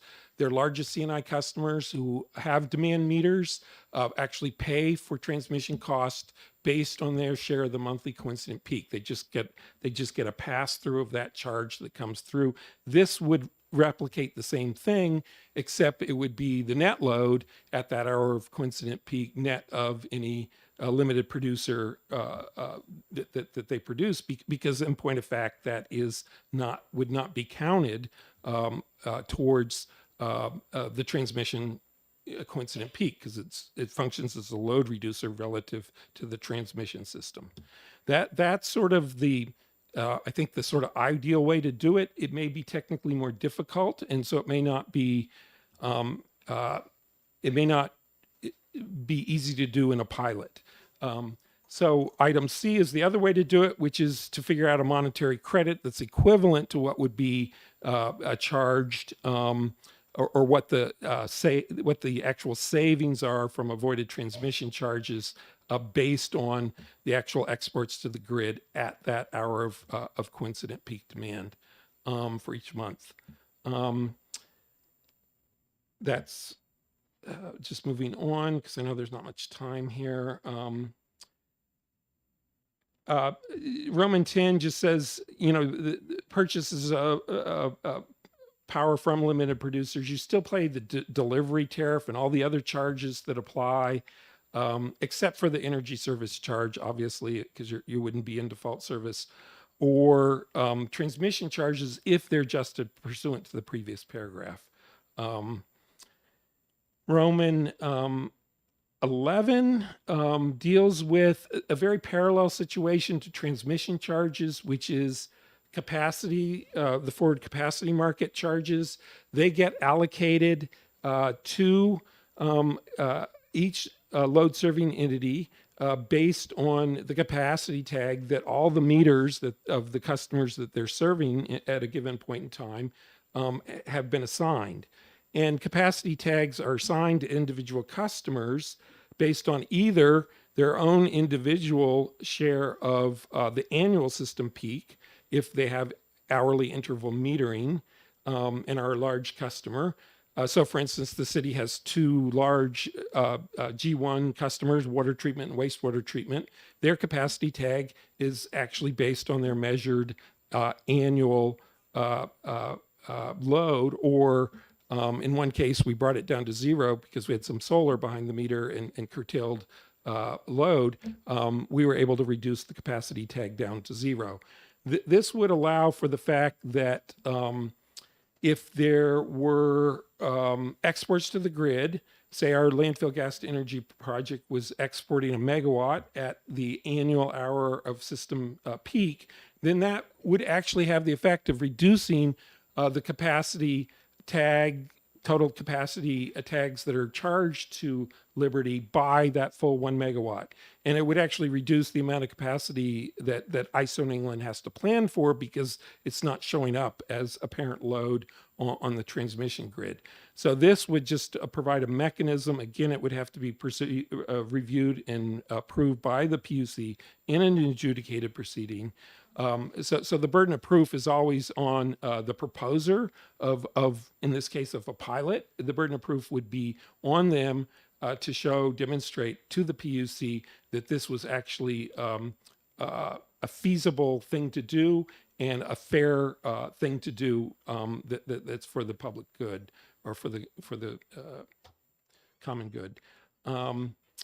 That's basically it. It just takes these concepts of saying these values, some of which are embedded in what the compensation is for in group net metering. You get the full default service rate, which includes the capacity cost. This is just another way to recognize the value of that capacity reduction, and in a way that actually aligns with the value actually produced. Whereas with group net metering or net metering, it's just sort of it's an extremely rough justice. It's like, okay, we're supposing that these projects help reduce capacity, which they may or may not, and or they do to varying degrees. And sometimes some projects produce more reduced capacity more, and others much less. This would actually align the actual value produced with the charges, passed on to those customers.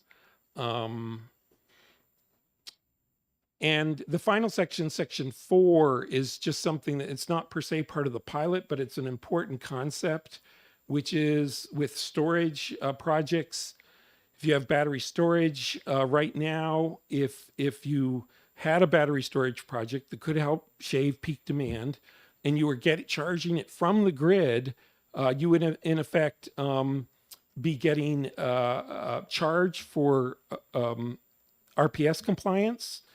And then when you turn around and export to the grid, the customers that buy that power will also be charged for the RPS compliance. So you'd actually have a double RPS compliance for battery storage that gets charged from the grid. This would simply stay if they can document, if they have revenue grade metering that quantifies what they purchase from the grid, then that could be used to adjust the RPS charges as provided by the commission. So you're not sort of double counting there. I think the one opportunity that exists where I think this could have where we see an opportunity on a small scale pilot that might just involve a handful of generators, maybe 3 or 4, something like that, is we have a couple sites that are really well suited for dual axis solar trackers. And solar trackers are different than fixed-oriented ones. Fixed-oriented ones tend to have a parabola curve on a sunny day. The power goes up, and at the middle of whatever the orientation they are, power peaks, and it immediately starts dropping.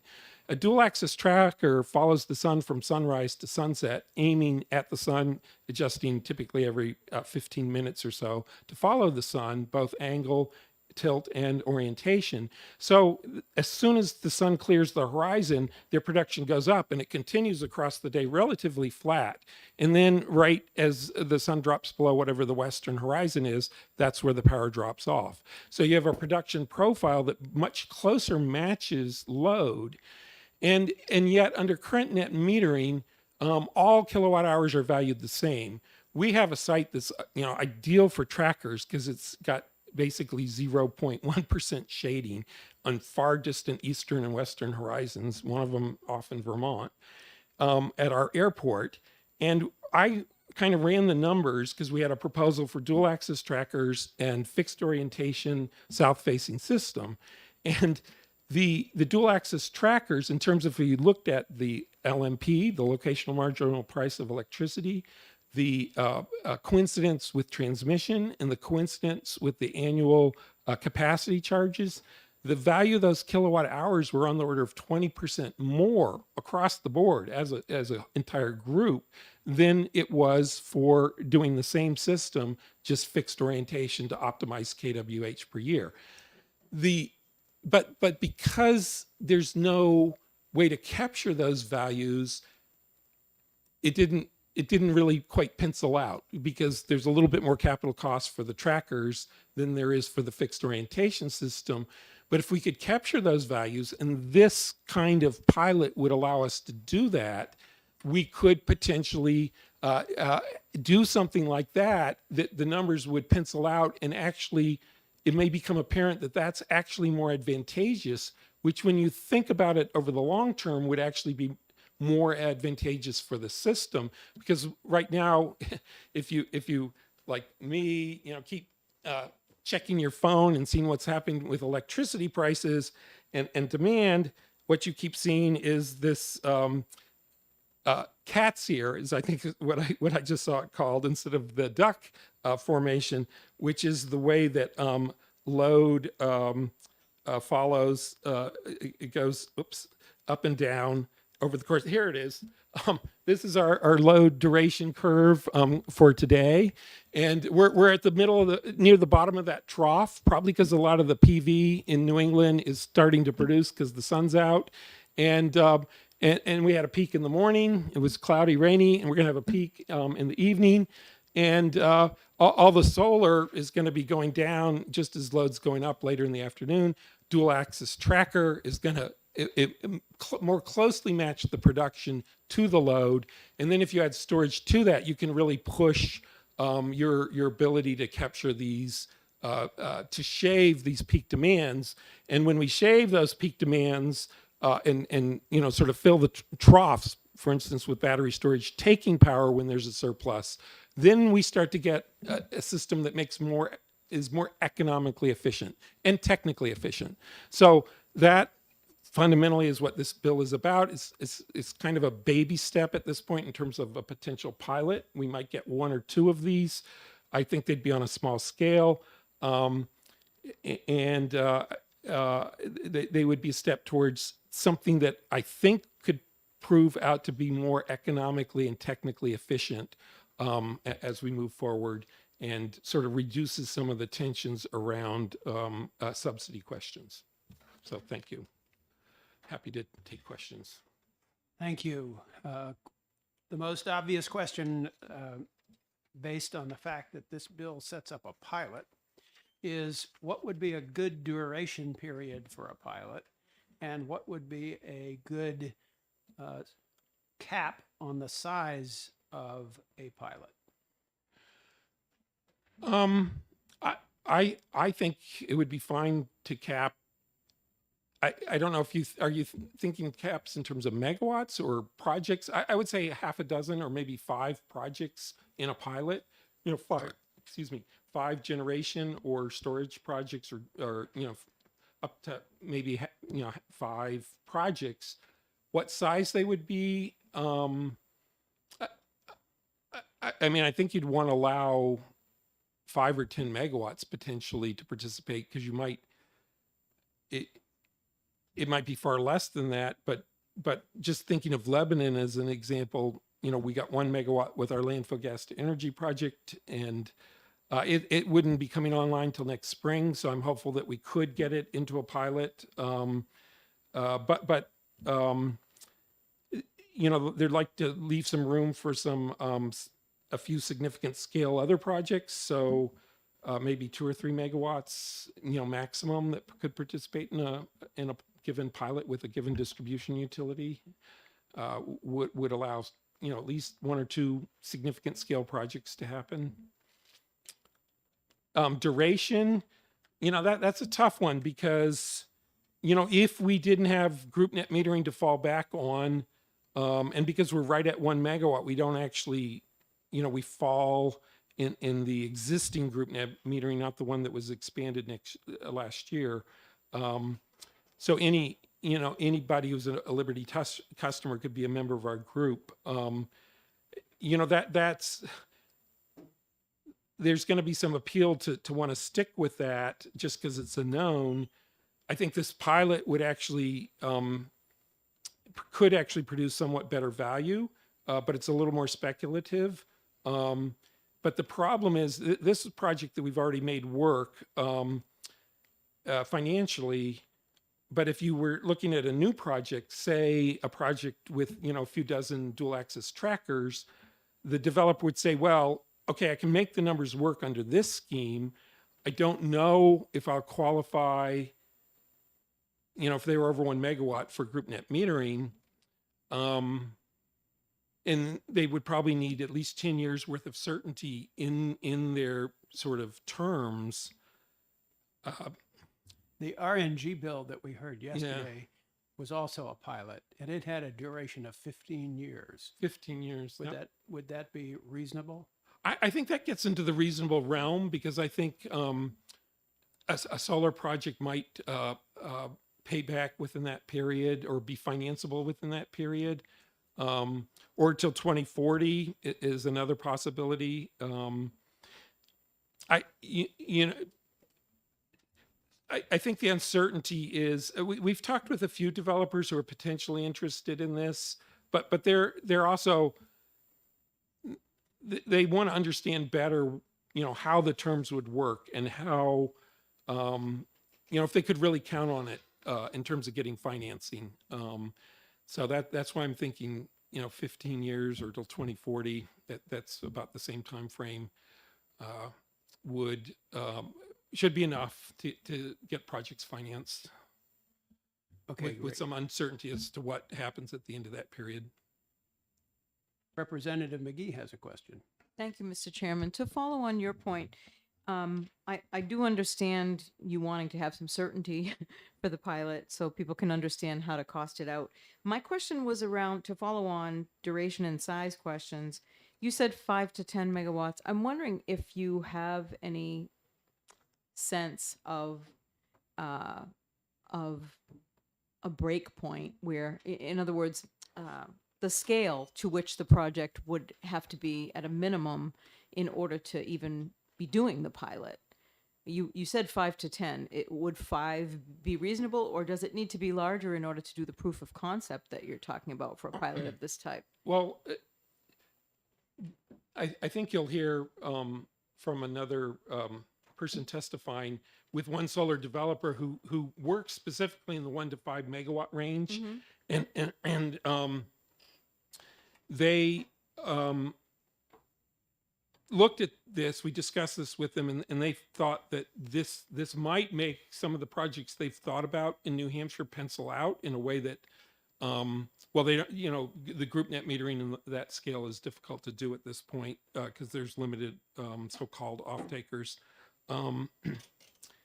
So, a project like that, they might say, we need to do a 3 or 4 megawatt project to make it work.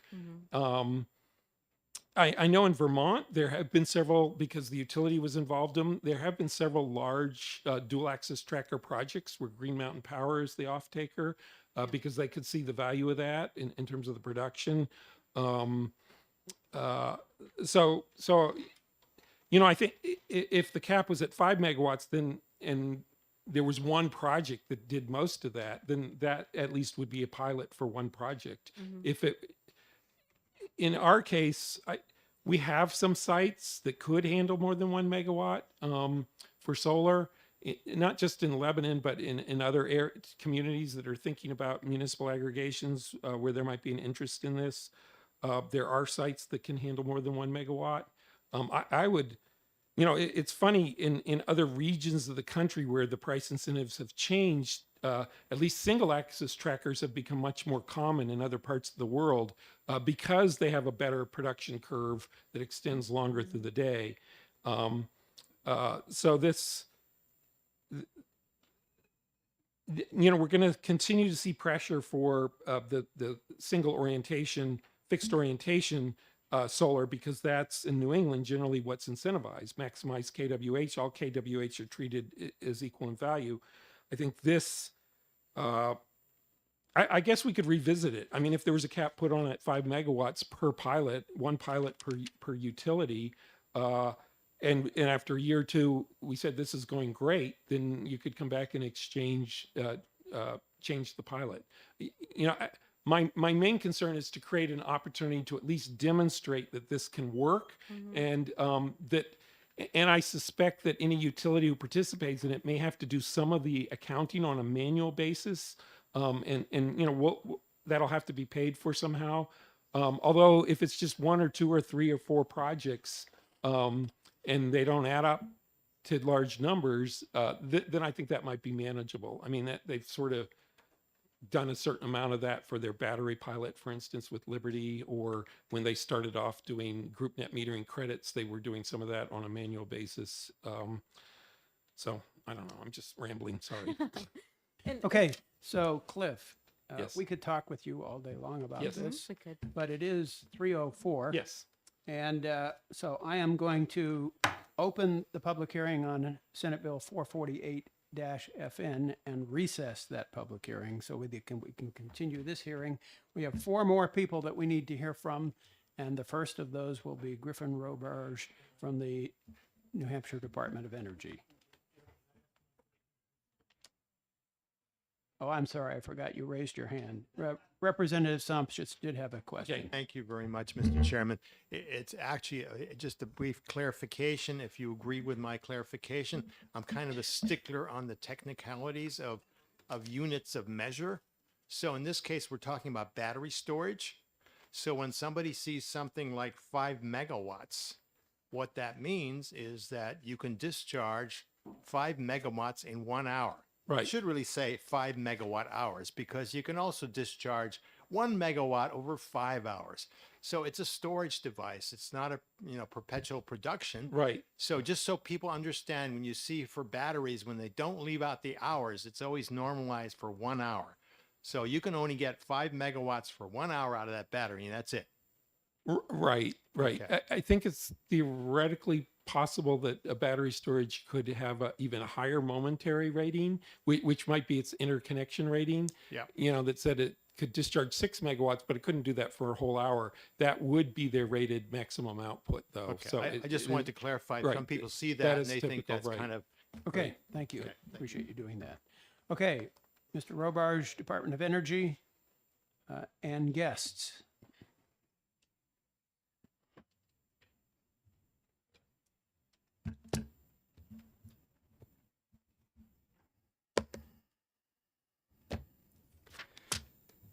Thank you, Mr. Chairman, members of the committee. For the record, Griffin Roberge from the Department of Energy. Joining me up here today is David Wiesner from the department. He is our legal counsel in the department. The department is neutral on Senator Waters' Senate Bill 321. Just as background, and I'm sure it goes over some ground that we touched on with House Bill 1635. Senate Bill 91 from last year created the Commission to Study Limited Electric Energy Producers, or LEPA Commission, as I'm sure you've heard it. The Commission filed a report on November 1 of last year that noted significant complexities, uncertainties, and potential risks associated with the proposal to expand LEPA retail sales transactions and provide avoided transmission charge credits to participants in those transactions. The report did warn of unintended consequences and the potential of cost shifting from one class of electricity customer to another. The report did recommend a few next steps, all of which essentially involve further study of the many complex issues that are involved, whether by the New Hampshire General Court, the legislature, the department, or through a limited future pilot program with, quote, a defined sunset date. Senate Bill 321 does permit the PUC to approve pilot programs for certain limited electricity energy producers to engage in intrastate retail and wholesale electricity sales transactions. This bill does have a more limited approach compared to House Bill 1635, which you folks heard earlier, but the committee later decided to interim study. Regarding the bill in front of you today, the department did want to raise a few technical concerns. While it appears it was probably touched on earlier, while the thrust of the bill is to create a pilot program for these types of transactions, there is no defined limits on size, scale, time periods, or end dates for any pilot, nor are there any specific provisions for study or reporting regardless of the results of the approved pilot programs. Again, referencing Senate Bill 424 that came up, some of the kind of concepts outlined in that bill. And additionally, on page 2 of the bill, lines 1 to 6, That would allow any limited producer participating in an approved pilot that ends before December 31 of 2040 to be eligible for the applicable net metering tariff to which it would have otherwise been eligible at the start of the pilot. This would essentially grandfather a limited producer into a tariff that it did not originally seek advantage of and had not relied upon in developing a project. It may be more appropriate for that producer to be eligible only for the net metering tariff that is in effect at the time the pilot ends. That concludes my testimony. I'm certainly happy to take any questions, but any complex questions, I'm going to punt over to David here onto the side. Okay, thank you very much. Since Mr. Wisner is here, I do have a question for you. ISO New England has an open access transmission tariff, and they also require utilities to sign a transmission owner's operator's agreement. In order for these LEAP transactions, as described in this bill, to take place, would that require ISO New England and FERC to change those existing tariffs and operating agreements? And is there any reason why they would want to do that? That's an interesting question, Mr. Chairman. I think the commission last fall heard some testimony about that. And I think the premise of this bill is that it's possible to structure these transactions as wholly intrastate. So they would not be using the FERC jurisdictional transmission system, and therefore, presumably, no modifications to the ISO tariff or procedures would be necessary. So would that restrict these transactions just to local distribution networks? I mean, again, that's an interesting question that I'm not sure was fully resolved and might be an issue in any pilot adjudication before the PUC. It may depend on the specifics of the case, where the generator is located, where the customer would be located, what facilities are involved. It's possible that Eversource or other utilities would have more to contribute to that analysis, and I expect they would in the context of a PUC adjudication. Okay, great. Thank you. Any other questions? Representative Harrington has one. Thank you, Mr. Chairman, and thank you for taking my question. The issue that both you and Cliff brought up about the what happens if you want to revert back. I see both sides of your argument. I mean, him saying that people aren't going to agree to go back to something if they don't know what it is, and you saying, how can you go back to something that it doesn't exist anymore? Any solutions out there that you see possible? I mean, I guess our perspective is we typically think of grandfathering as protecting a reliance interest. So you built a project on an assumption that you'd have the benefit of a certain net metering tariff design, for example, and under the PUC order and under the statute prior to that, you would be grandfathered through 2040. If I understand what's intended in this bill, it's preserving more of the opportunity cost value. You made a choice to go with a LEPA pilot rather than net metering, and when that pilot ends, whether it's 5, 10, 15 years down the road, the thought is you would be able to revert to the benefits that you forewent when you decided to sign up for the pilot. And that's not the normal concept of grandfathering, I might offer, and it would, in certain circumstances, require the utility to preserve sort of an open net metering tariff design for somebody who might change their mind later after the PUC had revised net metering going forward. And I'll also say that to some extent, grandfathering is to protect the interest of a new developer. And as I read this bill, it's not limited to new development. An existing hydro, for example, under 5 megawatts, could seek to take advantage of this. And then, as I say, you're not really protecting the same reliance interest because the plant was built in 1982, you know? Thank you. Follow up? Follow up. On the question of that was just raised about the transmission, because with this came up in another bill on the other day, if it was intrastate, meaning it could be, let's say Eversource, for example, they said that they would have areas where you could have a generator in one location and a customer on that connected with them on this limited producer thing, would be far enough away in the state that they would actually use the transmission system to get the power there.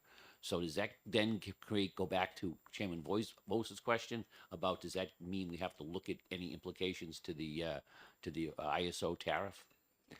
I mean, I don't want to pretend to be an expert in this hearing, but I think there probably are situations where a generator in one location and a customer in another, it's hard to see how the power would flow to that customer without the use of the FERC jurisdictional pool transmission facilities that would be subject to the ISO.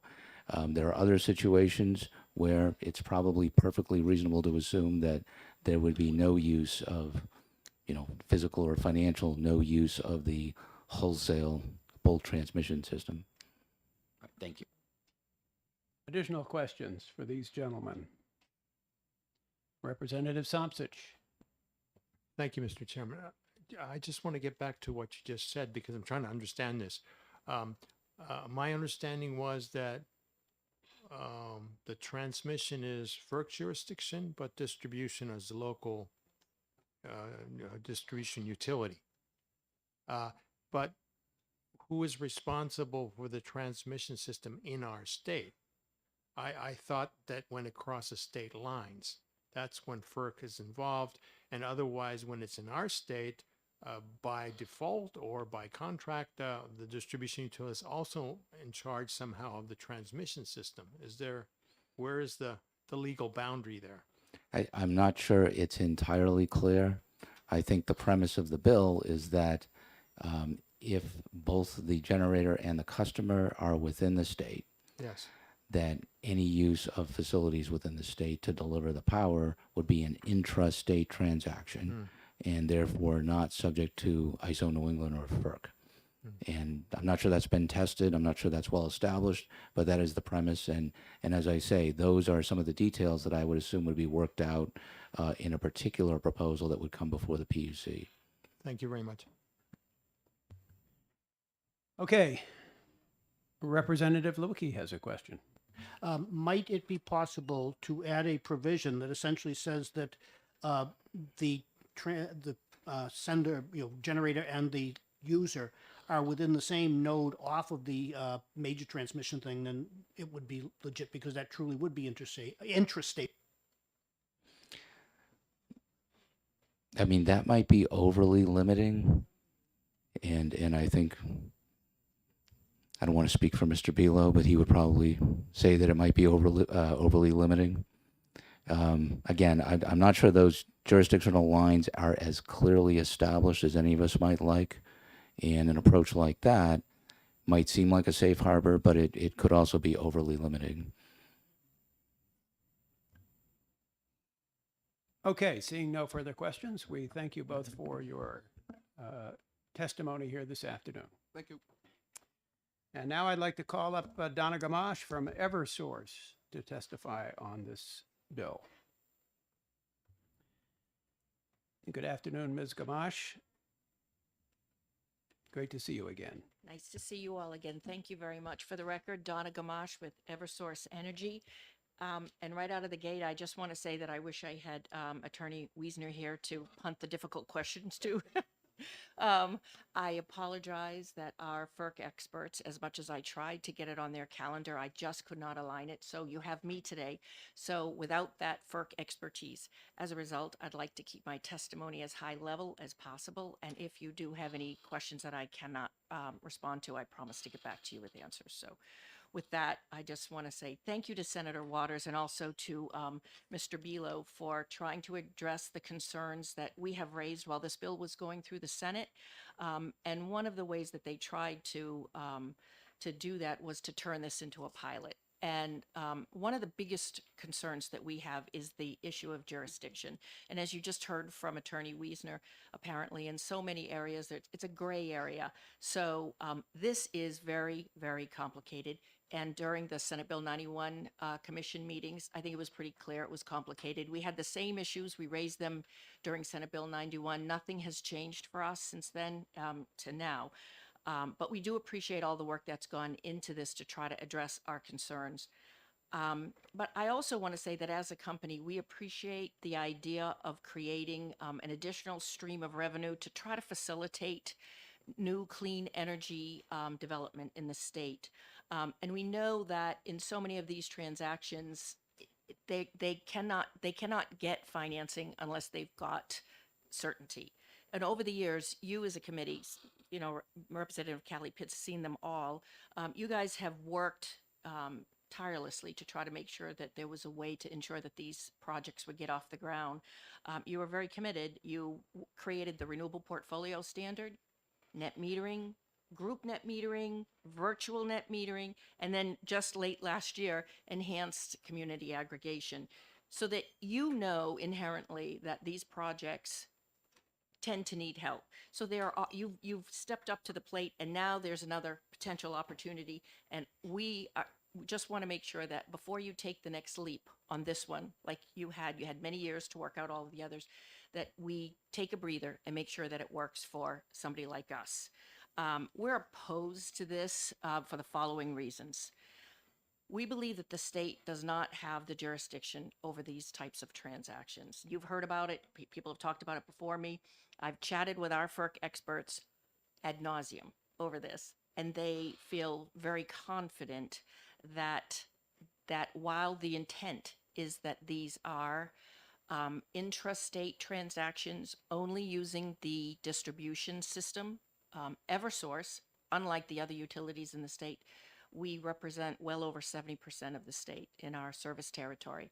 And while we will probably be able to come up with instances where a project can come forward that only uses our distribution system, we would have to make sure that it was on the same distribution feeder. And but we'd have to be able to monitor that because we are moving power around on a regular basis. As you know, you've watched us evolve as a company. We're far more reliable. We have far more automation, and the whole purpose is to move power as quickly as necessary. So it is very, very difficult to monitor, especially given our geographic area. So, and you mentioned, Representative Vos, about the transmission owners operators agreement. And we fear that this, unless we can prove that it is specifically using just our distribution network, that it would violate that agreement that we have with ISO New England.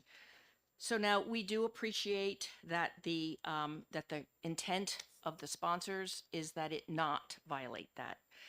So we would, we'd be open to working with this committee on language that would find in some ways, if we can come up with language that we could all agree with, that would narrow this scope down as much as possible. And so, I mean, I did want to raise, there's a good reason why ISO New England manages the transmission system. And the transmission system, whether it is in-state and out-of-state. So how we see it is, if there's a project, say in Nashua, within our service territory, in Nashua, selling to a customer or vice versa, a customer up in Coas County, it's pretty hard to imagine a time when it wasn't going to be using our transmission system. And with that, ISO New England has jurisdiction. And as I said, there's a good reason for that. It's to ensure reliability. ISO has to know what's happening on the system so that they can manage it, but also for charging for rate recovery. And it's to ensure that all who use our transmission system are paying their fair share of it.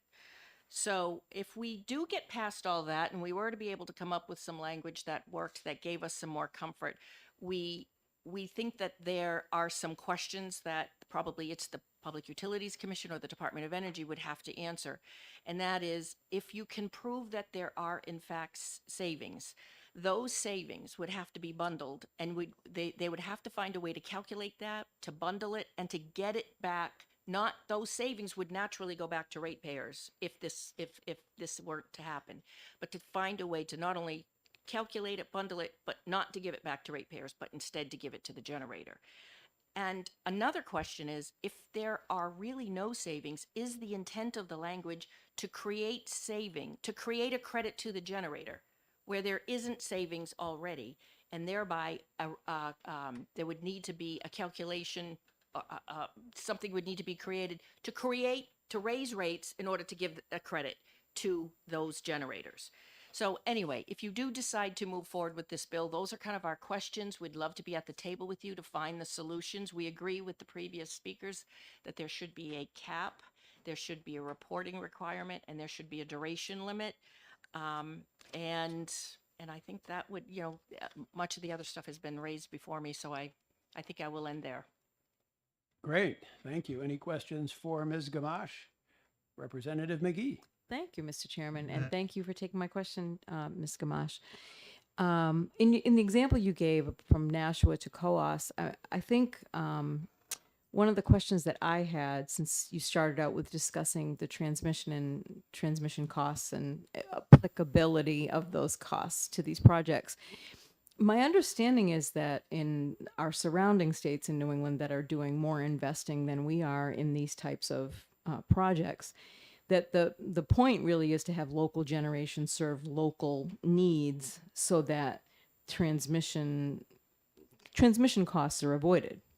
We've had reports in this committee that New Hampshire is going to be picking up a higher share of transmission costs in the future because there's less investment here in these types of generation projects. So I guess my question is, I don't know how you come to I understand the concern of saying we may not know when transmission lines are involved, but isn't there a way for us to determine that if a pilot like this comes online and it's going to be a finite proposal that they're going to work with whatever utility is involved to come up with? So wouldn't that be something that would be answered in the specking? Well, I think Specking. I'll end with the word specking, and you can go on from there. Well, I think you raised very good questions. Thank you for your questions. First, I just want to start by saying, again, I think the way you would truly be able to do this is to make sure that it's on a system, on a distribution feeder that we can prove is really just on the distribution system. It is going to be hard to do, but we would be committed to working with the committee to find a way to see if we can do that. I would say with regard to the transmission costs, I think that over the years we've heard this bantered about a bit. And I think if you look at how it is actually playing out in the region, I'm not sure it's playing out that way exactly. And the reason is, if you can look, you can see the transmission charges for each state. They go up and down. And I'm not sure that, if you look over the last 4 or 5 years, that they probably haven't wound their way back where they were originally in many cases. But because the costs for transmission are the costs for transmission. And if every state in the New England region tried to reduce their transmission costs, who would be left to pay the transmission bills? There's just going to be another way of allocating those costs. So I just wanted to raise that. So I think it's a noble exercise. And at some point, we should all try to do it, but at some point, the transmission costs are what they are, and we're going to have to cover those costs. May I have a follow-up? I'd prefer you didn't. We have a couple of more people who need to testify, and it's already almost 3:30. Do you need a question, Representative Somsich? Representative Callie Pitts? Okay. Go ahead, Representative Somsich. So thank you, Mr. Chairman, and thank you, Ms. Gamache, for being here. We have heard so often, and I think it's well deserved, that Eversource is one of the outstanding utilities in the country when it comes to energy efficiency issues. Battery storage and using energy when it's most needed is one of those techniques to even out the demand and provide a valuable energy when it's most needed. It seems to me that even energy efficiency is nothing different than a load reducer.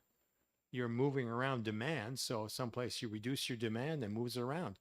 And you guys manage the grid based on what the demand is. So Is this about the bill? Yes. So I think I would be surprised if you don't have examples in other states already where you've been working of how to manage battery storage in a way that doesn't violate the transmission issues.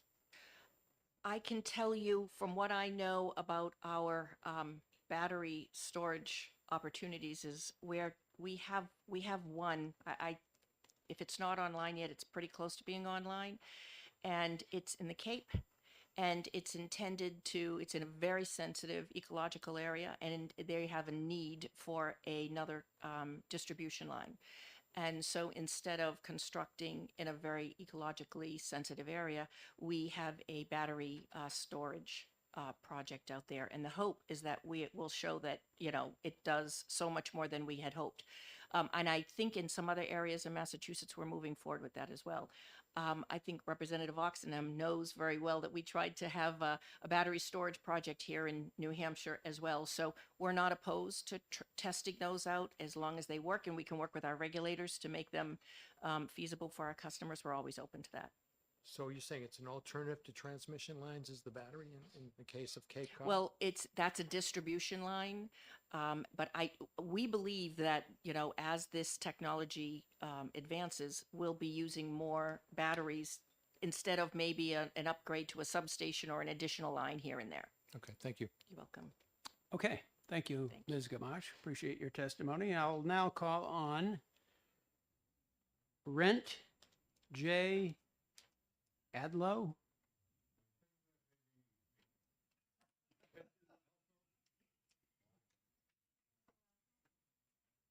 Could you spell your last name for me? Aalto. Okay. Like a soprano, only an alto.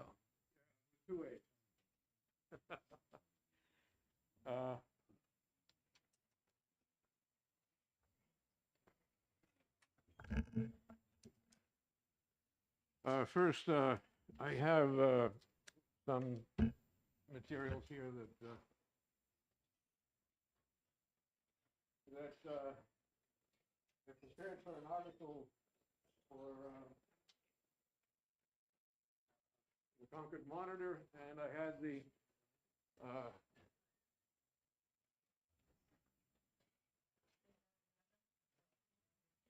thank you. I had the honor of sharing the opinion page with the chairman of the today here. And yes, it was a contrasting opinion, I think. For those that don't know who I am, my name is Penty Alto. I'm a consultant. I've been and I live in Pembroke, New Hampshire. I've been looking at the issue of integrating distributed generation and active load into the grid since the early 70s. When I realized as an engineering person that I could have a nice technical solution to a problem that was irrelevant because of policies. Based on that, I began to focus on change in the electric industry. And that led me to initiate a project that became the Governor's Commission on Cogeneration in Massachusetts in the mid-70s that had an influence on the design of the PURPA rules, which permitted qualifying facilities to sell power to utilities. And from there, what became apparent that a restructuring of the industry was necessary, so I was part of many hearings on restructuring the electric industry, particularly since we've viewed it as a natural monopoly when it wasn't. The paper that I submitted talks primarily, this was written many years ago. As you can see, I'm dyslexic, so nobody can read what I write, and this took about a month to write. It was written looking at net metering. And I think these are very relative issues here. In my view, we can simplify this by basically having a transparent reversible price to the customer. Whether they buy or sell, it is the same price. The issue with that, of course, is that it's inefficient in the sense that it doesn't represent cost. The pricing structure we have doesn't represent cost. It doesn't represent value, except in a very loose way. That leads to cross subsidies. not just for the solar that may be generating, and there was another term to the duck curve called cat's ears, which came from the executive running, Gordon Van Wheely running the ISO. If you look at today's load curves, you'll see there's a morning spike and an evening spike of about the same size.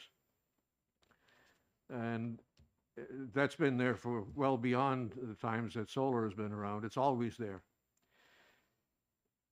The issue that comes from all of this is that ultimately we need to be able to see as customers what's going on in the system and then either contribute to that controlling costs or not.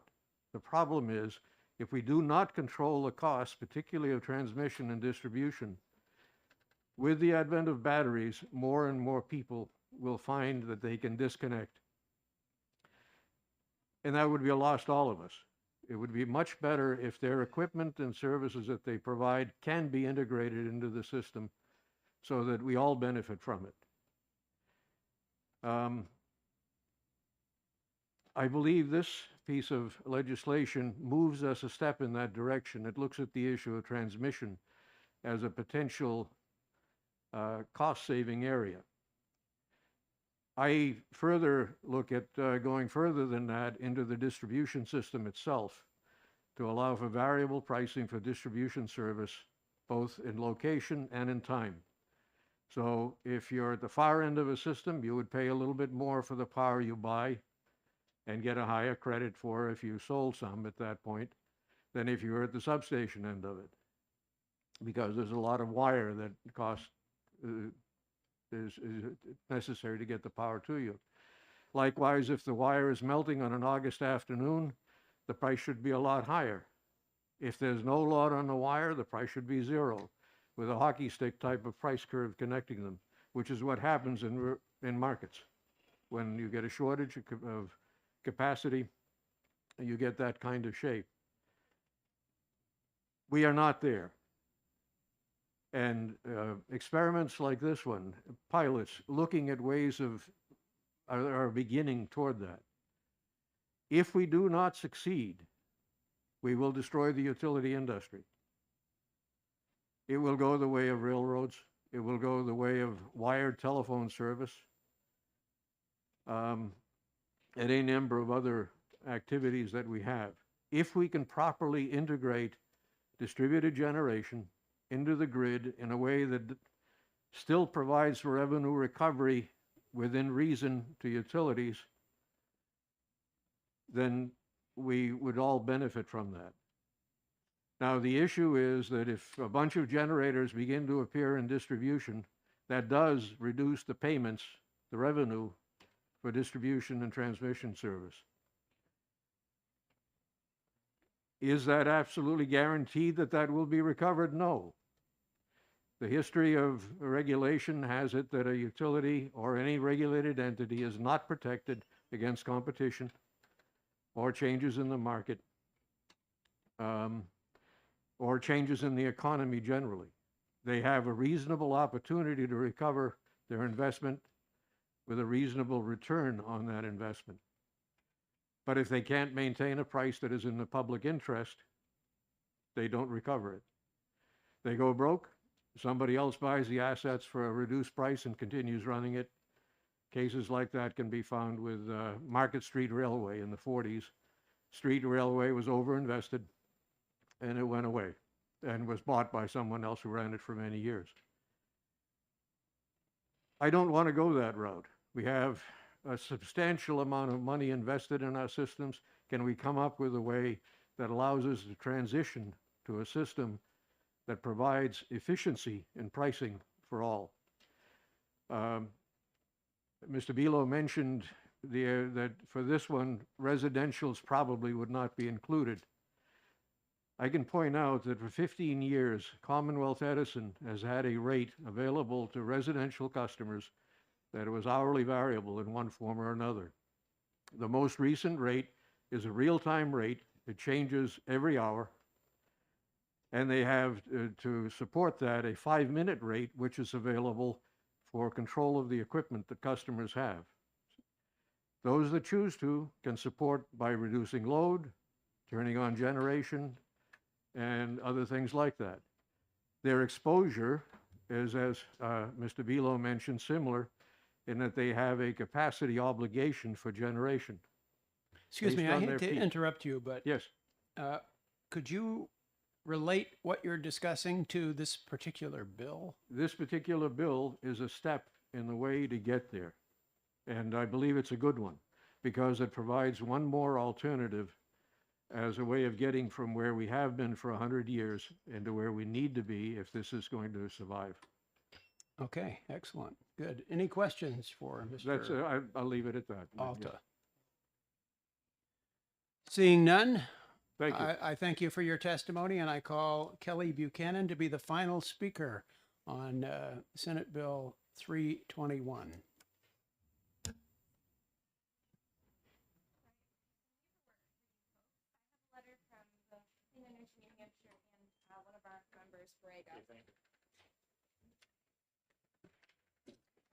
All right. Good afternoon, folks, or nearly good evening. I will be brief today, but I thank you for your time. My name is Kelly Buchanan. I am the Director of Legislative and Regulatory Affairs for Clean Energy New Hampshire, and we are glad to support Senate Bill 321, which explores an innovative policy through a limited pilot program basis, and that would be appropriately vetted at the PUC. And I want to draw folks back to some earlier remarks from Eversource and Donna Gamache that there are some concerns and some disagreements regarding whether FERC comes into this discussion. And I would argue that these questions really are most appropriately answered at the Public Utilities Commission. And that would be the venue in which we would expect and be assured that any concerns regarding FERC jurisdiction on each of these pilot programs would be resolved. And if there was an issue, that those pilots would not move forward and would not be approved. And so I think Senate Bill 321 really places the appropriate guardrails in place and would help us expand the marketplace for distributed energy resources, locally produced energy in that 1 to 5 megawatt category, which is so important. So I will end with that. I will also mention that Borrego is very interested in expanding their business into New Hampshire. They're already quite active in Massachusetts and Maine. They apologize for not being able to be here today, but they are very excited about the opportunity for the value of avoided transmission and capacity costs to be recognized in New Hampshire. So with that, thank you very much, and I'd be glad to take any of your questions. Thank you, Ms. Buchanan. We appreciate that. Any questions for Ms. Buchanan? Representative McGee. Thank you, Mr. Chairman. Yes, that was the question I had in follow-up as well, as whether as a pilot, that these issues could be addressed through the Public Utilities Commission. And I wonder, since you have participated in Public Utilities Commission dockets, whether you think even beyond the transmission question, there were several questions that were raised at the time that Eversource was up testifying, that whether those would be the types of things that would be addressed in a PUC proceeding for a pilot. Sure. I think there was some earlier mention from the Department of Energy that a duration, a cap, and a study and reporting requirement would be useful in this bill language, and I think that is something that we certainly agree with. And that would be fine to implement. Anything else, though, beyond the parameters of the pilot program, I think really could be decided at the Public Utilities Commission with the appropriate stakeholders involved. I know Ms. Gamache mentioned the FERC expertise. I'm sure that they would be accurately represented at the Public Utilities Commission. Mm-hmm. Thank you. Okay. Seeing no further questions for Ms. Buchanan, I would like to thank you for your testimony. Thank you. And I would like to ask Representative White for the blue sheet count on Senate Bill 321.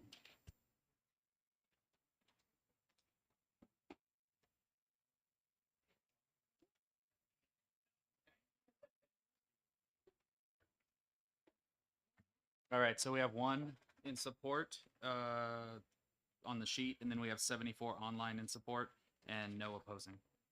Okay, thank you. With that, we'll close the public hearing on Senate Bill 321 and resume the already open public hearing on Senate Bill 448.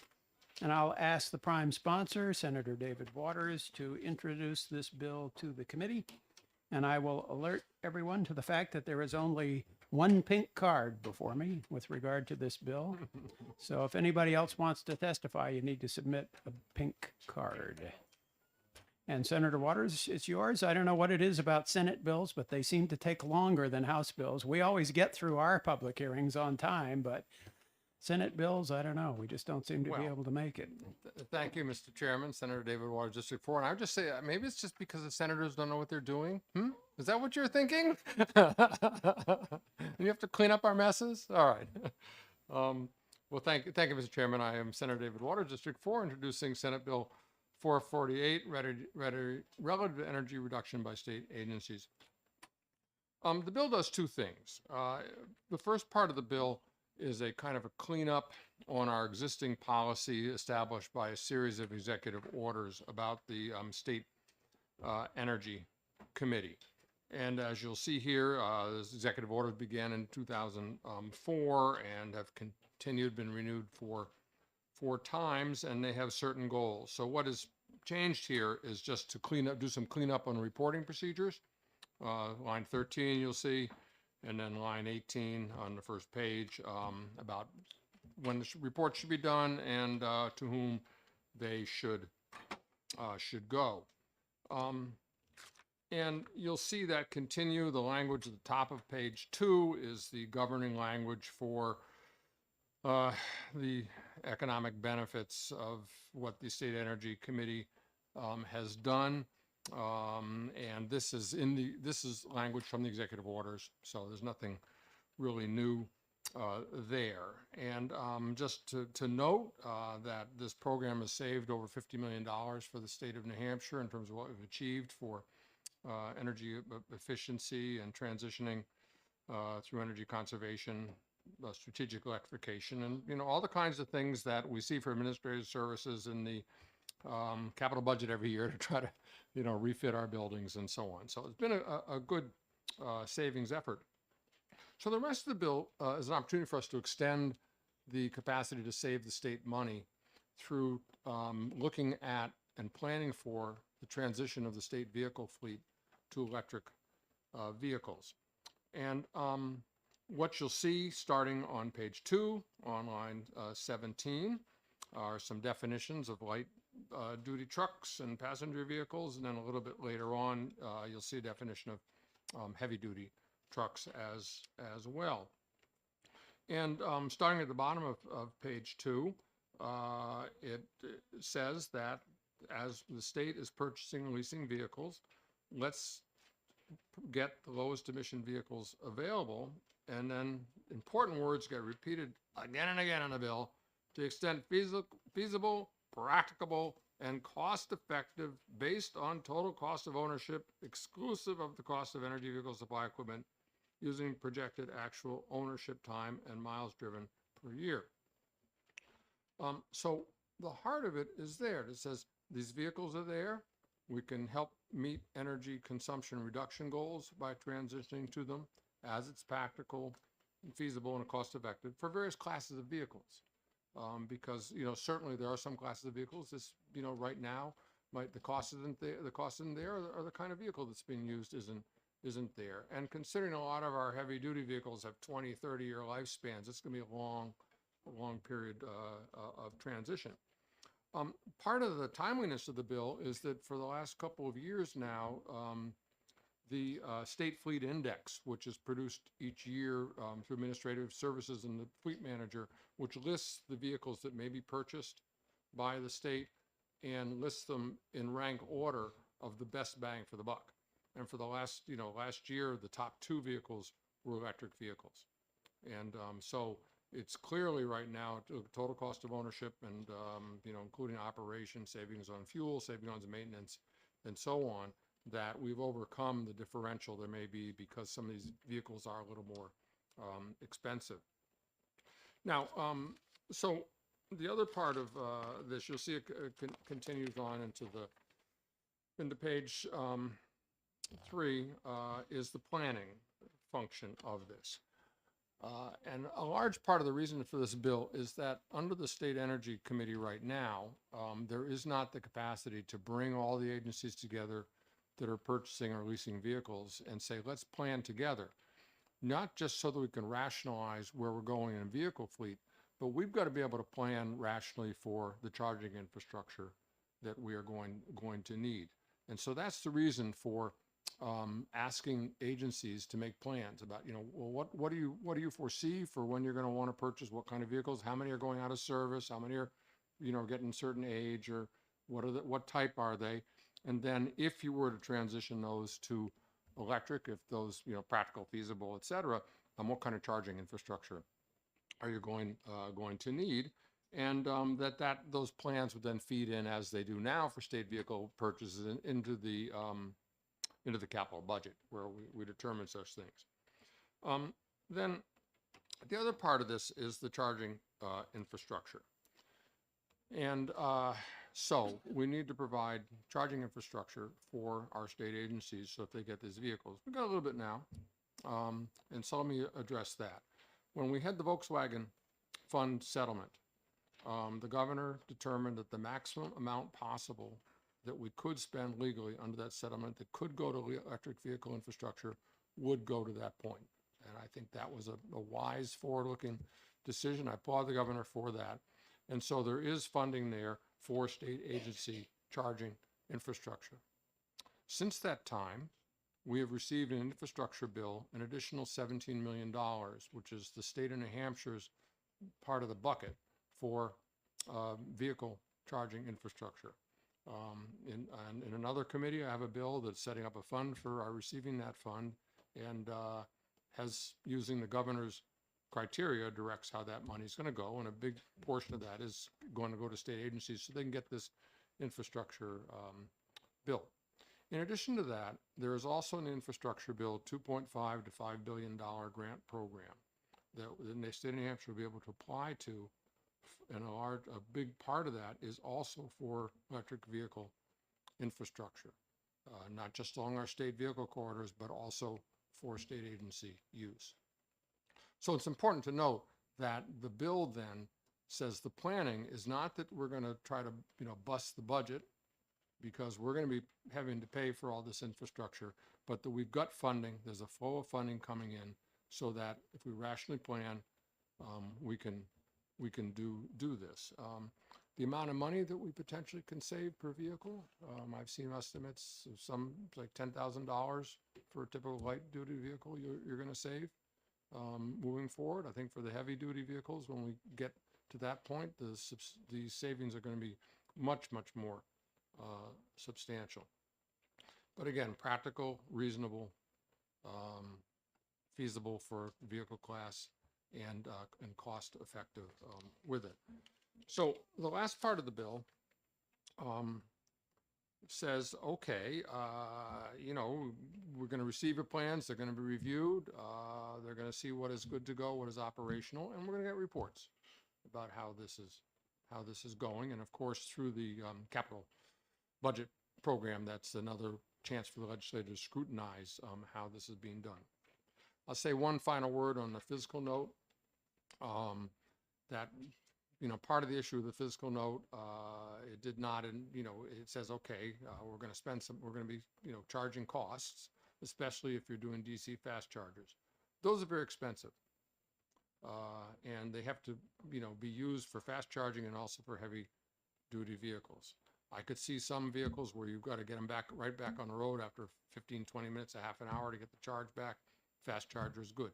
Heavy duty vehicle, because they're drawing so much electricity, fast charge is good. A lot of light duty vehicles, though, are going to be level 2 charging. And those, $600 to $1,400 to put in charging for that. And that's what we have already, a little bit up. You go to the state office park, or over here to Green Street, where those were put in by the DES. And those are much less expensive. So, I suppose it's got to say there's some unknowns out there, that the ground is shifting here. We know that the major auto manufacturers in the United States have said that they're going to phase out any production of conventionally fueled vehicles by 2030, 2035. The European nations have passed laws saying that's the case. Massachusetts is contemplating laws saying by 2035 you can't buy a conventionally fueled vehicle. So we know that all the new models that are coming out, and the costs will come down because of that. There'll be many more. We know in the heavy duty vehicles too. Cummins, the largest manufacturers of diesel engines in the United States, has said they're going all electric. Peterbilt, Mack, Lion, the other big ones are saying they're heading this direction too. So I suspect we'll see a lot of good usable vehicles of various classes. The price will be coming down. So let's do some rational planning. Thank you, Mr. Chairman. Thank you, Senator. I think we have quite a few questions for you about this bill. We'll start with Representative Callie Pitts. Thank you, Senator Waters. My understanding was that the fleet is now being replaced with electric vehicles where possible, and that was the order. I looked at the fiscal note of 96,000 to 37,000 to replace for stations. Have we thought at all, in conjunction with all the departments, have we thought about producing our own electricity on sites where these are going to be charged? So I would imagine, check me if I'm wrong, I don't know much about the vehicles except when I see them, I want them to operate. Places where they're going to be charged will be stations, so they wouldn't be just one. You'd be charging DOT station across from my house, has several trucks and other utility vehicles. Anything about putting in perhaps solar-powered charging stations and batteries in there so that we do the whole enchilada all at once instead of doing it piecemeal? Well, thanks for the several questions there, and I'll try to get through them.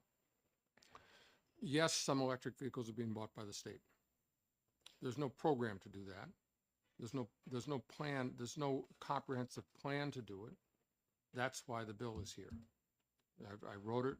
I worked with administrative services, fleet manager over the last couple of years on these issues, and this will be very, very helpful to them to get various agencies to come together and do this rationally, and also purchasing cooperatively so that they can get better deals. Let us note as well that municipalities can buy their vehicles at the state fleet price, so that we have an opportunity there to help out our local municipalities. And I just, as an aside, will say that some of the funding we're getting from the infrastructure fund is going to provide municipalities with charging infrastructure, and that funding we have, and the 247, another committee, is going to authorizes that. Now, the second thing you mentioned, that $96,000 figure, I tried to mention, well, there's two things about that. They just went to the fast charge model. We're going to need some fast charging, DC fast charging. They're pretty expensive stations to put in, but we're going to need a lot more that are the cheaper ones to put in. But the point is that we're not going to spend money we don't have. We have money coming in for charging infrastructure.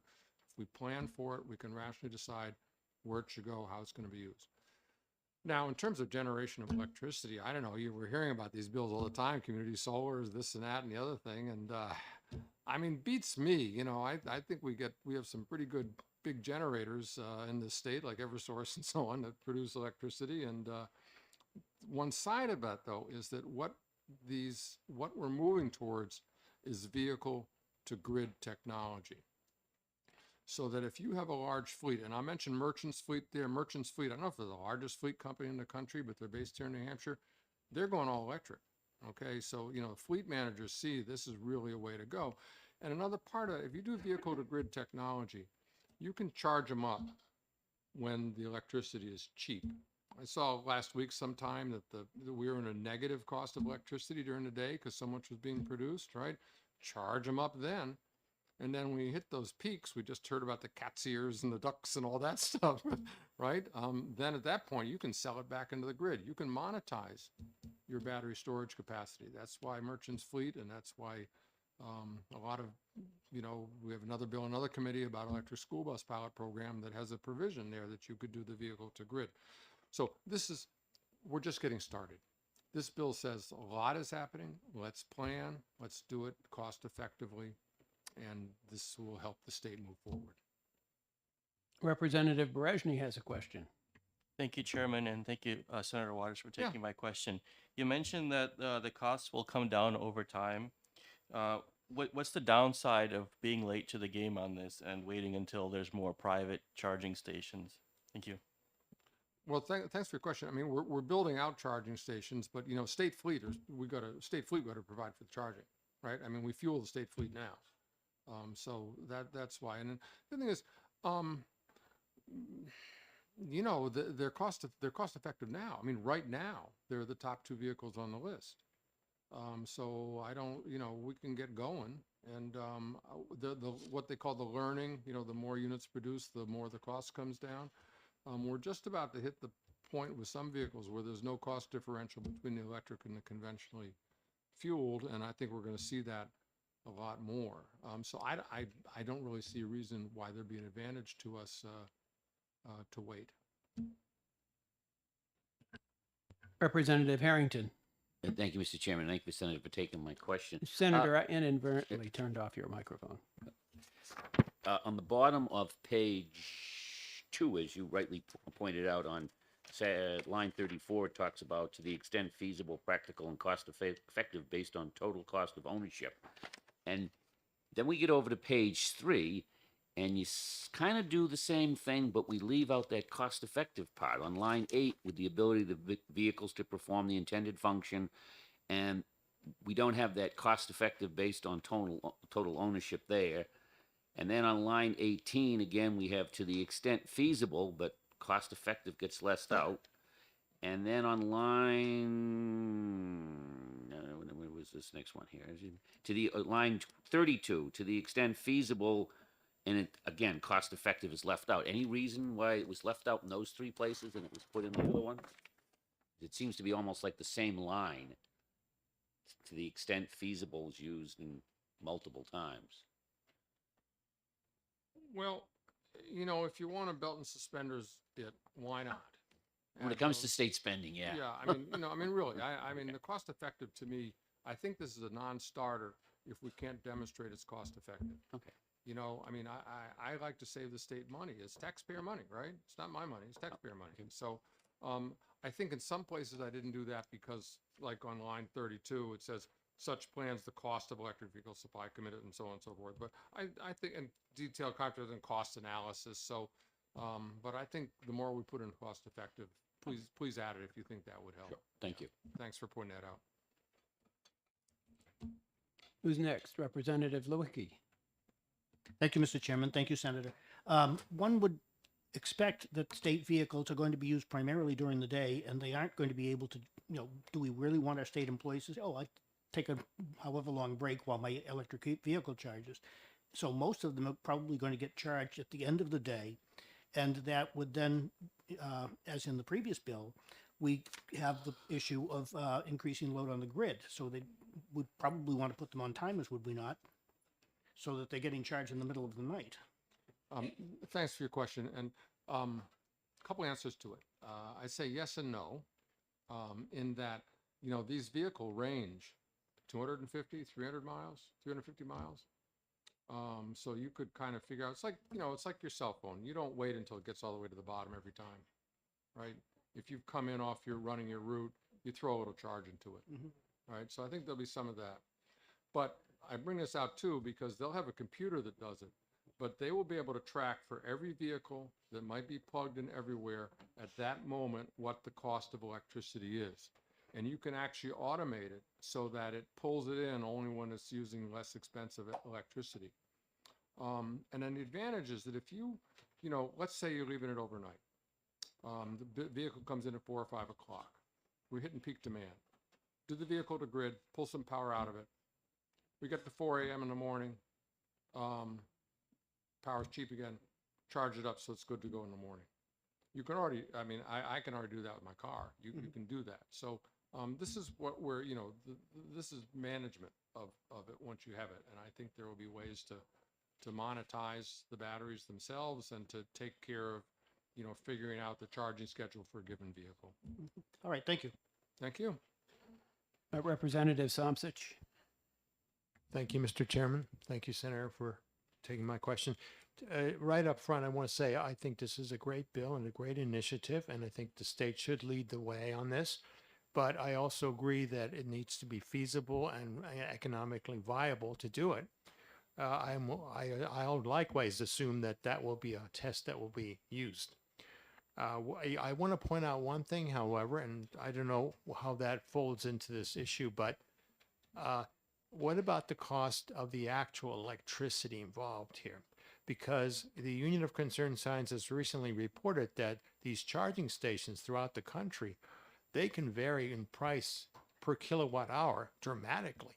Some places are charging like $3 per kilowatt hour, which is a ridiculous price. It's like paying $30 a gallon for gasoline. So the price that's negotiated for the state when they charge these vehicles, that will be very critical.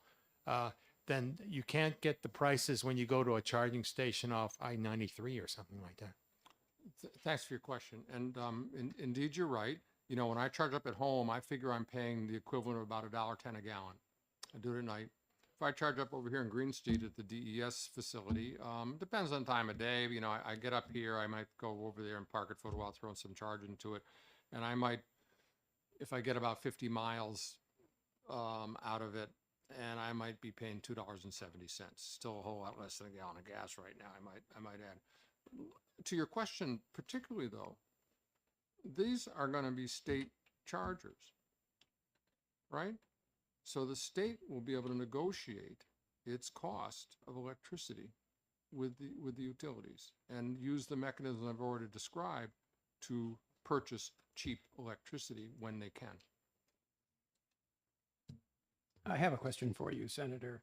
Do Yes, the Mr. plans covered by this bill include the building infrastructure for charging stations? For example, in DOT garages, you're going to need substantial fire suppression equipment because of the potential for battery fires, which could do serious damage to both the building and any vehicles stored within the building. So does the plan take into account those additional costs? Well, thanks for the question. And, you know, I don't know if we have somebody here from, well, Becky is, I don't know, maybe you can answer some of these things, but, you know, if you think about it, Mr. Chairman, we have a lot of vehicles that are pretty flammable right now that have a big diesel tank or a big gas tank, right? And the potential there for fire from those is there as well. I think the whole point of the planning is that these considerations would be there as you're trying to figure out the feasibility and the cost. The last thing I'd say about that too is that, you know, I bet we all saw the picture of that Tesla that burst into flames after the crash. That was really something. You know, I don't know what town was it, Merrimack or somewhere, Manchester. You know, and wow, you know, and if a car bursts into flame, wow. The battery technology is moving rapidly towards replacing the lithium ion and the nickel system, and coming to a battery that won't do that. In terms of the large storage units, I think they've already pretty much gotten to one that does that, but they're moving towards sulfur and graphene batteries. They're moving towards iron batteries, solid state batteries. So, you know, that's obviously, Mr. Chairman, a very important issue, the safety around it. But I think the industry is moving towards batteries that are addressing any concerns, because there have been some, huh? Yeah. Excellent, thank you. Representative Callie Pitts has another question. May sound foolish, but it's a question that I'm just wondering about. I would think we have over 1,000 vehicles in the state fleet. Add some zeros. Add some zeros. Okay. So my question is basically, and it's maybe a foolish question, does the state pay state road tax on its gasoline? It's just a... I mean, I guess so. I mean, why everybody? Okay, I'll tell you the reason I'm wondering is, I don't know, but we're going to eventually in the state have a revenue problem for our roads. because of not being collecting state gas taxes. So I was just wondering if the state pays it and what kind of a impact that would be. And that again may sound foolish, but it's just something I've always wondered about. Well, thank you. I should know the answer to that. I'm on Senate Transportation, hey, but my mind is just blank.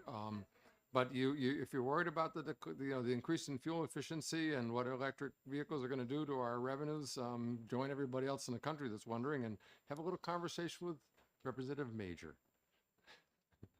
And he has some ideas about this.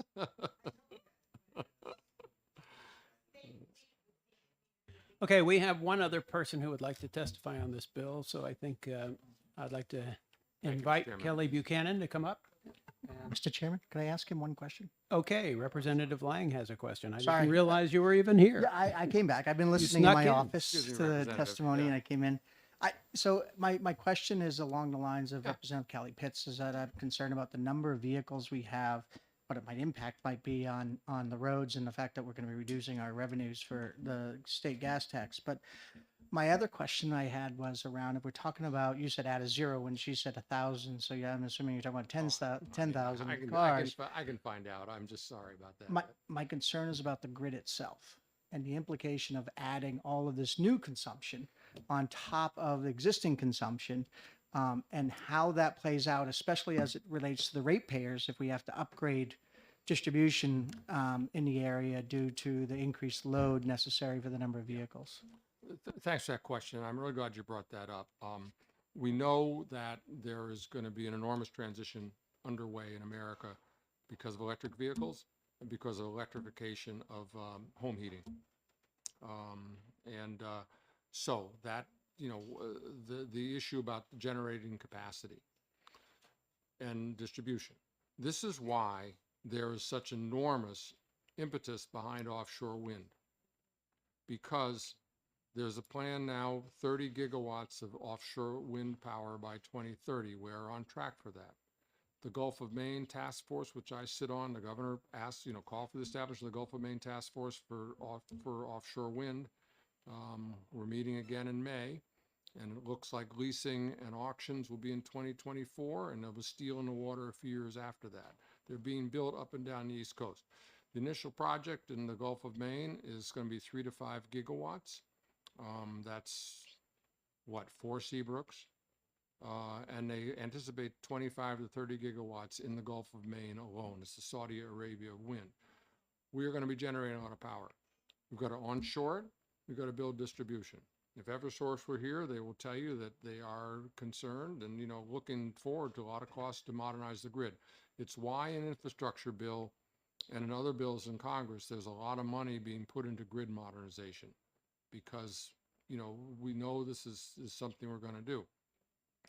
I will say, though, a lot of people with electric vehicles, and back to Representative Callie Pitt's earlier question about, well, can we generate our own electricity at these sites and so on and so forth.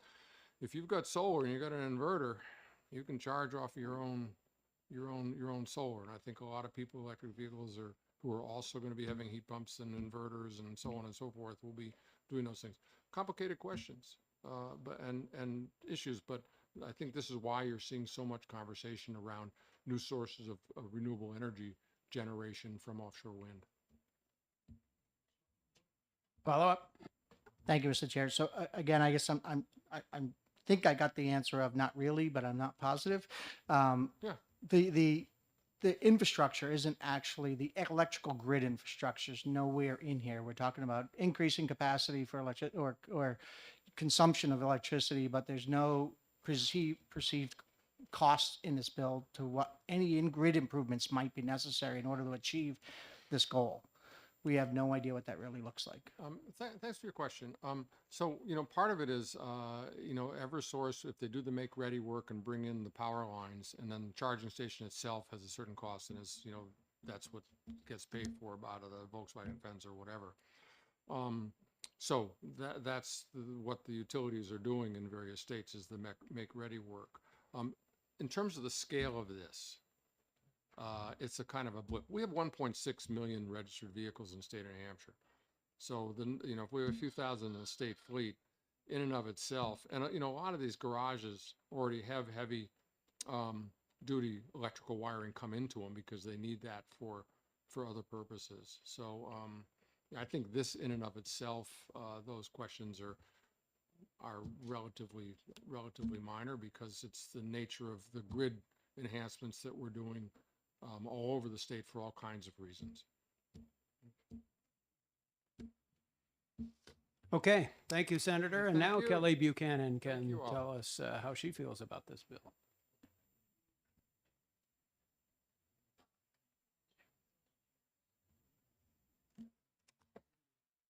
All right.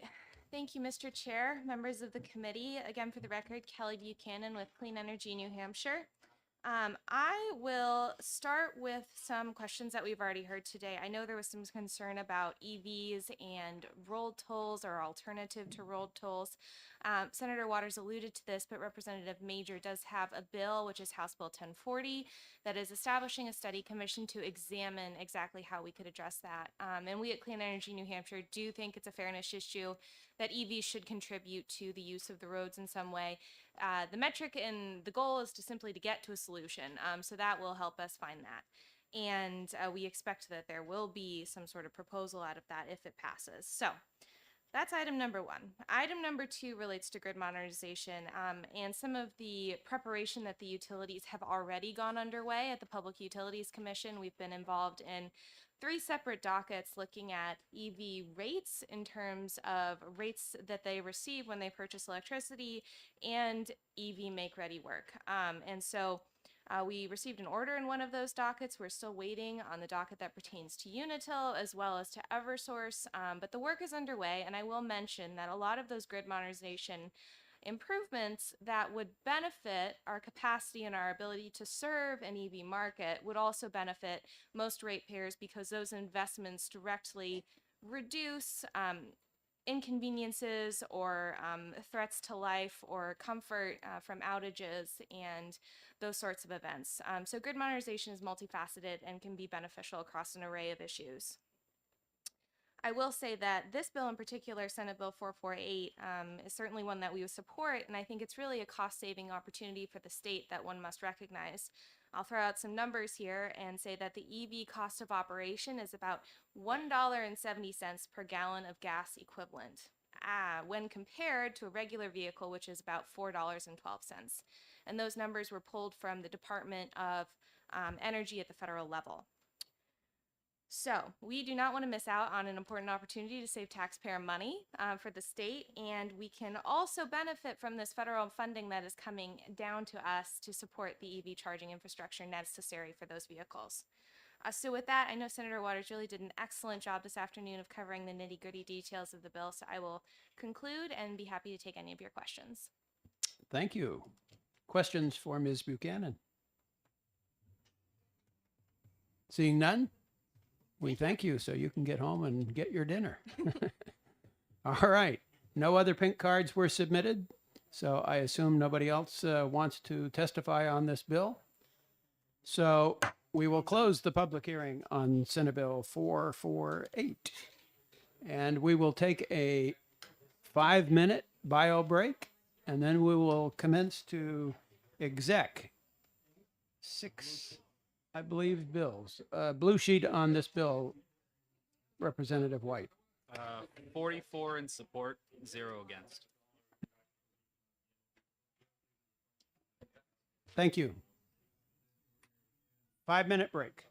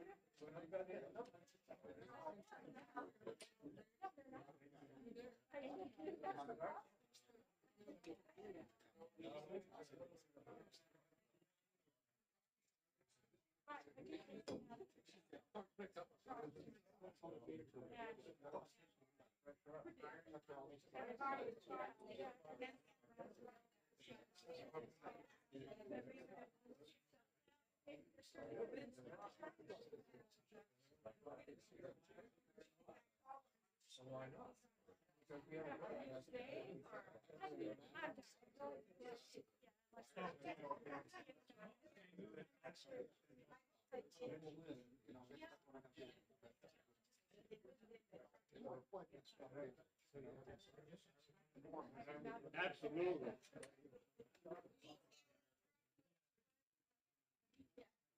This is, hey, what?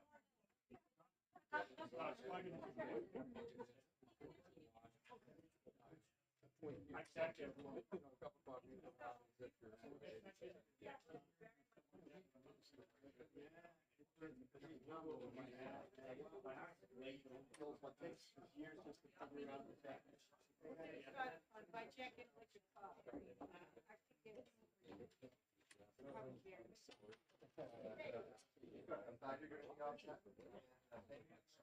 Okay, so you think you work? Well, I mean, that's a charge. You can't afford a car, period. Actually, I can afford a car.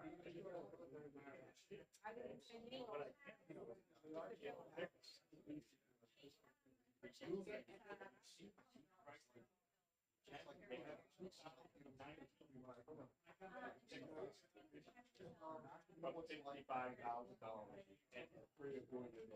That would be just like saying, 55 million, you got your ticket. There you go. No.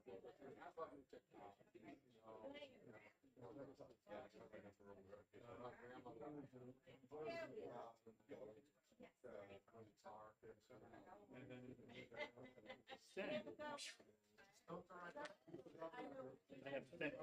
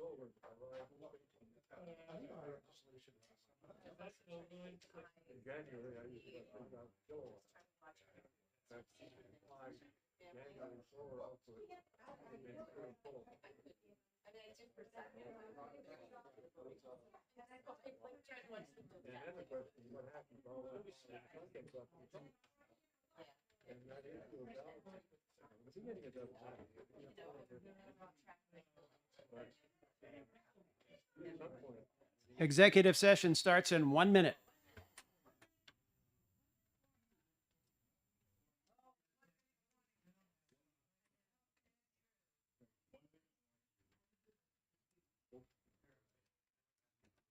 Thank you. Appreciate you being here today. Thank you very much, and it was an honor actually to be able to swap theories about stuff. Been a long time. Taking quite some time.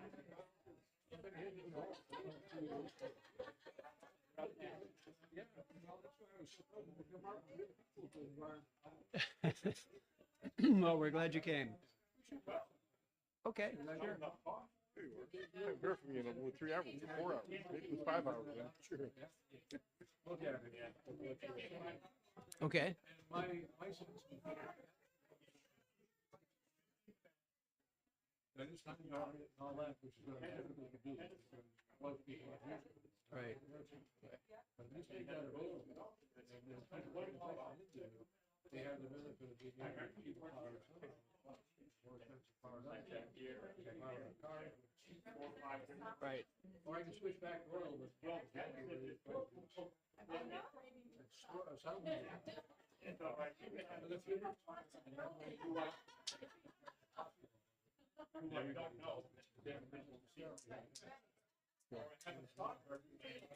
Okay.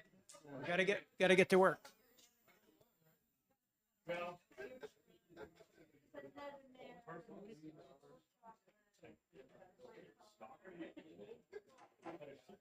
Okay, everybody, I'm going to open an exec session on Senate Bill 270. And I'm passing out an amendment which was obtained for us by Representative Callie Pitts. This is the amendment that the Department of Energy alerted us to that we, by oversight, forgot to adopt on Senate Bill 270. So I would like now for Representative Callie Pitts to give us a motion on the adoption of the amendment, which is 2022-1444H. Could you turn on your mic, please? I move that we adopt Amendment 2022-1444H, which are the minor amendments to Senate Bill 270, that we agreed were necessary and had to be passed. I'd like to second that amendment, Mr. Chairman. Representative Harrington seconds the amendment. Is there any further discussion needed? 2-7. Representative Callie Pitts made the motion. Seeing none, I'll ask the clerk to call the roll on the question of adopting Amendment 2022-1444H. Madam Clerk. Representative Thomas. Yes. Representative Harrington. Yes. Representative Lang. Yes. Representative Murner. Yes. Clerk votes yes. Representative Berejny. Yes. Representative Bernardi. Yes. Representative Cambrils. Yes. Representative Clojet. Yes. Representative White. Yes. Representative Somsich. Yes. Representative Callie Pitts. Yes. Representative Mann. Yes. Representative Oxenham. I'm still looking for a copy of the amendment. Wait a second. What's this? No, that's the bill. Ah, nice to know what it is we're voting for. Yes. Yes. Representative Lewicki. Yes. Representative McGee.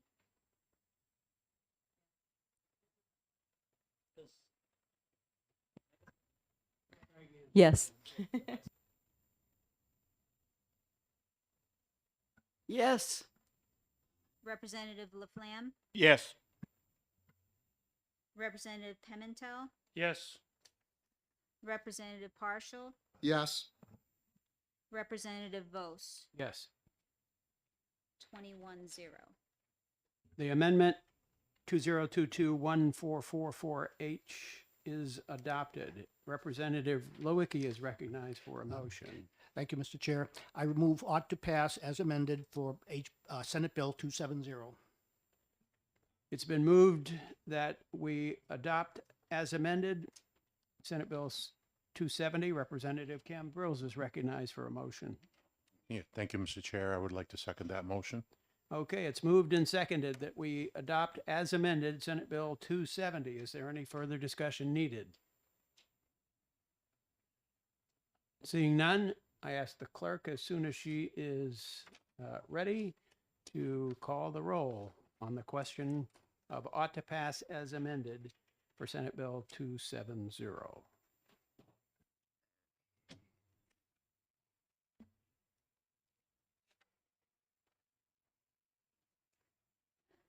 Representative Thomas. Yes. Representative Harrington. Yes.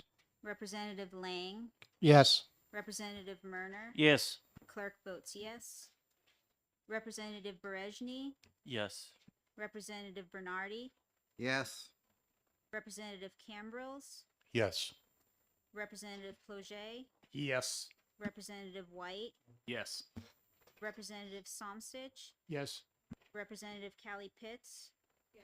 Representative Mann. Yes. Representative Oxenham. Yes. Representative Lewicki. Yes. Representative McGee. Yes. Representative Gottling. Yes. Representative Laflamme. Yes. Representative Pimentel. Yes. Representative Partial. Yes. Representative Vos. Yes. 21-0. By a vote of 21 to nothing, Senate Bill 270 is adopted as amended and without consent will be placed on the consent calendar. Without objection, I mean. Objection. With our consent. Michael, you just checking to see if everyone was awake, that's all. Yeah. Apparently you're paying attention. That's good. It's 21. All right, so we'll close that executive session and we'll open an executive session on Senate Bill 256. Now, this bill is relative to establishing a committee to study the feasibility of replacing the Site Evaluation Committee. And I will recognize Representative Thomas for a motion. Thank you, Mr. Chair. On SB 256, motion OTP. And I recognize Representative Cambrils. Thank you, Mr. Chair. I would like to second that motion. So it's been moved and seconded that we pass Senate Bill 256, establishing a committee to study the feasibility of replacing the Site Evaluation Committee. This is the long-term solution. The short-term solution was Senate Bill 429. And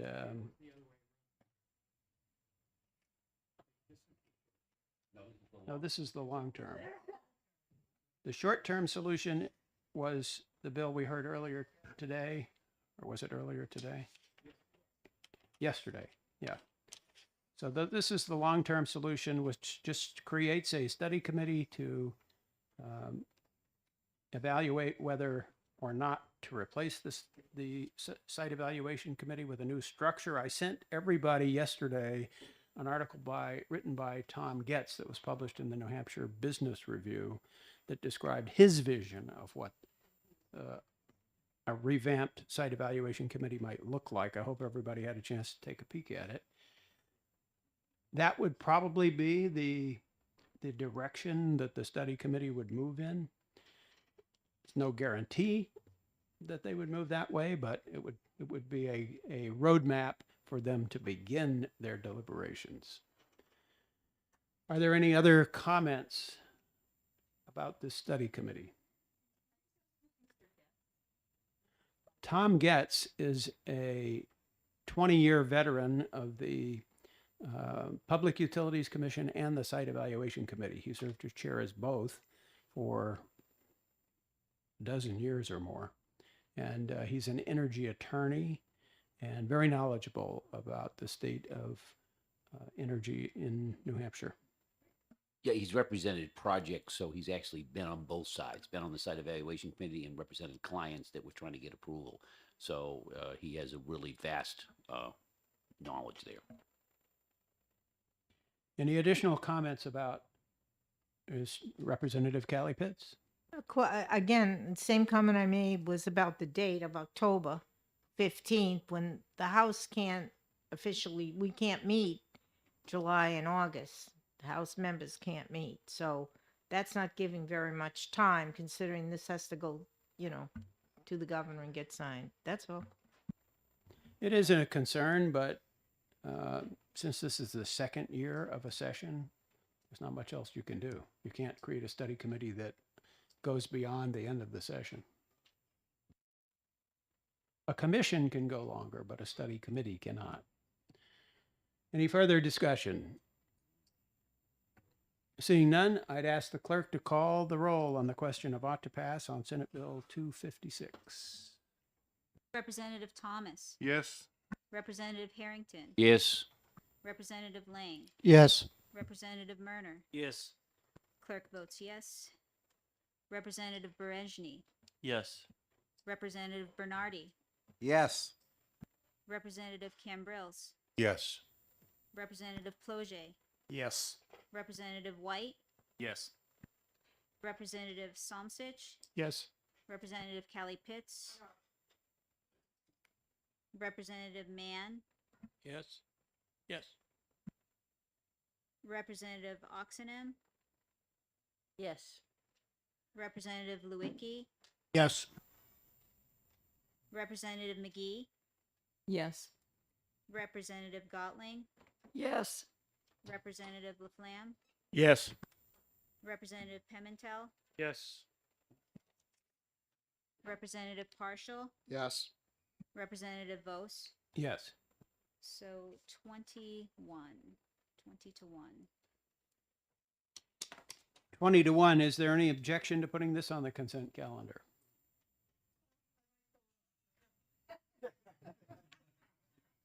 All right, we'll put it on consent and let you take the heat if you pull it off. If anybody can take it, Jackie, it's you. Okay, so let's close the public hearing on Senate Bill 256. And we already did 440. Exec session, sorry. So next up would be Senate Bill 259. And Mr. Chair, I have an amendment. Did I pass that? did you pass that out already? I did. Okay, Representative Oxenham has passed out an amendment, and I'd like to make sure everybody has had a chance to look at it.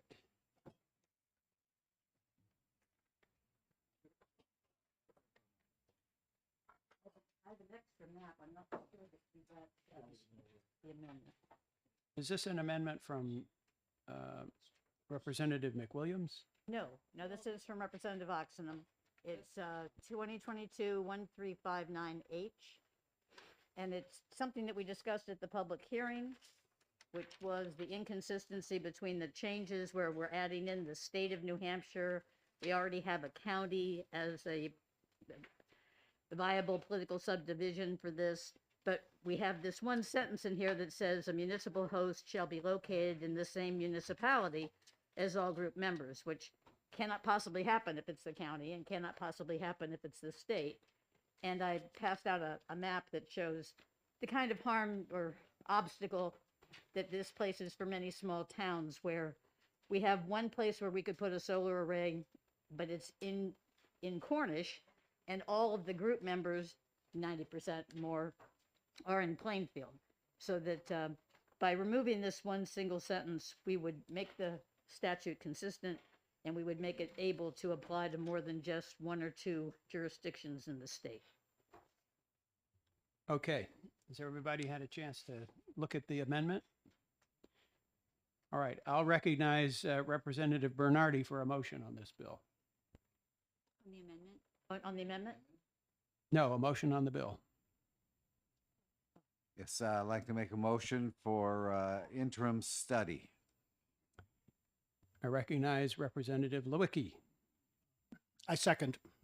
So it's been moved and seconded that we judge Senate Bill 259 to be worthy of interim study. Is there any further discussion? Representative Bernardi. Yes, thank you, Chairman, Mr. Chairman. So on the main bill here, we had language about the state housing authorities and quasi-public entities, as well as Pease Development Authority. What causes, I think, a need for interim study is because this potentially greatly expands the opportunity for net metering. We don't know how much, how big, and because quasi-public entities are considered, this needs to be flushed out and makes it perfect for interim study. Okay, any further discussion? All right, seeing none, I'll ask the clerk to call the roll on the motion of interim study for Senate Bill 259. Representative Thomas, Yes. Representative Harrington, Yes. Representative Lang, Yes. Representative Murner, Yes. clerk votes yes. Representative Berejny, Yes. Representative Bernardi, Yes. Representative Cambrils, Yes. Representative Ploget, Yes. Representative White, Yes. Representative Somsich, No. Representative Callie Pitts, Representative Mann, Representative Oxenham, No. Representative Lewicki, Yes. Representative McGee, No. Representative Gotling, No. Representative Laflamme, No. Representative Pimentel, No. Representative Partial, No. Representative Vos, Yes. 14-7. By a vote of 14-7, the recommendation to refer for interim study is adopted on Senate Bill 259. So we will close that exec session. Will there be a minority report?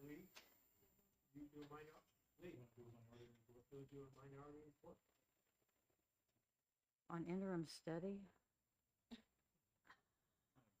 I don't think it's worth doing. It's probably not necessary. All right, no minority report.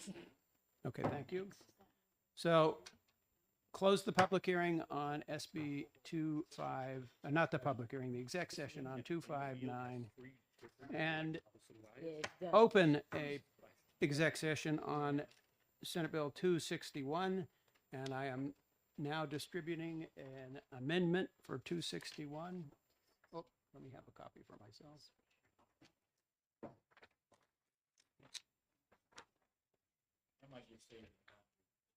All this amendment does is it adds one sentence to the text that was supplied by the Department of Energy and Senator Waters as the amendment for this bill. That one sentence is the last sentence on lines 12 and 13 that says the costs reasonably incurred by a utility pursuant to this paragraph shall be recoverable. And I will move the adoption of this amendment, which is Amendment 2022-1399H. And I'll recognize Representative Thomas. I move to adopt 1399H. I was hoping for a second. I already moved Second. that. I moved the second. Okay, it's been moved and adopted and seconded that we adopt Amendment 2022-1399H. Is there any discussion? No, I said quarterly basis, the amount of the. Representative Sopsich. Mr. Chairman, could you explain this amendment to us a little bit? Yes, this amendment was requested by Senator Waters and the Department of Energy, and this is the exact text that they requested that we submit. The only thing that I did was I added the sentence that starts on line 12 and ends on line 13. The costs reasonably incurred by a utility pursuant to this paragraph shall be recoverable. So the original bill I don't see that sought on to 12 and 13. change the payment period from yearly to quarterly for net metering credits. And the Department of Energy identified a couple of technical issues with the original bill, including the section of statute that it amended. And so they suggested that this was the correct way to structure this bill. And so they asked us to amend it to structure it according to what they needed. Representative Callie Pitts. Okay, it's 10 to 5. I haven't had my dinner yet. I'm confused about this. Is this again, looking at the bill and trying to look at this, is the system of reimbursements still going to change to quarterly? Yes. If it exceeds $100. Now, at the end of the March billing period, I guess I don't understand that. At the end of the March billing period or on a quarterly basis, an amount equal to the amount accrued and a balance. So in essence, you're changing this to a quarterly reimbursement. Yes, And that is correct. may I ask why the amendment put in the dollar amounts, which I don't see in this bill? Those were requested by Senator Waters and the Department of Energy. Do we have any commentary from anybody else on these? I mean, I guess, did somebody throw a dart at a dartboard? I don't understand that. It's not customary to call on other people to speak during an exec session, but I will ask Griffin Robarge from the Department of Energy if he could clear up any Explain it. confusion about this amendment.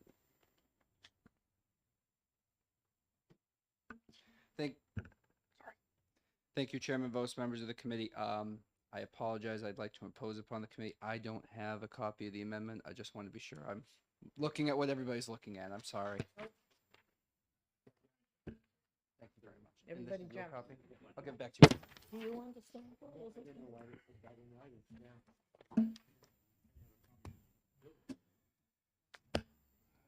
I have a copy of the bill and it doesn't seem to. Forgive me, sorry. So,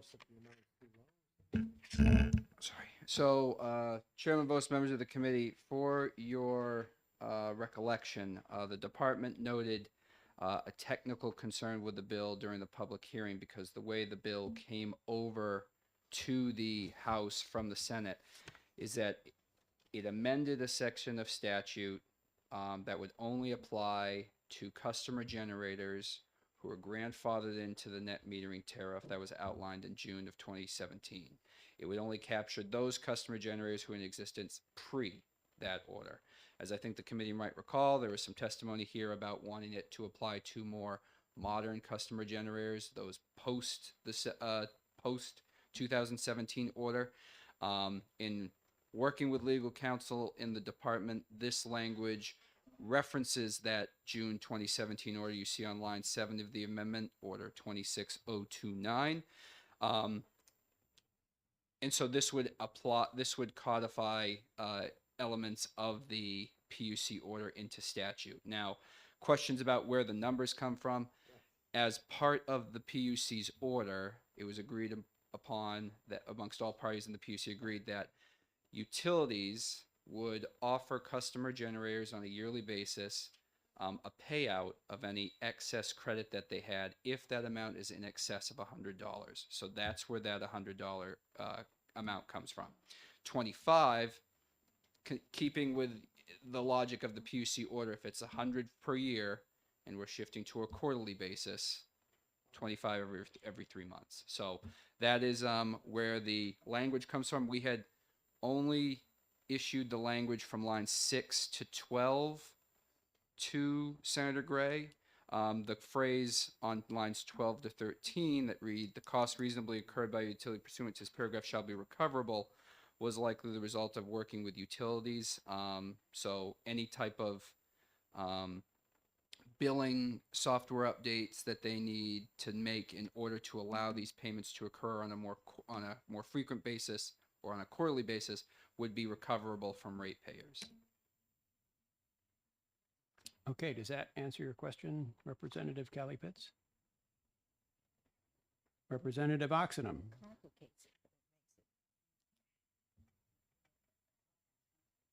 And I would just note that the department, again, remains neutral. So, Of course. So, yes. Yeah. So, as we would expect. yes. Okay. Seeing no further discussion, or does Representative Thomas need to make a comment? Nope, I'm waiting to vote. Oh. Representative Oxenham, I thought you Yes, said you passed. Yes, I did, but I actually remembered the questions. Oh, if- okay. If I may ask your indulgence. You had a rather tortuous turn of phrase there where you said it only captured the grandfathered price for the one that was prior to the order in 2017. So could you say that in a direct way? We often talk about net metering 1.0 and 2.0. Yes, Are yes. both of those covered by this change? Yes. Thank you very much. I appreciate it. That's what they added. I just wanted to be certain. We just there was a specific reference, obviously, to the PUC order. I think has been mentioned in the past. Is that you'll find a lot of net metering statute is outdated. It's been superseded by PUC order. This explicitly references more current PUC order. Thank you. Okay, any further discussion? Seeing none, I'd now ask the clerk to call the roll on the question of adopting Amendment 2022-1399H. Representative Thomas, Yes. Representative Harrington, Yes. Representative Lang, Yes. Representative Murner, Yes. clerk votes yes. Representative Berejny, Representative Bernardi, Yes. Representative Cambrils, Too many lights on. Peter, your mic's on, Carol, Jackie's on, the rock. I just turned everybody off. Yes. Whatever. Representative Cambrils, Yes. Representative Ploget, Yes. Representative White, Yes. Representative Somsich, Yes. Representative Callie Pitts.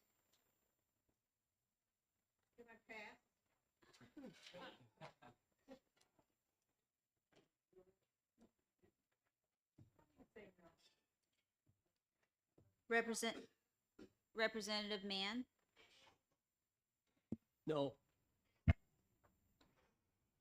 Representative Oxenham, Yes.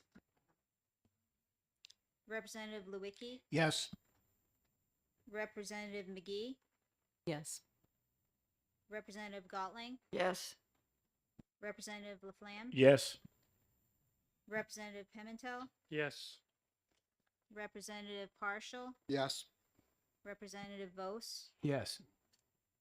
19-1. 19-2, sorry. By a vote of 19-2, Amendment 2022-1399H is adopted. I now move ought to pass as amended on Senate Bill 261. And I will recognize Representative Thomas. Second.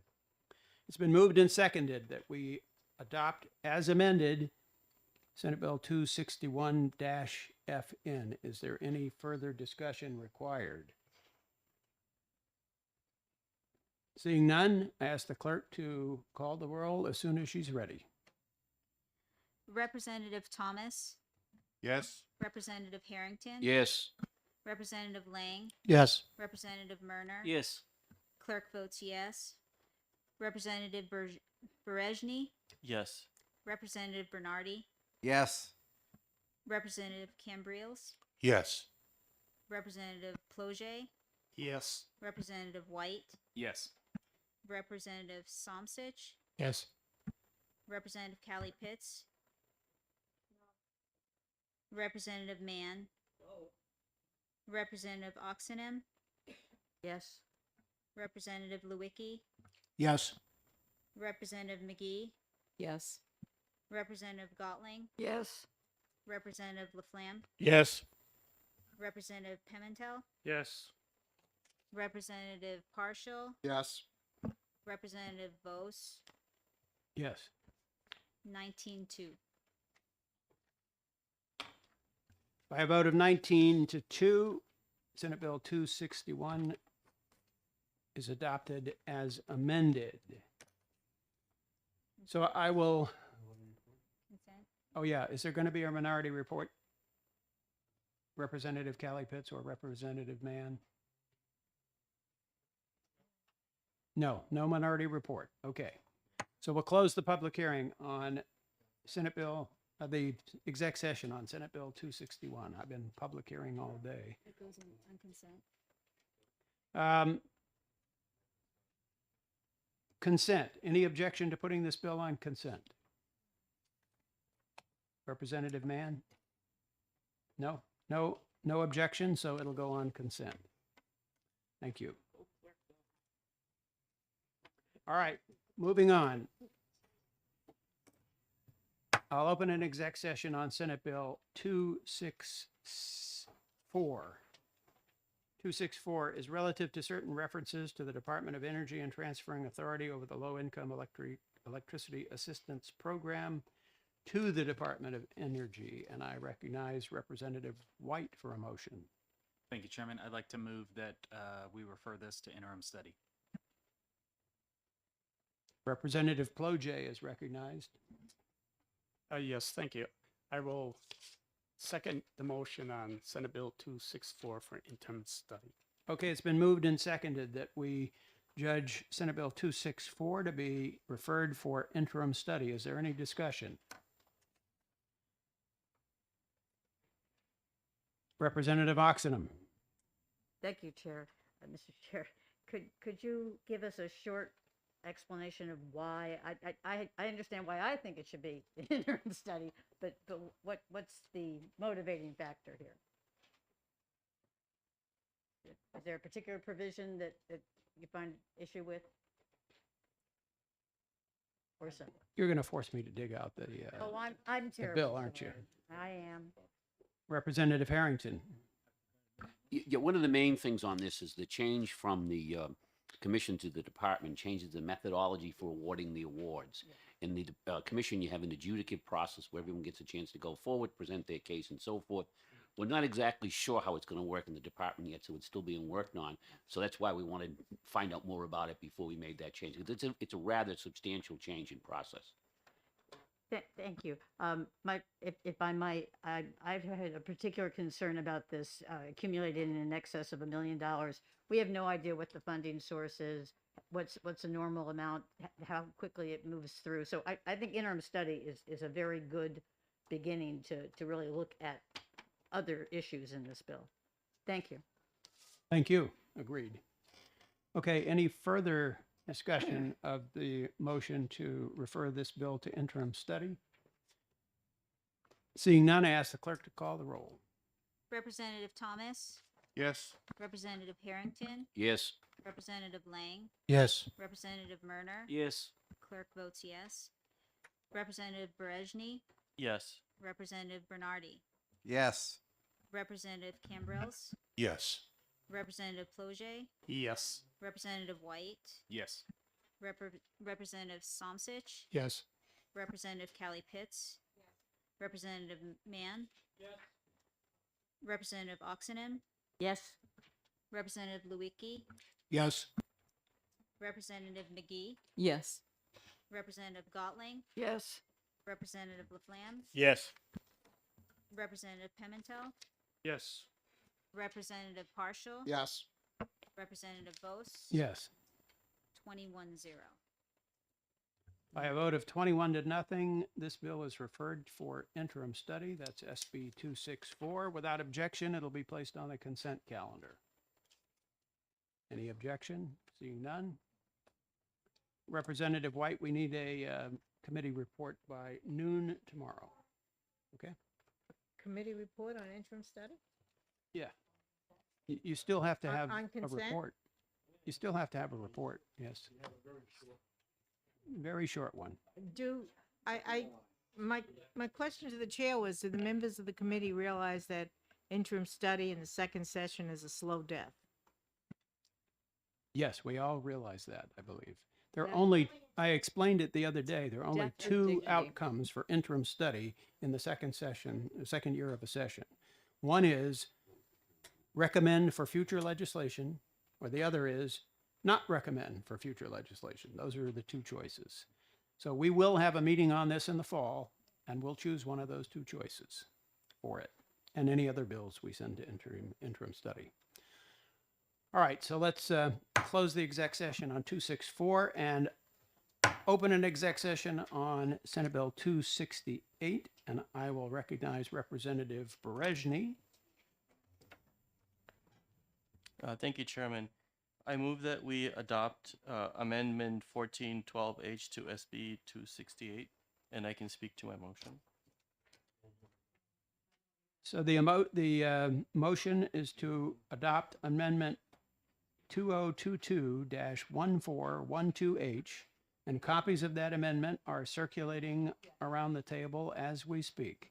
And I recognize Representative Lewicki while that is happening. I second. It's been moved and seconded that we adopt Amendment 2022-1412H. And I recognize Representative Berejny, Representative Harrington. Mr. Chairman, I think there might be a technical issue with this that I probably should have caught on the amendment, and I just noticed it now. But in line 12, it says, it talks about notwithstanding the provisions, no state fund shall be appropriated or expended for planning, construction, operation, or management of offshore wind or tidal resources. The problem is the word planning. We have the Offshore Wind Commission, which is actively involved in planning with that. It's ongoing.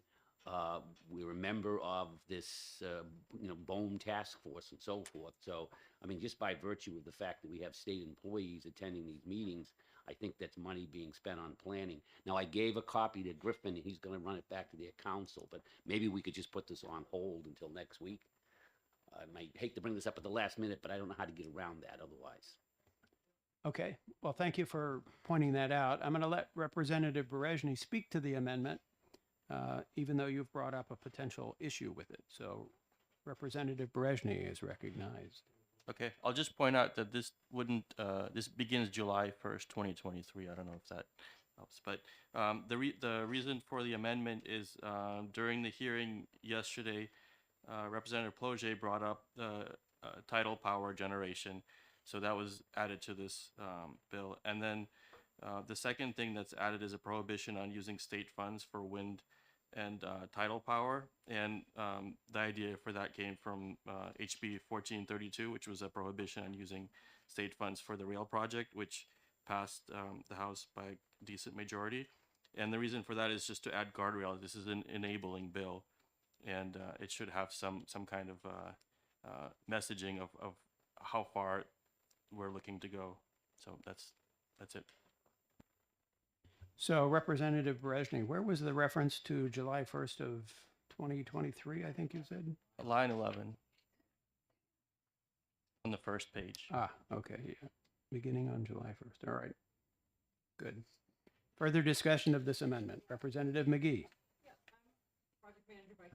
And I don't understand how either we have a Department of Wind, right, an Office of Wind, which is planning, and there will be money expended if we are going to participate. Whether we're going to participate or not may still be objectively unknown, but it seems like there's quite a lot of planning ongoing with which the state is participating in.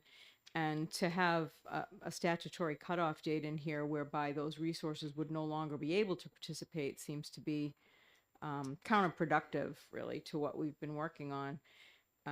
So I think having a 3-page amendment come in at the last second to change a bill that was for something,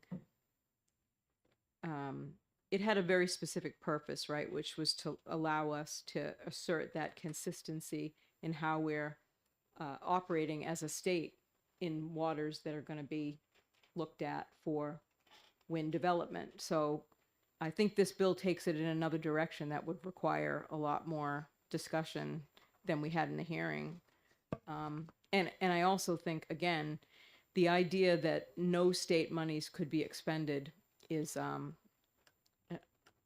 it's a non-starter. That's how I would say it. Okay, further discussion. Representative Somsich. Yes, I'm kind of surprised about this amendment too, not just because of the timing at the very last minute, but because I think there's a lot of misconceptions here. Maybe the idea is to somehow stop the whole process of offshore wind, in which case I can say it will not stop. The other states will go ahead without us. The whole idea is we need to be at the table to make sure that our interests as a state are recognized, including the fishing industry and so forth. And unless we're at the table, we're not going to have a say in this. The Department of Energy is currently looking for a consultant to hire for various projects associated with offshore wind. That would bring that to a halt. In addition, the issue of tidal resource, while I think it's a great idea, there is no idea to do anything at this point. No company is willing to do anything about it. It's not necessarily a proven technology yet. So it's kind of hypothetical, even though I might think it's interesting. We have considered that in Portsmouth, to seeing our tides go in and out all the time. Be nice. So I think there's a lot of things in this bill that don't make a lot of sense. The lack of funding for the legitimate offshore wind projects, which will benefit New Hampshire dramatically, as we were talking just briefly around electric car vehicles charging and the need for extra electricity. This is going to be a huge energy resource. And it's going to go on without us or with us. It doesn't matter what we say because we're a relatively small player, but we're going to end up being at the back of the line playing defense and not having any say unless we get involved and become actively involved in it. So I think without giving this a lot of thought or a hearing or something, I think this is premature to come up with something like this. Thank you. Thank you. Further discussion? Representative Oxenham. Thank you, Mr. Chair. Several things. We heard repeatedly during the public hearing how important it was for New Hampshire to protect its interests by establishing in statute that this consistency argument that we had to put these things in so that we could therefore be protective of the interests of the state of New Hampshire. Secondarily, at least secondly, maybe not secondarily, there are going to be enormous job opportunities and investment opportunities with this new industry coming in. And we're foreclosing the door and saying New Hampshire is not open for business. We're not interested in what is probably the biggest gold mine of at least the coming half century. And we have, there's going to be the landing of power. Even if other states and the feds are producing from wind, they've got to bring that power on shore. We've got that Seabrook facility that was never used as an opportunity to bring it in, that second reactor site. We are so posed to take advantage of this economic development opportunity, and this just says no, we're not interested in business if it has a renewable tag. I'm amazed. Thank you, Representative. The way I read this paragraph, it basically says that any money expended for the planning, construction, operation, or management of offshore wind should be private money, not public money. What this paragraph says to me is that the private sector should be investing in this technology. The private sector is frequently, or maybe frequently isn't the best word, maybe it's always better at accomplishing this kind of work than the public sector. The public sector tends to be less efficient at accomplishing this kind of work. So what this paragraph says to me is we want the private sector to take over the build out of these wind energy resources without encumbering public money. Representative Partial. Yes, thank you, Chair Votes. I would agree with you. I would like the private sector to become involved with this and do the actual construction and building. That's the appropriate role. But the appropriate role for the private sector is not to declare a 200-mile contingency, and that's what the original bill did. I noticed the date on this is July 1st, 2023. Why can't this not be introduced as a separate bill, independent of this bill, so that we can get this states' rights bill passed? And then we can work on the logistics of the details later. Further comments? Representative Callie Pitts. Again, I don't think my brain is functioning the way it should. I'm looking at the section 3 that was in question, and then I'm looking at the same section that I see in the original bill that says 10% of the monies accrued, collected for mitigation, et cetera, are going to go to the DES. So where is this bill absolutely cutting out, this amendment, absolutely cutting out use of private funds? Can you tell me which paragraph you were referring to? I was referring to the paragraph on lines 11, 12, and 13 on page 1. And that apparently there was there's a question about that. It was going to be changed, I do believe. There was that paragraph in question. I have it circled that it was in question and there was a technical change on it, or I think paragraph 3 is a new paragraph, is it not? He brought up planning as an issue. That we you- are involved in planning. That no state funds shall be appropriated as for planning, construction, operation, or management of the offshore winding. So on this particular part, you leave planning and take out construction, operation, or management? Yeah, but it's prohibited. Representative Harrington can Yeah, I need Yeah, answer that the question. intent was, to not have planning be on the list of things we couldn't spend money on. We just passed 440 this morning or yesterday, I can't remember Right. anymore.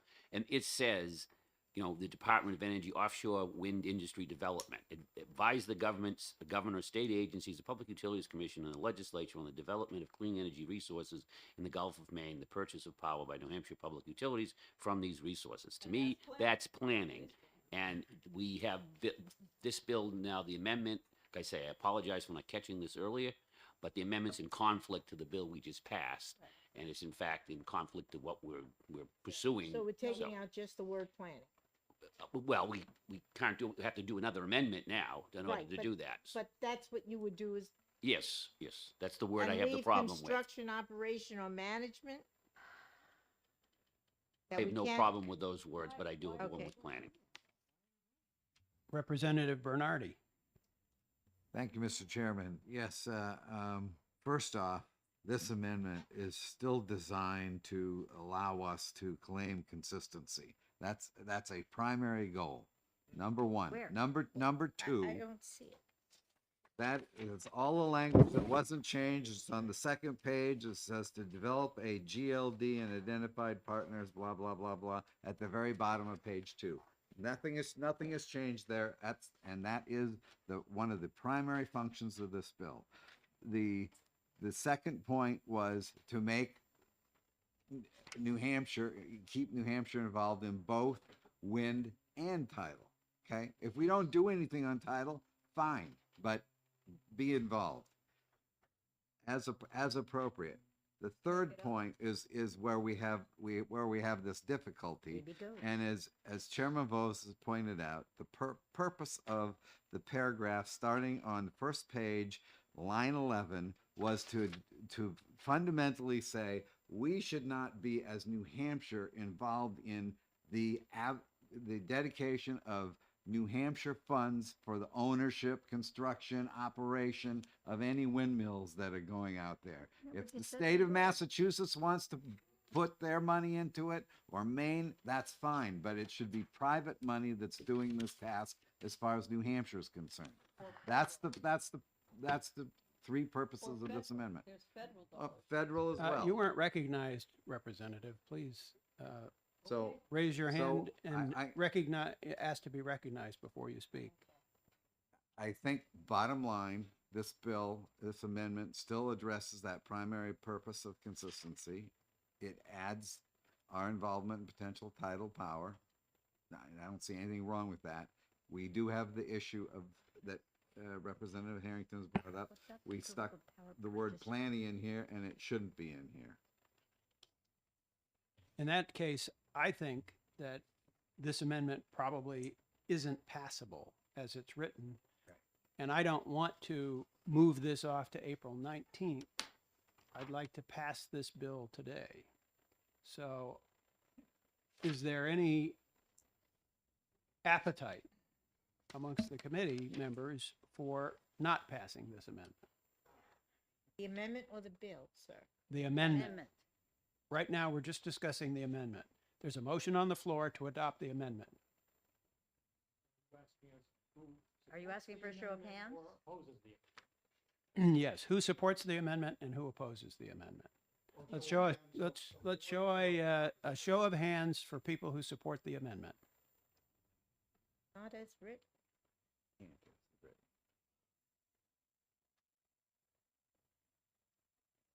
Okay, now let's see a show of hands for people who don't support the amendment.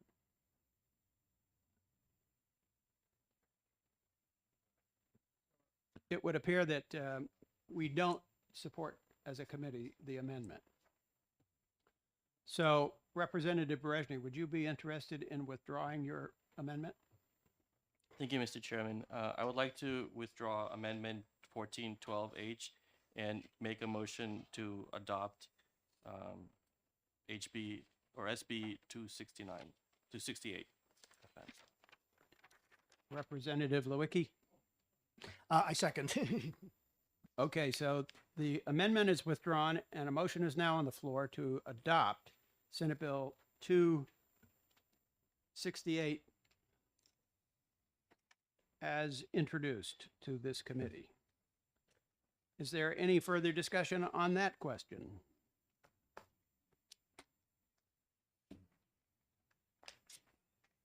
Seeing none, I'd ask the clerk to call the roll on the question of ought to pass on SB 268.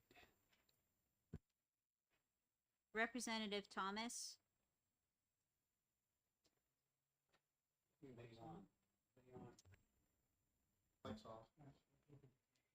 Yes. Representative Harrington, Yes. Representative Lang, Yes. Representative Murner, Yes. clerk votes yes. Representative Berejny, Yes. Representative Bernardi, Yes. Representative Cambrils, Yes. Representative Ploget, Yes. Representative White, Yes. Representative Somsich, Yes. Representative Kelly Pitts, Representative Mann, Representative Oxenham, Yes. Representative Lewicki, Yes. Representative McGee, Yes. Representative Gottling, Yes. Representative Laflamme, Yes. Representative Pimentel, Yes. Representative Partial, Yes. Representative Vos. Yes. 21-0. So by a count of 21-0, Senate Bill 268 is adopted. And without objection, we'll put it on the consent calendar. Seeing no objections, it will go on consent. That concludes the executive session on Senate Bill 268. And that brings us next to Senate Bill 269, and I recognize Representative Cambrils for a motion. Yes. Thank you, Mr. Chairman. No. Doesn't.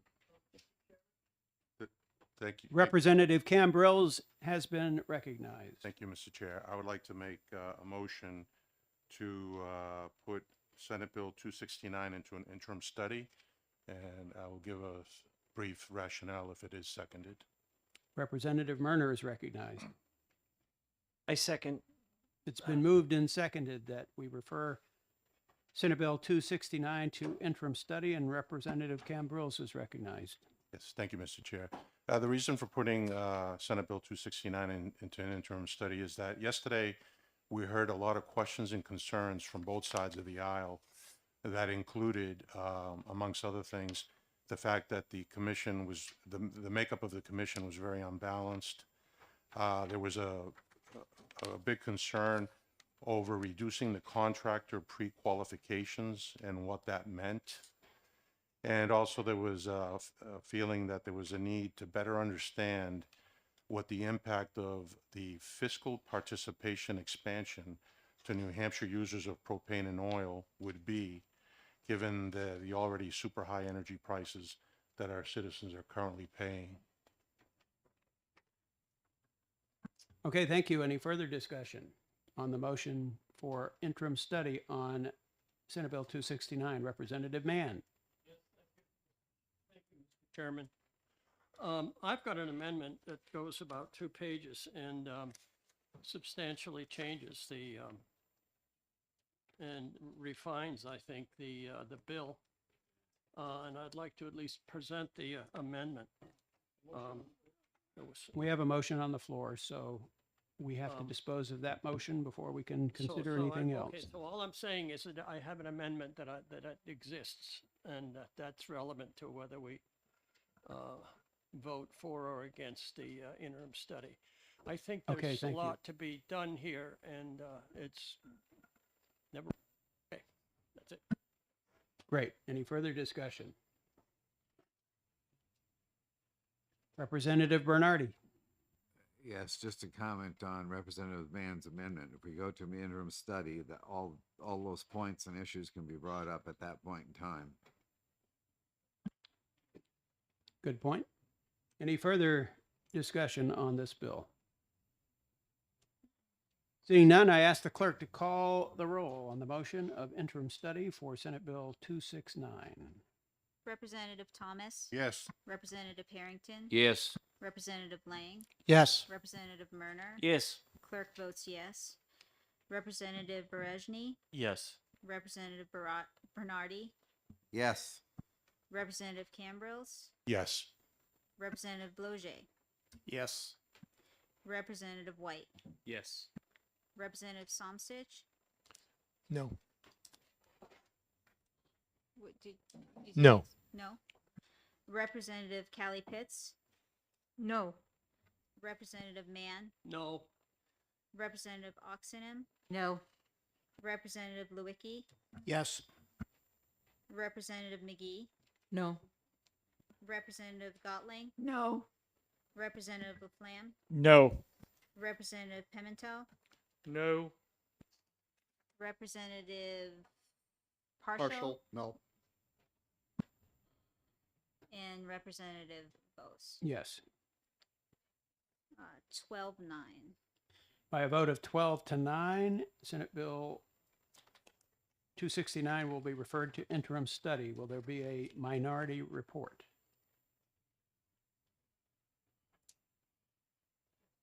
Yes, there will be a minority report. Representative Somstich will write it and deliver it by noon tomorrow, correct? Okay. So that closes the executive session on Senate Bill 269, and that actually closes our activity for the day. Almost. We have a couple of things left to do. One is to everybody extend a vigorous thank you to our substitute clerk, Vanessa Sheehan. She did a fantastic job. Thank you, Vanessa. We really appreciate you being here. Yeah. And we thank all of our substitute representatives today. Representative Laflamme, Representative Gotland, Representative Lang. Thanks to everyone for being here today and helping us out. Next order of business, I want everybody to be aware that on Tuesday, April the 19th, we will conduct another executive session, at which time we will exec Senate Bills 263, 265, 271, 321, 448, 395, 429, and 262. We may not exec them in that order, but those, Mr. Chairman, those are will the bills. will that list of executive bills be listed in the calendar this time? Yes, it will. Okay, It thank will you. indeed. Representative Oxenham. Thank you very much, Mr. Chair. I noticed yesterday that you mentioned the sessions on April 21st and May 5th. Yes. Is it your understanding that May 5th is the last session that we will be holding as the? No, it will not be the last session. There will be a session on May 12th to form committees of conference. And then there will be a final session on May 26th to hear the reports of all the committees of conference. Thank you very much. Yep. And with that, I want to thank you all for a fantastic day of work, a long day of work, but a fantastic day of work. 8.5 hours of work we did today. So you pat yourselves on the back. And I thank you. We'll see you on Tuesday, April 19th.